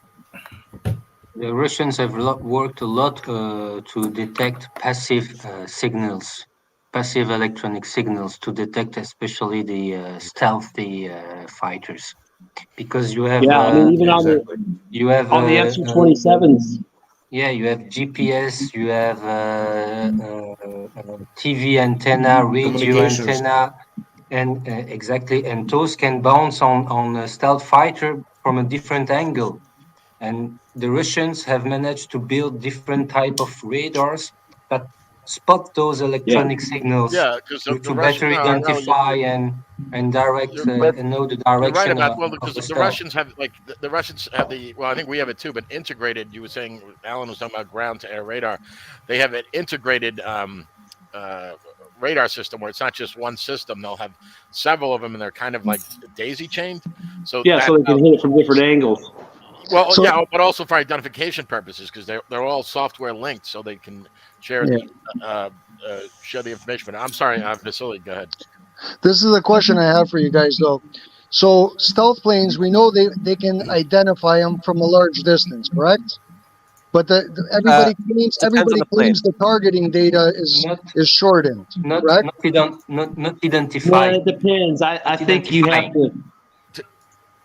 Well, the reason there is a stealth plane there, but not stealth is a bit of identifying a it. misnomer because it's not that they can't see it, but I think what you were getting at is yes, the details of it are, and getting a quote unquote lock on it becomes the lock, yeah. And the reason I bring this up is a guy Mihailovic, a Serbian guy who served during the Serbian War.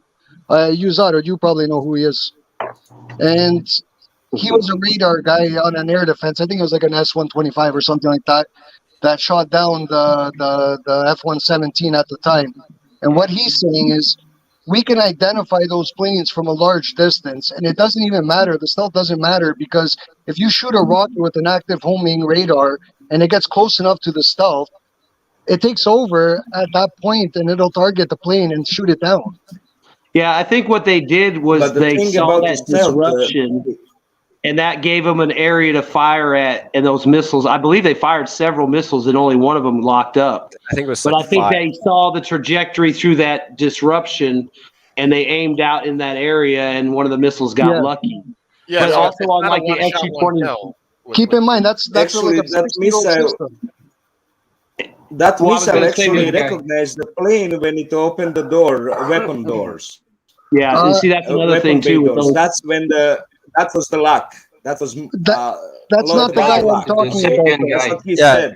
The Serbian guy who was manning the Serbian guy who was manning the S-125 told that he decided with his technician to change the wavelength also to lower frequencies. What's the thing? So, what's the stealth? and it's not actually minimizing the size of with lower frequency. You can't pinpoint a target, but you can know that there is something there.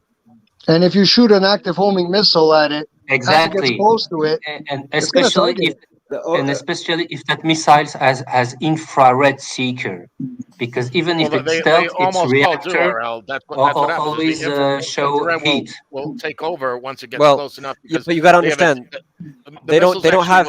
There's very few integrated missiles that have radar and infrared combined seekers because those are very, very expensive to make and very difficult to manufacture. If I may, most missiles are either technicalities a little bit. It's either usually only radar guided. It's either only radar guided or only infrared guided or heat seeking. So yes, you could in theory have one that does both, and that would be very effective at taking down stealth aircraft. But if you're having most ground launched missiles like that are anti-aircraft missiles are usually only purely radar guided. Now they may have a radar guidance chip inside of them so that they can still track, but the reason that stealth can be effective is because the stealth makes it difficult for the missile to lock on. The radar sight itself could lock on all they want. They could stare at it and follow it around the sky all they want. The sight's not going to hit it. The missile has to hit it. When the missile's in the air, it usually has to rely on its own radar data, and its radar package is not as powerful as the one on the ground. And that's why. So what we're basically saying is, if Russia actually has a good enough homing missile, this could really mean that stealth is not as effective as it is. The Russians say they can shoot down and track stealth, and target stealth, but there's no been proof of it. You have to assume too. Yes.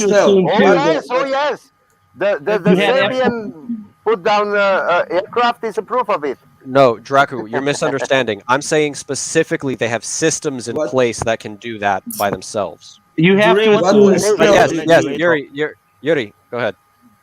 You have to assume that when the let Yuri talk. Oh, sorry. What stealth means, it actually minimizes the size of the recognition of the object. Okay, so every radar system has a program that discards all the small signatures that would look like birds or something else, or smaller planes or everything. So it plays with that. Stealth means that computer discards that signature. So only way to do it is by following the trajectory.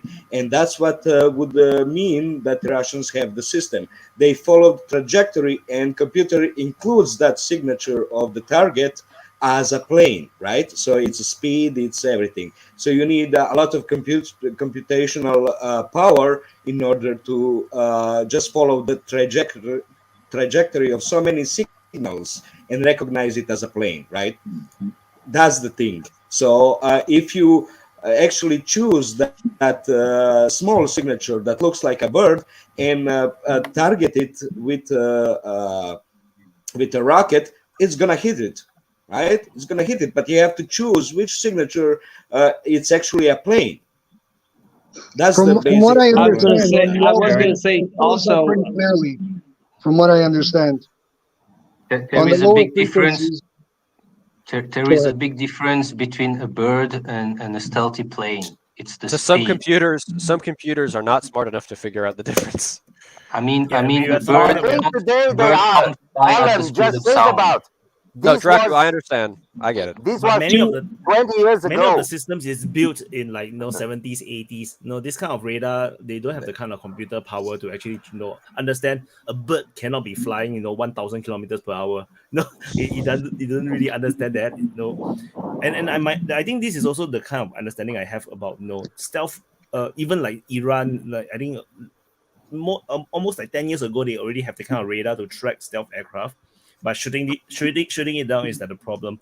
And I think like even during across this war also, I seem to read that the Russians at the beginning have no ways to shoot down the HIMARS rockets, and it's only after they have the radar signature of how what is the rocket size, or or whatever the signature is, then they start to program it into their anti-aircraft systems.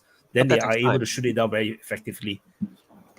Yeah, this is something that seems to be it's like you need to some kind of program it for them to able to track it and shoot it down. Vaughn, like what Jure have said.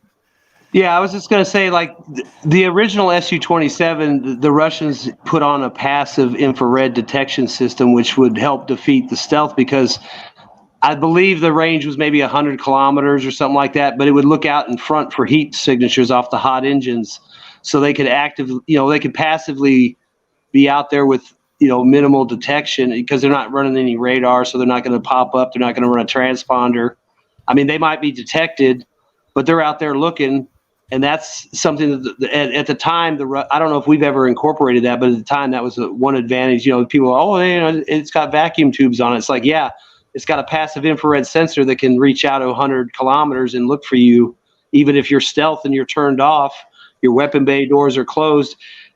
They can still see you out there, and once they see you, they can fire at you. And once the missiles get close, especially the Russian air-to-air missiles are just as good as the American or Western missiles. And you have to assume that we had F-22s in Syria, they had Su-57s in Syria. Both sides probably have radar signature data on what those aircraft look like based on what a Patriot system has, or whatever they had in Russia had in there, which they at least had S-300s in there. So they know what a F-22 on a S-300 looks like, and the Americans probably know what a Su-57 looks like on a Patriot. I'm sure they flew around each other and checked each other out, because they were both based there. The only thing they never did was probably, lock each other up or anything like that. But they probably, who knows, somewhere there's probably a picture of a F-22 guy and a Su-57 guy inverted, flipping each other off. To give a little... to validate what Russia is claiming, that they can see them and target them, if you go to that guy Millennium 7 channel, the guy that gives the big details on all the different planes, he says now the Su-57 has that low frequency radar throughout its wings and everywhere. Usually it's supposed to be a very big radar. I don't think they would have wasted so much time putting that radar on there if it wasn't effective. Are you guys? I mean, there's stories about aircraft being shot down in Ukraine way behind the front line, and people suspect the 57s are creeping around and hitting them with long-range missiles. But they might not even be crossing into Ukrainian airspace. You got to understand understanding like Russian anti-air technology. It's because the United States never, or the NATO countries never invested in much in it as the Russians did, because the Russians were always surrounded. Where the United States, we had two oceans on either side of us, so we never spent our money really doing that. Where the Russians were forced to. They've been obsessed with anti-air technology since freaking Hitler, man. So. Our rivals build their militaries to defend against our advantages. I mean, they built air defense because they knew they weren't going to win the air war over Europe against F-15s, F-16s, F-117s, Tornadoes, Rafales. They knew they weren't going to win that, so they have to build better missiles.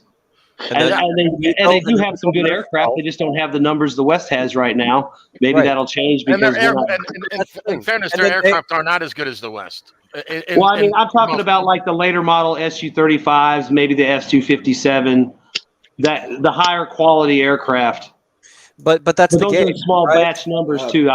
That's probably why they're better. That's the game. They responded to the Western designs of better aircraft with better missiles, and then the West responded with better to better missiles with stealthier aircraft, and then with this game just keeps going on. The arms race never actually ended. It's just like the Chinese J-20. It's not designed to fight the F-22. It's designed to shoot down the AWACS, shoot down the tankers, shoot down transports, and shoot down the J-Stars or the rivet joint. That's what it's designed for. It's not designed to go up against the F-22.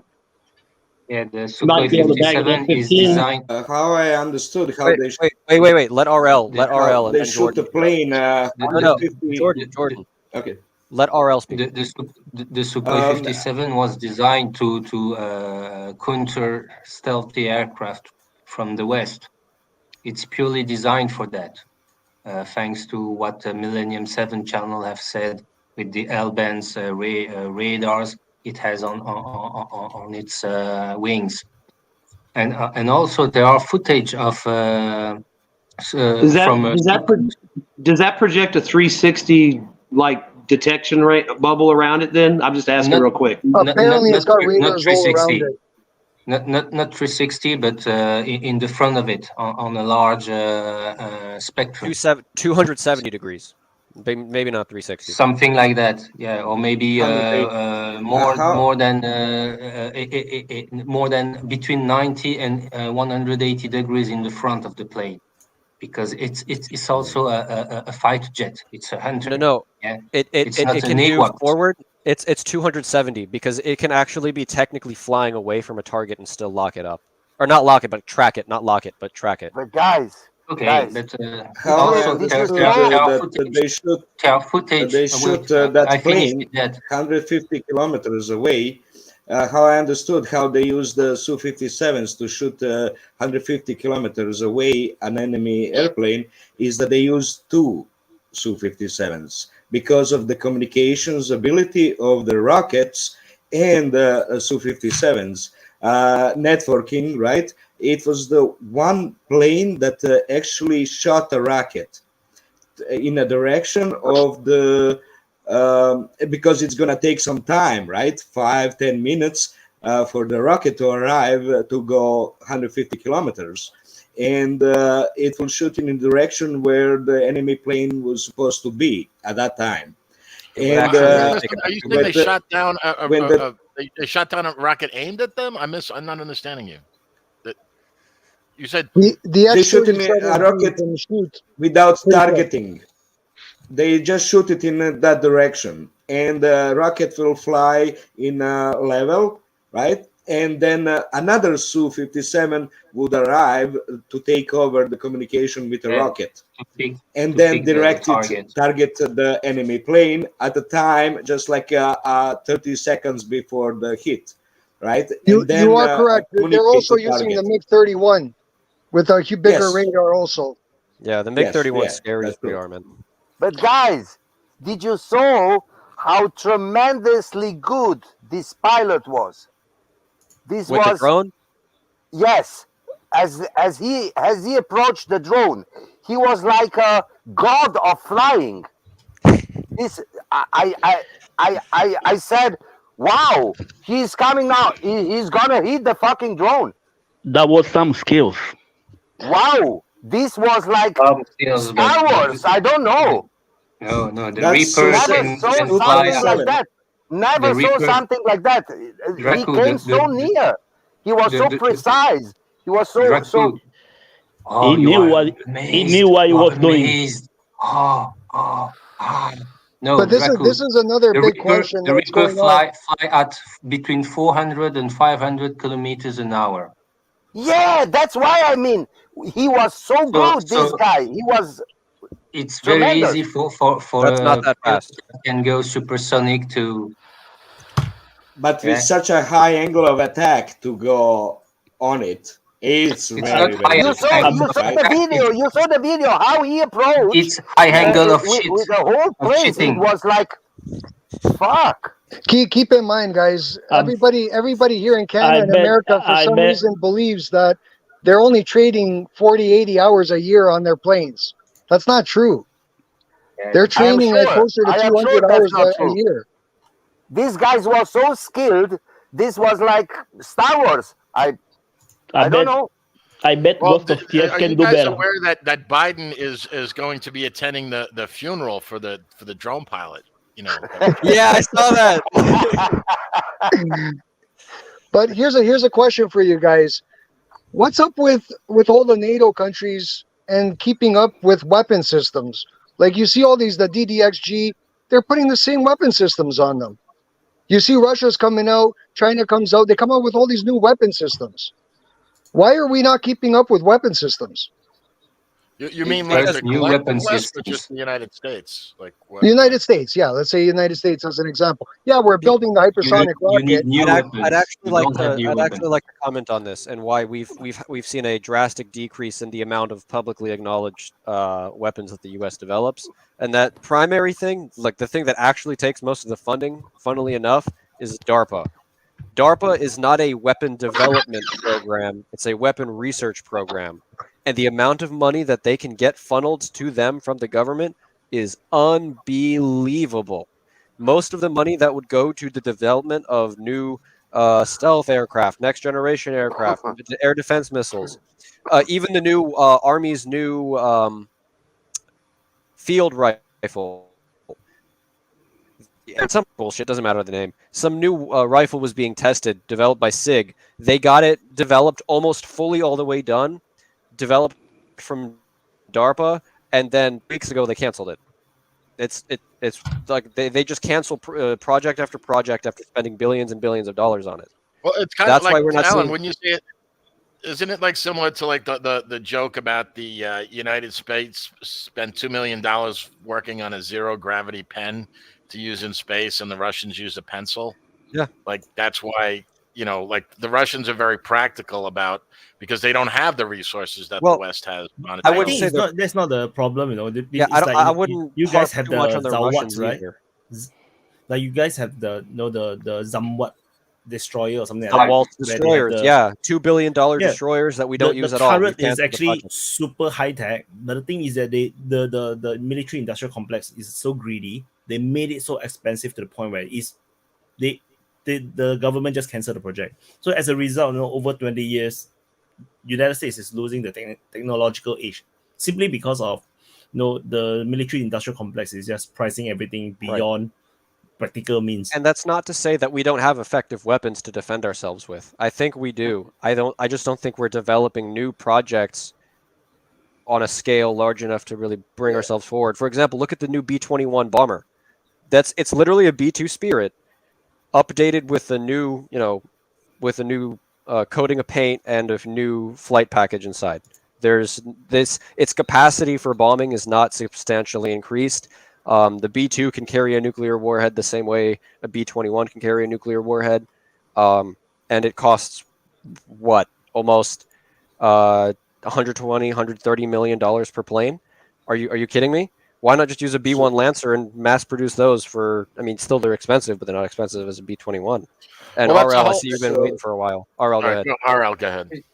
In the research, it's not just that; it's the choice they have made to make their weapons or their project. The amount of money, like the Zumwalt, like the railgun, the electromagnetic cannon. I mean, why spending a so much money, so much brain, so much stuff to make an electromagnetic cannon that fires a $1 million round when you can use a missile that can have a bigger range. I mean, it's many things like that. Stealth, that United States have invested so much money into stealth fighters, into stealth boat, into I don't know, but the result is shit. And instead of focusing on a real deal, on real things. Sorry, Vasily, you're muted, so it's great. I can't hear you. But look at the Russians. Look at the Chinese. Look, the Chinese. The Chinese are advertising a radar they have built based on quantum computing and on quantum stuff, specially made to detect stealth aircraft. It's very clever from their part. Fucking clever. I don't know what happened in with the American DARPA and people. DARPA's so fun. I could talk about DARPA all day long. But they are investing on weapons. RL, if you're wondering why they do that, the reason they're doing it, are quote unquote wasting money. I think that what Alan was kind of alluding to is because it's making people rich. Yeah, I do agree with what you guys are saying, but at the same time, look at the wars where we've been fighting. Scott Ritter brings up that as a good point. We haven't been fighting these type of wars, so why design the weapons to fight them? Afghanistan, you didn't need it. You could look at the theory. There's actually a fun theory that goes the F-22 is never going to be used in a war that matters, because the only time we would ever use an F-22 in a combat scenario is if it's a war that ultimately ends a nuclear war. So why use the F-22 when you could just go straight to the nuclear weapon? Against a balloon. Yeah. Yeah. Fucking balloon, dude. Dude, they used a plane. They used by a F-22. They used a plane even bigger issue. and fired a missile that costs more than the building I'm sitting in, the surrounding neighborhood, and about, I don't know, 5 square miles of land. They used an airplane and missile combined that costs more than all of that combined. I'm dead serious. Why did they? If they didn't use it, an F-16 to shoot it down was because it would have been a hell of a lot cheaper. The reason they did that, I heard, was, and I don't know if this is bullshit, was just because they wanted the F-22 to actually shoot at something for real. That's why it's height. It's the height. It's height, the altitude. 62,000 feet. Is it true that the first missile, they missed the first one?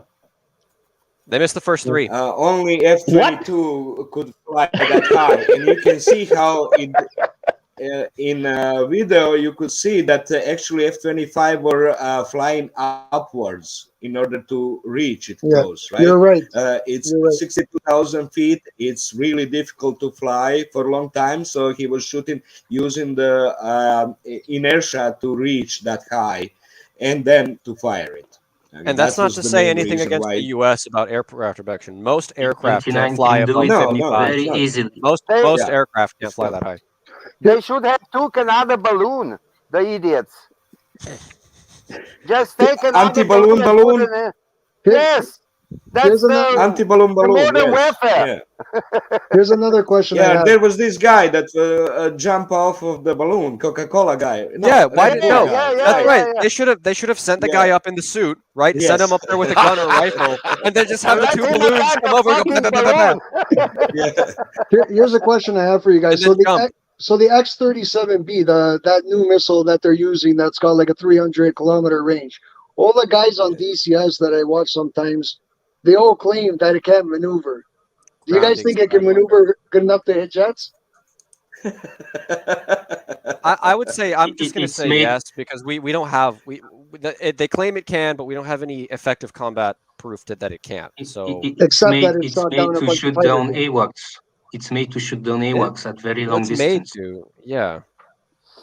But that doesn't mean it can't. It can maneuver, but not maneuver in a way to shoot down a very agile target. Yeah, it can't shoot out a fighter jet. No, I don't think. Well, it has shot down dozens of fighter jets. Why didn't use why didn't use a fucking laser to take out the balloon? Yeah, just a laser. They don't have it because lasers are not that good. If the it's balloon too has expensive. The project got kind of, cancelled as well. if it has a kind of mirror layer, I mean, the laser will just bounce and be reflected by the layer. Understand, but simple as that. Yeah, but the balloon didn't have a lasers mirror. needs a lot of power. The balloon is very strong. Lasers Yes, I need a lot of know. power. Lasers cannot be they require too much power to be moved from the experimental stage, right?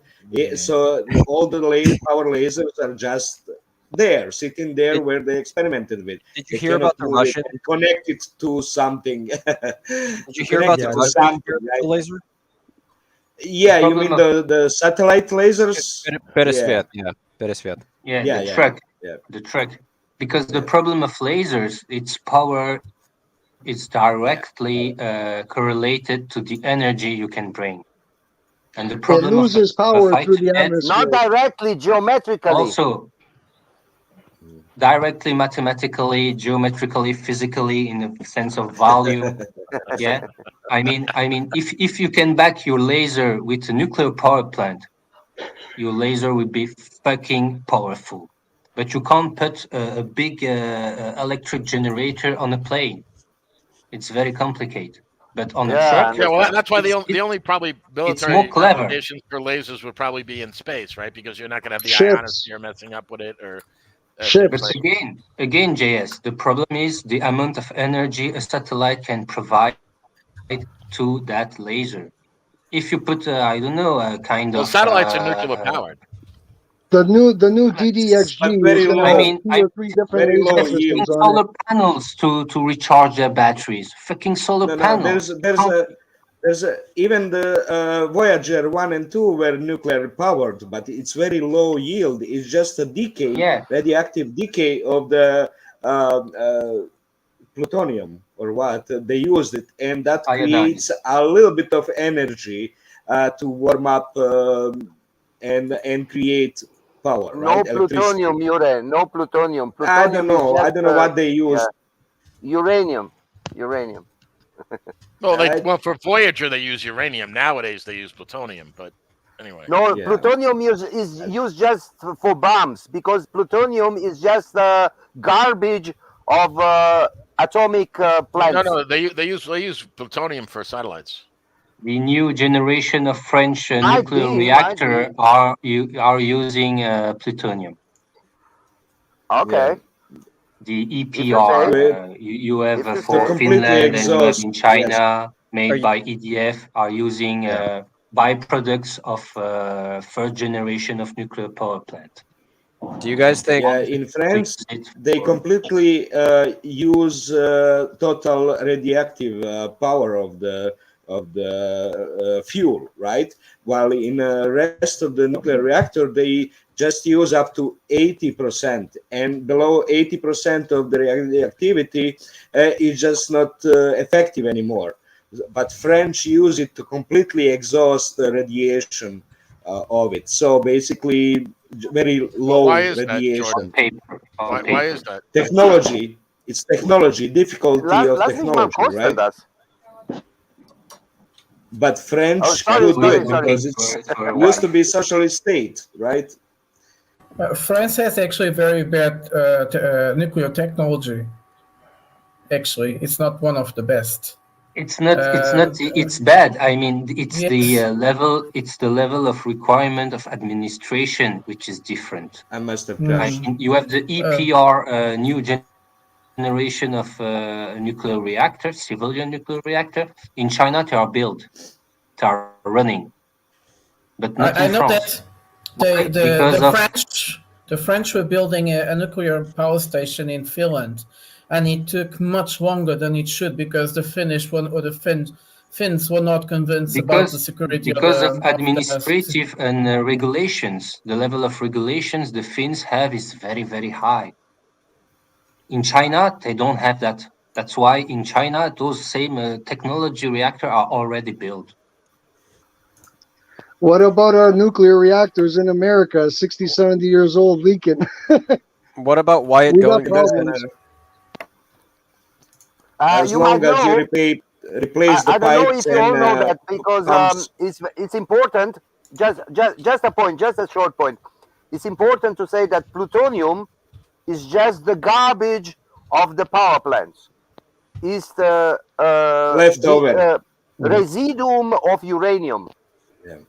This is plutonium. now It's quite you can interesting. use We're talking. Oh, it's quite interesting. We were talking about nuclear power plants now because they wanted to sanction Rosatom, the Russian nuclear agency, and they can't. Yeah. They just can't. Because of Ross. Because Nobody half will of substitute. nuclear material of French nuclear power plants are coming from Russia. Most of the fuel comes treated from in Russia. Russian, or treated in Russia. Yes, Rosatom is a very important piece in almost all the process to rework. More than half of enriched uranium sold to civilian nuclear power plants across the What world about thorium are from reactors? Rosatom. Thorium reactors are far more efficient and create much less waste. Why can't we use thorium reactors? We don't have one yet. I don't think we have one yet. Okay, Prada, you say we don't have the money. We have the money to spend on $2 billion. Yes, but we still don't have one. We don't have one. Yeah. But why can't we put? Technically, why don't we put the funding where it actually needs to go? Because there is one in China. Because the there is one in China. The woke culture decided that nuclear energy is bad. Fine, let's make a fusion reactor. But no radiation there. Thorium reactors don't Let's produce study plutonium. Tesla again. Tesla theory. Thorium reactors don't produce plutonium. Yeah, I know they don't use plutonium. Thorium reactor exists. There is one in China. The Chinese have invested not a lot of money, but they have invested in one thorium reactor. It exists. What's the result of it? I don't know. I want to have some information about it, but I can't get it. And they have made another type of reactor, which is very interesting. It's a salt reactor. Instead of having a physical uranium, you have the chemical version of the uranium, which is in salt. No, Ukraine will turn into black hole. Do you also want to talk about Ukraine? Yeah, back to the Ukrainian thing though. I got a question. If the West wanted to have like real embargoes, is there any way, like let's say France could keep the lights on if they were to completely boycott getting nuclear material from Russia? They think that Westin, this American company, will substitute Rosatom. They don't have any capacity. They have been trying to supply Westinghouse. Sorry, they have been trying to supply the Czech Republic for years, and they will just be able to supply them in 4 years. No, to produce the same that we have uranium in the United States, though. Sure. I mean, we have uranium mines here. What's the problem? Yes, that's no problem. You have to develop them. It's quantity. When you have the ore of uranium, normally, well, there are some places in the world that are very rich in uranium, like 20%, but normally, uranium mines, they have less than 1% uranium inside of the ore. It's a very complicated process to produce. Even though that uranium is just long process. You need like 5,000 tubes in one space to separate 235 and 238, which is like really tedious process. It takes like for 1 gram, it takes years to separate 235 and 238 and to get enough closing time. No, you have uranium everywhere. Everywhere you have uranium, but it's the concentration of uranium which make the thing sustainable for industrial production. And there are only very few places on Earth where you have in the ground, in the rocks, enough concentration of uranium-235. Romania has it. You take tons of rocks to just have some grams of uranium Exactly. Yeah. There is 1 or 2 mines in the world with 20%, but that's very, very rare. Congo. But uranium you have everywhere. The first atomic bombs, Little Boy and Fat Man, was made with Congolese from former Belgian. Fat Man and Little Boy. Yeah. Fat Man like you was from Belgian Congo. I understand that. It's a French joke. Let's not. Supposedly, there's a pretty large uranium deposit along the Grand Canyon, but I wouldn't know about the purity of it. But obviously, it's not touchable because it's by the Grand Canyon. Well, what is the level? What is the level of purity? Things of selling that. What is the level of purity being used in Ukraine by in their reactors? I heard it's called ukrainium. Is it very pure or no? Full of no, Ukrainian is different product. I'm embarrassed to say it took me a second to get that.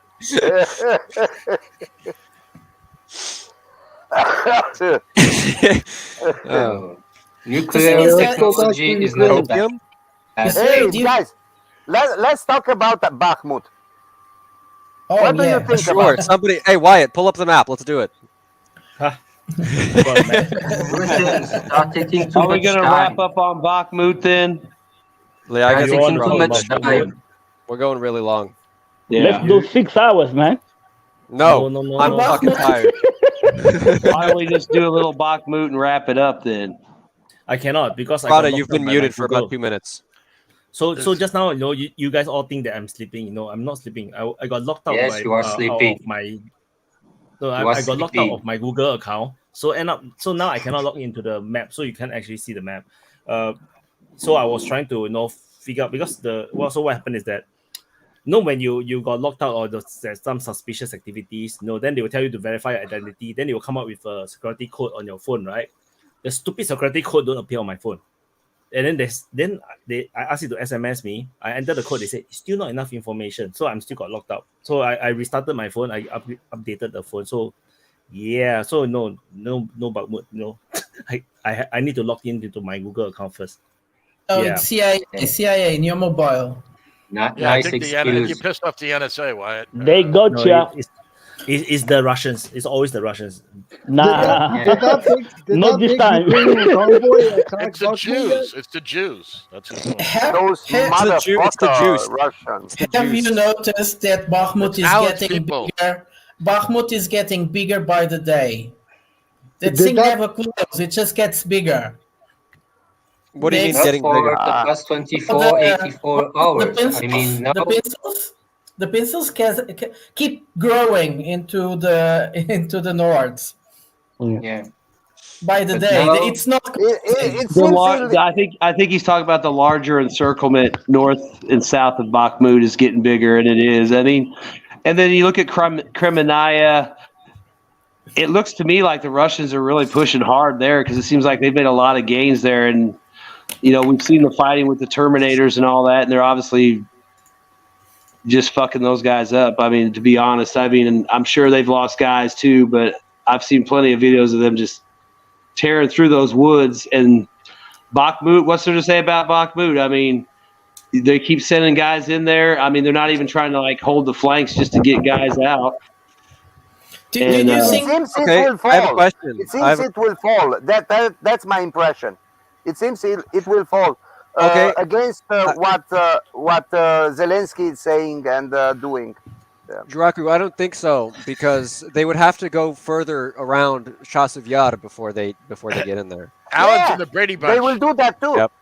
Just a matter of so time. That's the thing. I don't think they're going to let Bakhmut just fall. I don't think they're going to swarm through the city. That wouldn't make any sense. It would make more sense for Ukraine to send more personnel into Chasiv Yar, build it up. And then have that encirclement push all the way, not even encircle Chasiv Yar, just push the flanks up way far. Because then it's going to be a massive Ukraine is now capable to do that. No, I'm saying Ukraine already has personnel in Chasiv Yar. I'm saying Russia might continuously just stretch out the flanks. I think they need to hit Konstantinka, Yanka, whatever. I think that's where they need to hit next, because that's another major crossroad. And I think just threatening it would cause panic in the civilian population and probably force Ukraine to send troops back that way. I mean, they're getting out of the pocket, but at the same time, I mean, that city is sitting there. I mean, they're already on the high ground looking down into it, so why not make a move? You got the breakthrough T-90s, baby. Let's go. I need a breakthrough. I'm tired of it. I believe when Putin said that they didn't want to destroy Ukraine. Okay, so when you consider that, and he was saying that before April 1st, before they retreated from Kiev and Kharkiv region, my idea was, okay, if you want to denazify and demilitarize and don't want to destroy it, then you should go. I mean, I would set up the army in a field, okay, not attack the cities, because that's where destruction is and a lot of protection for the military. So I would set up the front and cause them to provoke them to attack you. That way you don't do destruction, civilians and everything. So I believe that if, let's say, the Russian military would take over the Bakhmut, then they will have to go on to the another city to destroy more of the civilian, collateral, and to destroy more cities. This way is just slowly provoking them. If they don't come, then Russians move forward. That's why such slow advance. Not so much that they want to take the territory. Everybody agreed a long time ago that Russian military doesn't want to take territory, just want to demilitarize. And that's the way to just get them, provoke them, attack us, then we'll destroy you. That's my idea why the Bakhmut is so slow and not wanting to collapse it completely and take over it. And especially they will need to go forward to Kamenskaya and Chasiv Yar and more destruction, right? This is just provoking them enough to come in. That's my idea.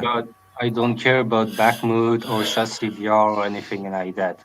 I'm waiting for to see Western tanks. I want to see the Leopard, the Bradleys, the AMX 10RC, the Challenger 2. I want to see that. So what you guys saying that one of the explosion was one of the big explosions like few days ago was the train. That's what I heard from it was speculation that the big mushroom I posted on Telegram. It was a fuel depot. No, one of the big explosions, not that one. I know. I meant the other one. There was multiple places that with huge explosions. Yeah. There was one. I know it's a surprise, but apparently on some channels it's breaking news that there's air raid sirens in Ukraine. I mean, imagine that. Right, that never happened before. Again. How? That never happened before. Yeah. Haven't they run out of missiles though? They ran out in March. They're actually using they're using air conditioners and washing. They're dropping the kitchen sink on them. They're just flying over with a kitchen sink. Whee! Well, you know, just slap a plane attacking on the back of a Maytag and some wings, and it's, you know, fill it up with some explosives. Can you say that again? Oh, Drew again. What about penicillin? Do you guys? The weapon system. Yeah, the penicillin. I think at the current moment, it's only effective. It should stay only effective against artillery. I don't think they're going to make any huge strides because it's very effective at tracking incoming artillery fire. I could see it being developed to be an air defense asset, but I think they'll need time to do some research on that. Oh, so the system is completely new. Yes. Yeah, what I was saying was what they're doing is they're taking the mag tags and they put a lawnmower engine on the back, and then they put some foam wings on it because you got to stay light, and then they fill up the tub with explosives and probably just a cheap GPS system from Radio Shack. And Did you guys? I came out to say one thing. Yeah. I came out to say that I've been waiting for the last 4 hours for someone to bring up this topic, but nobody actually brought it up, which is you can the real sign that nothing has happened. The banks, nothing. No, all the banks have just consolidated. It's just a 2008 remake. CFSB. Huh? Sorry? Yeah. It's just a 2008 remake. That's all. No, it's not. It's No, now it's so quiet. We were gonna do it at closing. I was It's financial stuff again. Financial things. Drew. Okay. No, but last week everyone was quiet. doom and gloom, and the I'm whole still financial doom and thing is gonna gloom. I give it a week. Drew, fuck the banks. What's going on is the bond market. I'm still worried, but I mean, I haven't heard anything new to make me not worry more or worry less. So I'm just going to stay worried. Big news is me and Drew said they bought they sold CFSB. Credit Suisse was sold to the other UBS. big, what's the name of it? I forgot. UBS. UBS. So UBS is going to absorb CS. And and that's what's going to happen to all the American banks that got collapsed. They're just going to absorb the CEO. Isn't that just kicking the can down the road? This is a tranny. Not really, because UBS is much better well run than Credit Suisse. It's and a Credit man Suisse has been dying since 2008. Transform himself into a lady. Yeah. None of us really know what the problem is, but if you look at the smart money, the bond market, it's telling us there's a huge problem. I do. It's a huge problem. I know what the problem is. So what is it? People don't have enough income to pay off the credit debt. That's the problem. They don't want to. There's another way. Hold on. There's another way to say that. Solve that. There's another way to say that. The other way to say that is people. Okay, you say people don't have enough money to pay off the credit debt. The other way to say that is people have been taking out so much debt on credit that it's risking the stability of the economy. And I think that's a very interesting way to look at it. Yes, because income has not a real income hasn't been growing since '72. That's the real reason. Real income, which means income reduced by inflation. It stayed the same level. If you see the tracking of the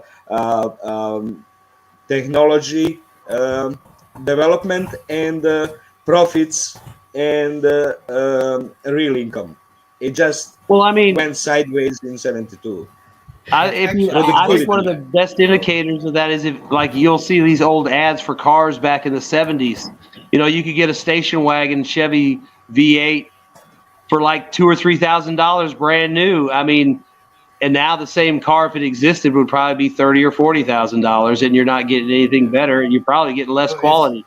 It's actually worse than what but that's just regular inflation. Hold on. I agree with you. That is a problem. But the point I'm trying to make is the smart money in the economy is betting that the government and the central bank will not be able to fix this. That's what the signal we're getting. There's something underneath that's going to cause chaos in the future. We don't know what that is yet. Whose computer is about to explode? There's a huge problem. Do you get what I'm trying to say? Yeah, it's been going on. Yeah, we hear the buzzing. Mute your mics, guys. Mute your mics, all. Sorry? Yep. There's a fan noise that's been going on for the whole stream. So it's Pratap. It's Pratap. Your computer no. It's got dodgy servo $5 headphones, mate. It's actually worse. It's actually worse than what Euro is saying, because that calculation, that real income calculation, is based on the posted inflation rates. But the posted inflation rates are actually they don't count as an inflation. So when your house and your house goes up in price, that's not counted as inflation. So it's actually your real value of your income has actually gone down. It hasn't actually stayed flat since 1972.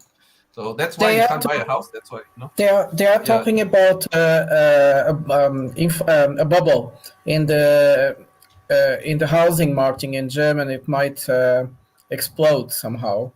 So prices going down rapidly, I would be surprised, but they are talking about I it in hear Germany. so many bubble talks. It always somebody scaring people about bubble bursting there, bubble bursting this, especially Peter Schick. I'm not trying to scare people. I'm not trying to scare people. I'm actively trying to destroy the economy. I want people to actually be scared and collapse the economy.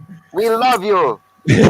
but all jokes aside, my understanding about money is I love money, I hate banks. all jokes aside, there are indicators that give us signals. When you have the 2 and the 10-year and the lower and the higher invert. So when you have a 2-year bond paying out more than a 5-year bond, that's an inversion. That gives us a signal that usually within a year and a half, you're going to have a crisis. That signal reversed last week. And now the yield curve is straightening out. When that happens, you're in a recession depression. And that signal. I saw that like 5 months ago it happened also. So yeah. It's just a technical signal. Yeah, I know, but it just reversed now. That's what I'm trying to tell you. Now when it corrects, that's the signal for a recession depression. And that actually happened. And it's happened every single time in the last 100 years. I have a question. Like you guys are talking about the bubbles in the housing market. Like in 2008, I short sold my house by about 40,000.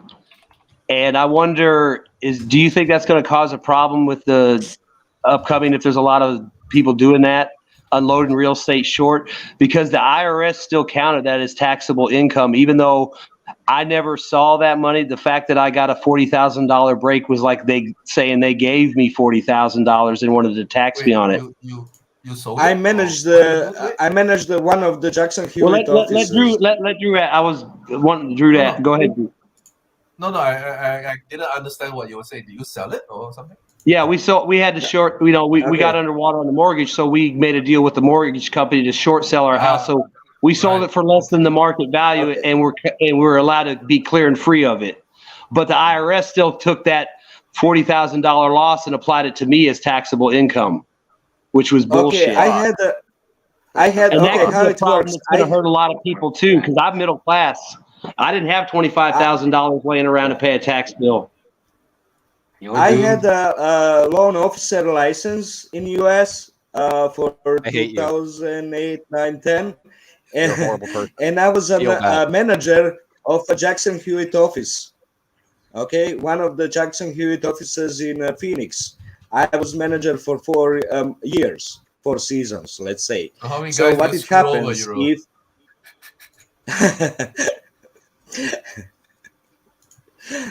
so what happens is when your loan on a house is higher than the value of the house at the present time.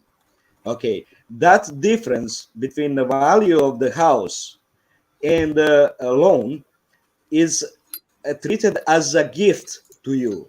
So that money, you have to pay the tax on it. Okay, and you have about 11 states that are non-recurring.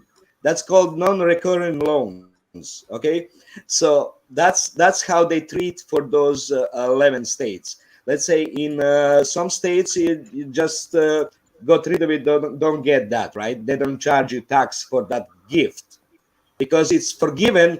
That amount of loan is forgiven. Okay, so they treat it as a gift and they tax you on it next year, right?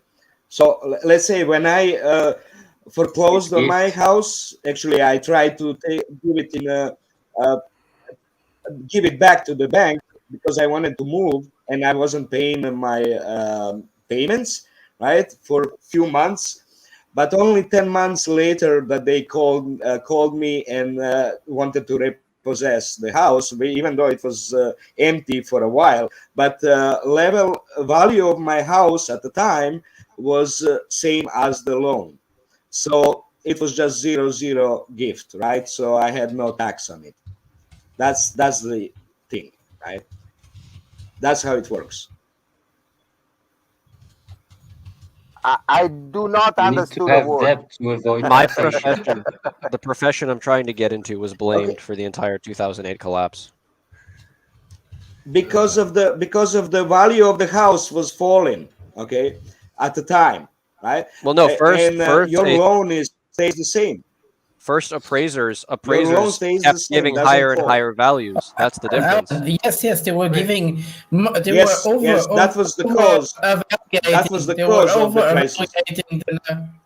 They were over-evaluating the houses to extreme prices. So if you sold, say you bought it for $1 million, say you bought it for $1 million, and then you sold the house for 750,000. So you're taking the loss. The bank you still pay back the bank the $1 million, right? You still have to cough up. No. So the bank, you don't pay. The bank forgives it. Yes. Oh, that's nice. And you pay. Yes, you have to pay the tax on that forgiveness. That's why bond had to pay a tax, right? Okay. Yes. Well, at least you didn't have to pay. You didn't have to cough up that. Hey, Vaughn, you fact. Yeah. I think in Singapore, what they'll do is they'll make you pay the 40,000. You don't get it. You're going to get away because the property value fell. Yeah. Yeah, but Drew, so you were saying I do have a story about that. I do have a story about them taxes, but I can't really tell it. Okay. So Drew, you were saying, I'm an American, and I don't like taxes. So Drew, your let's say you don't like taxes. Your idea is that the crisis continue, but nobody is going to publish it, or they will, so that people don't know. What was your point at the beginning? Because nothing's going to happen. Some small banks are going to collapse. CSFB collapsed because it was going to collapse anyway. It was dying since 2008. So a slight wind blowing, or it would just fall over. So a lot of banks are just going to consolidate, and then your banking system will become like the rest of the world, 4 or 5 large banks in the US, and then nothing else will happen. So all this doom and gloom talk is overblown. I don't think we should worry about the banks. I think they are doing fine. The banks aren't the problem. The banks aren't the problem. All the time. Okay, so I want to stop the open mic already, because before we reach 6 hours, which I think we will still reach 6 hours after the closing. So if I may just one closing. thing. Okay, yeah. Jerry, last, what do you want to say? Well, I wanted to say about one complaints about taxes. Okay, let's say suddenly everybody stops paying taxes. Suddenly your income is higher. It's same as printing money. It will equalize to the value of what you can buy before you pay the taxes and after you stop paying taxes. Okay, if everybody I'm all about paying my fair share, but I ain't gonna say nothing else. Okay, I calculated in 2011. In 2011, I calculated how is a fair share of each American individual of taxes. It's about $40,000 in taxes to pay. That's equally every citizen, right? 40,000. So if you pay less, you pay less than your share. A year? Yeah. Is that a year? Yeah. I don't agree. In that particular situation, that was a tax bill that would have come out of nowhere. That's not normal. That is assuming the expenditure is legitimate. I don't agree with you, Juro, but let's not get into it. Okay, I just calculated. I split total budget to the population, and that's how much you get. If you go back 120 years ago, the U.S. didn't have taxes; they did tariffs, and they funded everything just fine. And they had horse baggies and no roads. Okay. Okay. What are you talking about? I don't care already. Shh. Cannot. You will never stop. So we need to do the closing before we reach 6 hours. I really don't want to reach 6 hours. So Prata. Okay. Yeah. So great. All the discussions we had. Perhaps the thing with the church was a bit too chaotic. You're welcome. But anyways, the thing is, as I understand this week, is that, and already for some time now, is that the war is coming to a new type of phase where nobody wants to lose face and is looking for little things like Putin's arrest warrants, then the drone, So I think we'll have more of that this week, more of some interesting memes. Yes, memes. We can call it that. Yes.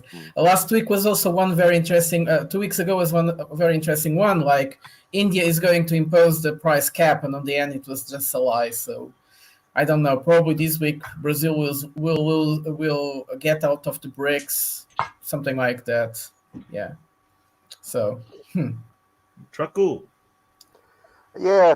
It was a nice discussion. You see, if you let me talk sometimes, then I am a nice guy. And I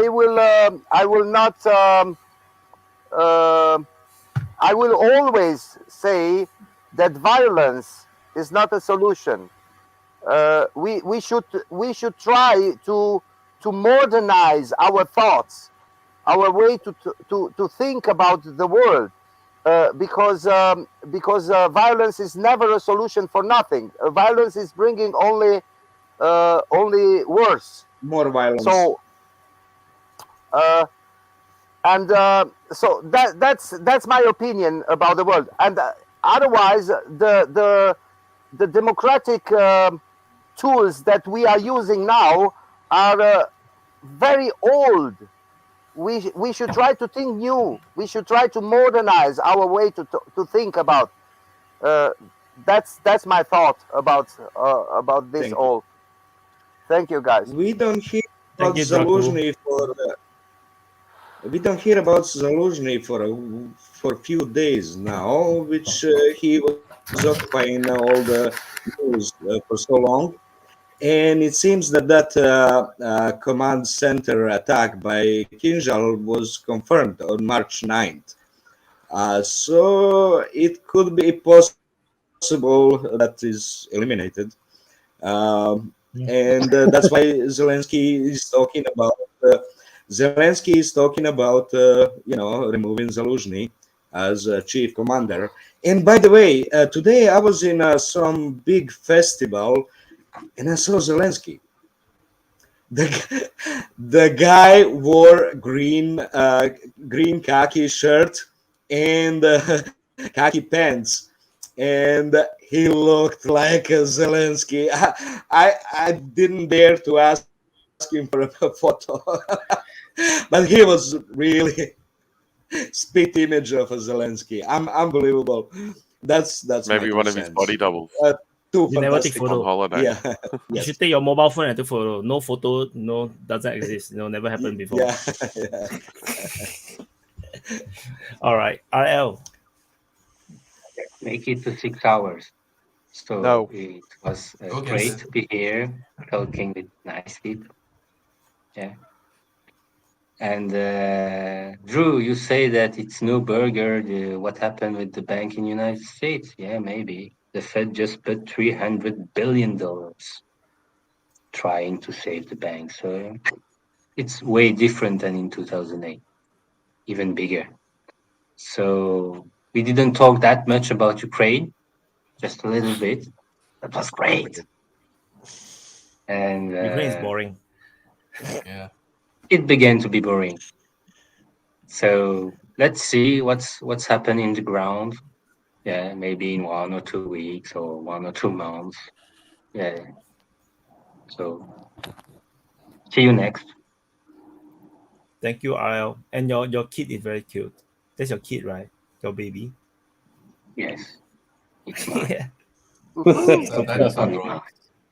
He wanted to show off his dinosaur drawings. Yeah. Cut out, right? That's so cool. Vaughn. Yeah, I was just say, I mean, there's not a whole lot going on in Bakhmut that we haven't already covered. So, I mean, it's a bad place to be. The Russians are moving. The sit rep will keep you up to date. I mean, there hasn't been any major changes. It's the weekend, so it's slowing down. As always, an awesome panel. Love everybody rotating through and getting some new people in there. if you want to come on the open mic, come on. Hoping things ain't here, so we got a space. You know, he's out probably in the woods with some reindeer or something. I don't know. It's traveling. But I hope everyone has a good week and enjoy the conversations as always. Andrew. Yeah, I just want to say it's not going to be like 2008 because in 2008 they actually lost the principal. So the loans actually became worthless because of the borrowers were actually not paying back the loans. Whereas this time, no money was actually lost. It was an accounting loss. They kind of they were risking the chance of having future small losses on the difference in the interest rates of the bonds, basically. So there was no real money lost. So the banks aren't going to, the financial system isn't going to collapse. There's just going to be some bank runs. Some small banks will collapse and be absorbed by the big ones. That's it. So don't panic. Don't go and buy like cans of food panic, crumble that satanic state. It's not going to crumble. But So as always, it's been fun, and I like to really congratulate RL on his change of behavior. Now he is no longer the most loudest and talks the most and talks over everybody. Now that honor goes to Prata, right? So then next week we need to see Prata's improvement, and then we'll all be very polite after that. Just bring Carl Weiss and Morton, and I will wake up. Oh yeah, okay. Well, I don't think as he long will as come you're on. not triggered, hopefully you will continue being polite from now on. All right, Papa Roach. Papa came in very late. Didn't talk much. Yeah. Oh, look. Yeah, just peace. Really, that's what we want to see. So, introduce your Telegram channel. Yeah, sure. So I'm creating a newsroom where everyone can come and post their thoughts. Just it's a bit of automation. Talk to a bot, and you can post up. So yeah, everyone come along, subscribe, and get in the conversation. Cool. And Vasil. Just to add to Draco on the violence and governing, I guess just some food for thought for people to think about. How do people actually understand what's right and wrong? How do people decide what's right and wrong? For me, as a Christian, God tells me what's right and wrong, and that's how I can decide what's right and wrong.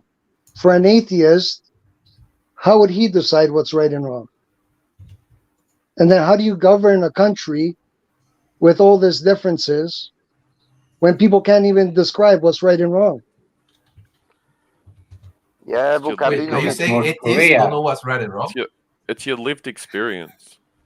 I am not religious. Yeah, but if you're going philosophically, that's subjective.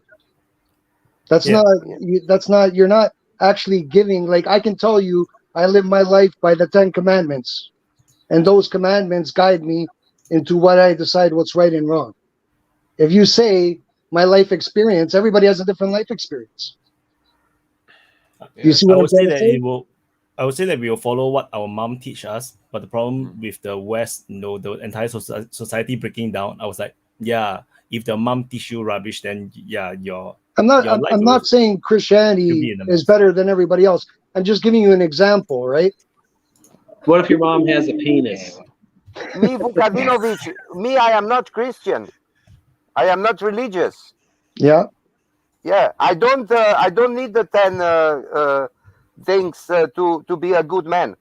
I don't need nothing to tell me how to do. I'm not saying you're a bad man. My consciousness alone is telling me what to do to be a good man.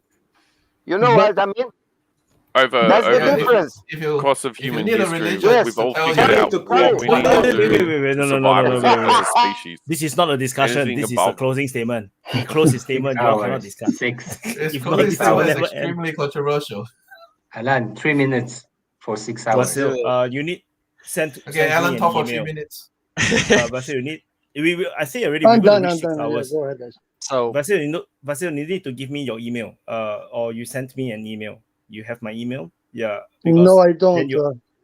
Where do I get it? Do you see the private chat? You know, there's a private chat, right? You Oh, can okay, send me yeah. give me your email. Yeah. Then I can invite you into the lounge, our chat group in Telegram. Then you can actually, quarrel with them every day. Yeah, they're very noisy every day. I don't read their messages. Like 1,000 over messages. It's not possible to read. You want me to just type it in there? Yeah, you can send me the. You can trust all these people. They will be in there. But yeah, I will. Yeah, I just need the email so that I can send you the. We were invite. thinking one of us is a CIA spook, so I don't think you should trust all of us. Yeah. I got nothing. I think we all are. We'll just go with that assumption. Okay, now the last speaker to give the Echo closing chamber. statement, our CIA agent, Agent Alan. No, KGB, dude. So, I mean, this discussion, at least from my opinion, this was probably one of the better ones we've had. I feel like the last 3 in a row have just been knocking it out of the park. Very, very good discussions. Very broad opinions or not opinions, but very broad discussions. Very many points, all that kind of stuff like that. What I'd like to see more is more people from the chat come in here, because we have new people coming on throughout the day, or not throughout the day, but throughout the stream. But usually they may have come back. Like Vasily, you were here like one time before, or 2 times before, or Jordan, you've been here twice before. I would really like to see the people in the chat who talk the maddest shit to come in here and have a conversation with us. They won't. Because that's there why they are talk mad shit.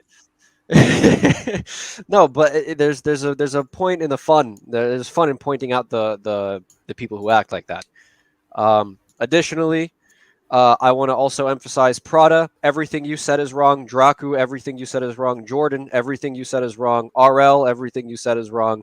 Vaughn, Drew, Roach, Vasily, everything you guys have said is objectively wrong, and everything that I said is objectively correct. There's nothing you can do to change my mind. I'm sure you guys understand.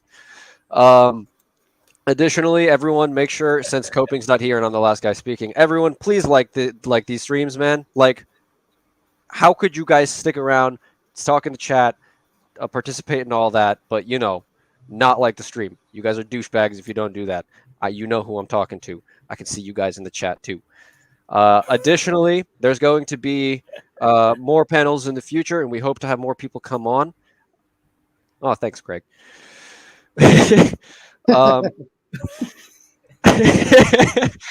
What else does Coping usually say? Yeah, you already said everything. Yeah. You got it. In the past 6 hours, you're done. Yep. 6 hours. There you go. Done. All right. I'm going to bed. I'm going to get Congratulations, guys. He usually has a mic to drop, doesn't he? There you go. Congratulations, guys. You guys have bye, guys. For 6 bye, guys. hours. Have a fine time. Bye, guys. Bye. Everyone have a good week. Thank you, everyone. So here goes another 6 hours. Oh my God! Why it's supposed to be 5 hours? Why now it become like a 6 hours norm? It's not a norm. Okay, it's not a norm. It's not going to continue to be 6 hours. It will go back to 5 hours. I promise. Because 6 hours is a bit too long. No. So thank you everyone for watching, and hope you guys enjoy it. Do share this, about the open mic. Introduce this to your friends and contacts and families. In your social media. Tell them about the open mic. I think this is something very special, and it's very, very hard to grow, because unless you have been watched this before once or twice, you're not going to know all these faces, because you don't see them every day or every week, so you're not going to get used to them. And for new viewers, they're not going to recognize these people, and they are not going to watch. They're not even going to click the thumbnail and watch it. So which is why it's important to share the message. It's like the gospel. It's like a religion. You have to share this. This awesome shit called open mic, DPA open mic, to all your friends and contacts, so that they can actually come and join and watch, and then enjoy it. And over time, I'm quite sure many of you guys are addicted to it. In a way, you guys want to watch more of this, you want to listen to the discussion, maybe put it on the background while you're working or doing something else. I think it's similar for everyone else. So we all learned something, you know, from everyone from all around the world. They have differences, and it's cool because we learn the differences, the different way of thinking, the different way of understanding things, and it helped us, you know, expand our mind to understand the world better in different ways. You know, there's not one truth. Sometimes, you know, there can be multiple truth. Very interesting. And so, you know, it's important to be exposed to more minds and opinions and perspectives, so that, you know, we don't get duped by the mainstream media, because the mainstream media, you know, they are all human beings. They're just writers. They are paid a salary. They are paid to do something, to write something. And the articles they write, to be honest, you know, when I was much younger, I think that, you know, these people know what they're doing. You know, the things that are written in the newspaper must be by someone who really knows something. No, but as I grew older, now I'm 40 years old. After 20 years of adulthood, I realized everyone is just an idiot. No, they are no better than you and me. To be honest, they are really no better than you and me. These people that come on the open mic, are they worse off than the speakers that goes into, you know, other podcasts or other YouTube channels that, you know, always do interviews, or, you know, having panels? Are they really worse than them? No. Are they really less qualified? No. Does the things that they say is lousier? No, it's not. No, to be honest, I have listened to so many panels. Very, very few people actually are qualified and good enough to actually give good insights. No. And if there are such people, eventually one day I will invite these, you know, high profile people onto some kind of panel, super panel from DPA. I will do this kind of thing, but it wouldn't be common. My focus is still on the community, on you guys, because really, you know, you just look at people like Craig, like Waka. Oh my freaking god! You know, the kind of knowledge and the kind of things that they can say is so much smarter, wiser, and better than things that we watch on the TV and on news channels. So, or even on talk shows. So better than, you know, some professors, or, you know, the politicians. So which is why it's important for us to grow this community together. DPA Open Mic is not about me. It's actually about you guys, the community. So the Ukraine war will not fight forever. You know, even the Afghanistan war actually ended. So one day, you know, DPA have to carry on and report all the other news. You know, maybe there will be less attraction, but hopefully the open mic will be actually the superstar in the line of content that the DPA will be producing. And hopefully you guys will continue to be supporting and help to grow this thing, because this open mic is really you guys. It's really for you guys. No, it's not really for me. So thank you guys for watching, and hopefully, you know, some of you guys might be inspired to come on next time. And do prepare, you know, have earphones, have good webcam, have good internet connections. You will enjoy it. You'll get addicted, and you'll be able to join the open mic speaker lounge, which is basically a Telegram chat group that exclusively for only people that have appeared on the open mic to chat along. And you can imagine these people being in the chat group is crazy. The kind of things that they talk about, they debate and argue about it's not like Twitter. You know, Twitter is nonsense. So anyway, thank you guys for watching, and hopefully you guys learn something. I'm for those that say that I'm sleepy, no, not yet, but yeah, it's a bit too long. You know, the problem is actually my ears is very painful because of the this size is actually not the right size for my ears. Anyway, thank you for watching, and hope for those that need to sleep, go and sleep. Need to eat dinner. I think those Americans dinner time now. Go have your dinner, and yeah, what else to say? Yeah, do go and check out all the videos. I posted 4 videos. It's a bit too much, you know, in the space of 2-3 hours to post 4 videos. It's really bad for the algorithm. But anyway, do support it, because, you know, my time schedule is just like shit. So thank you for watching, and let me drop in the open mic logo, and I'll see you in the next update.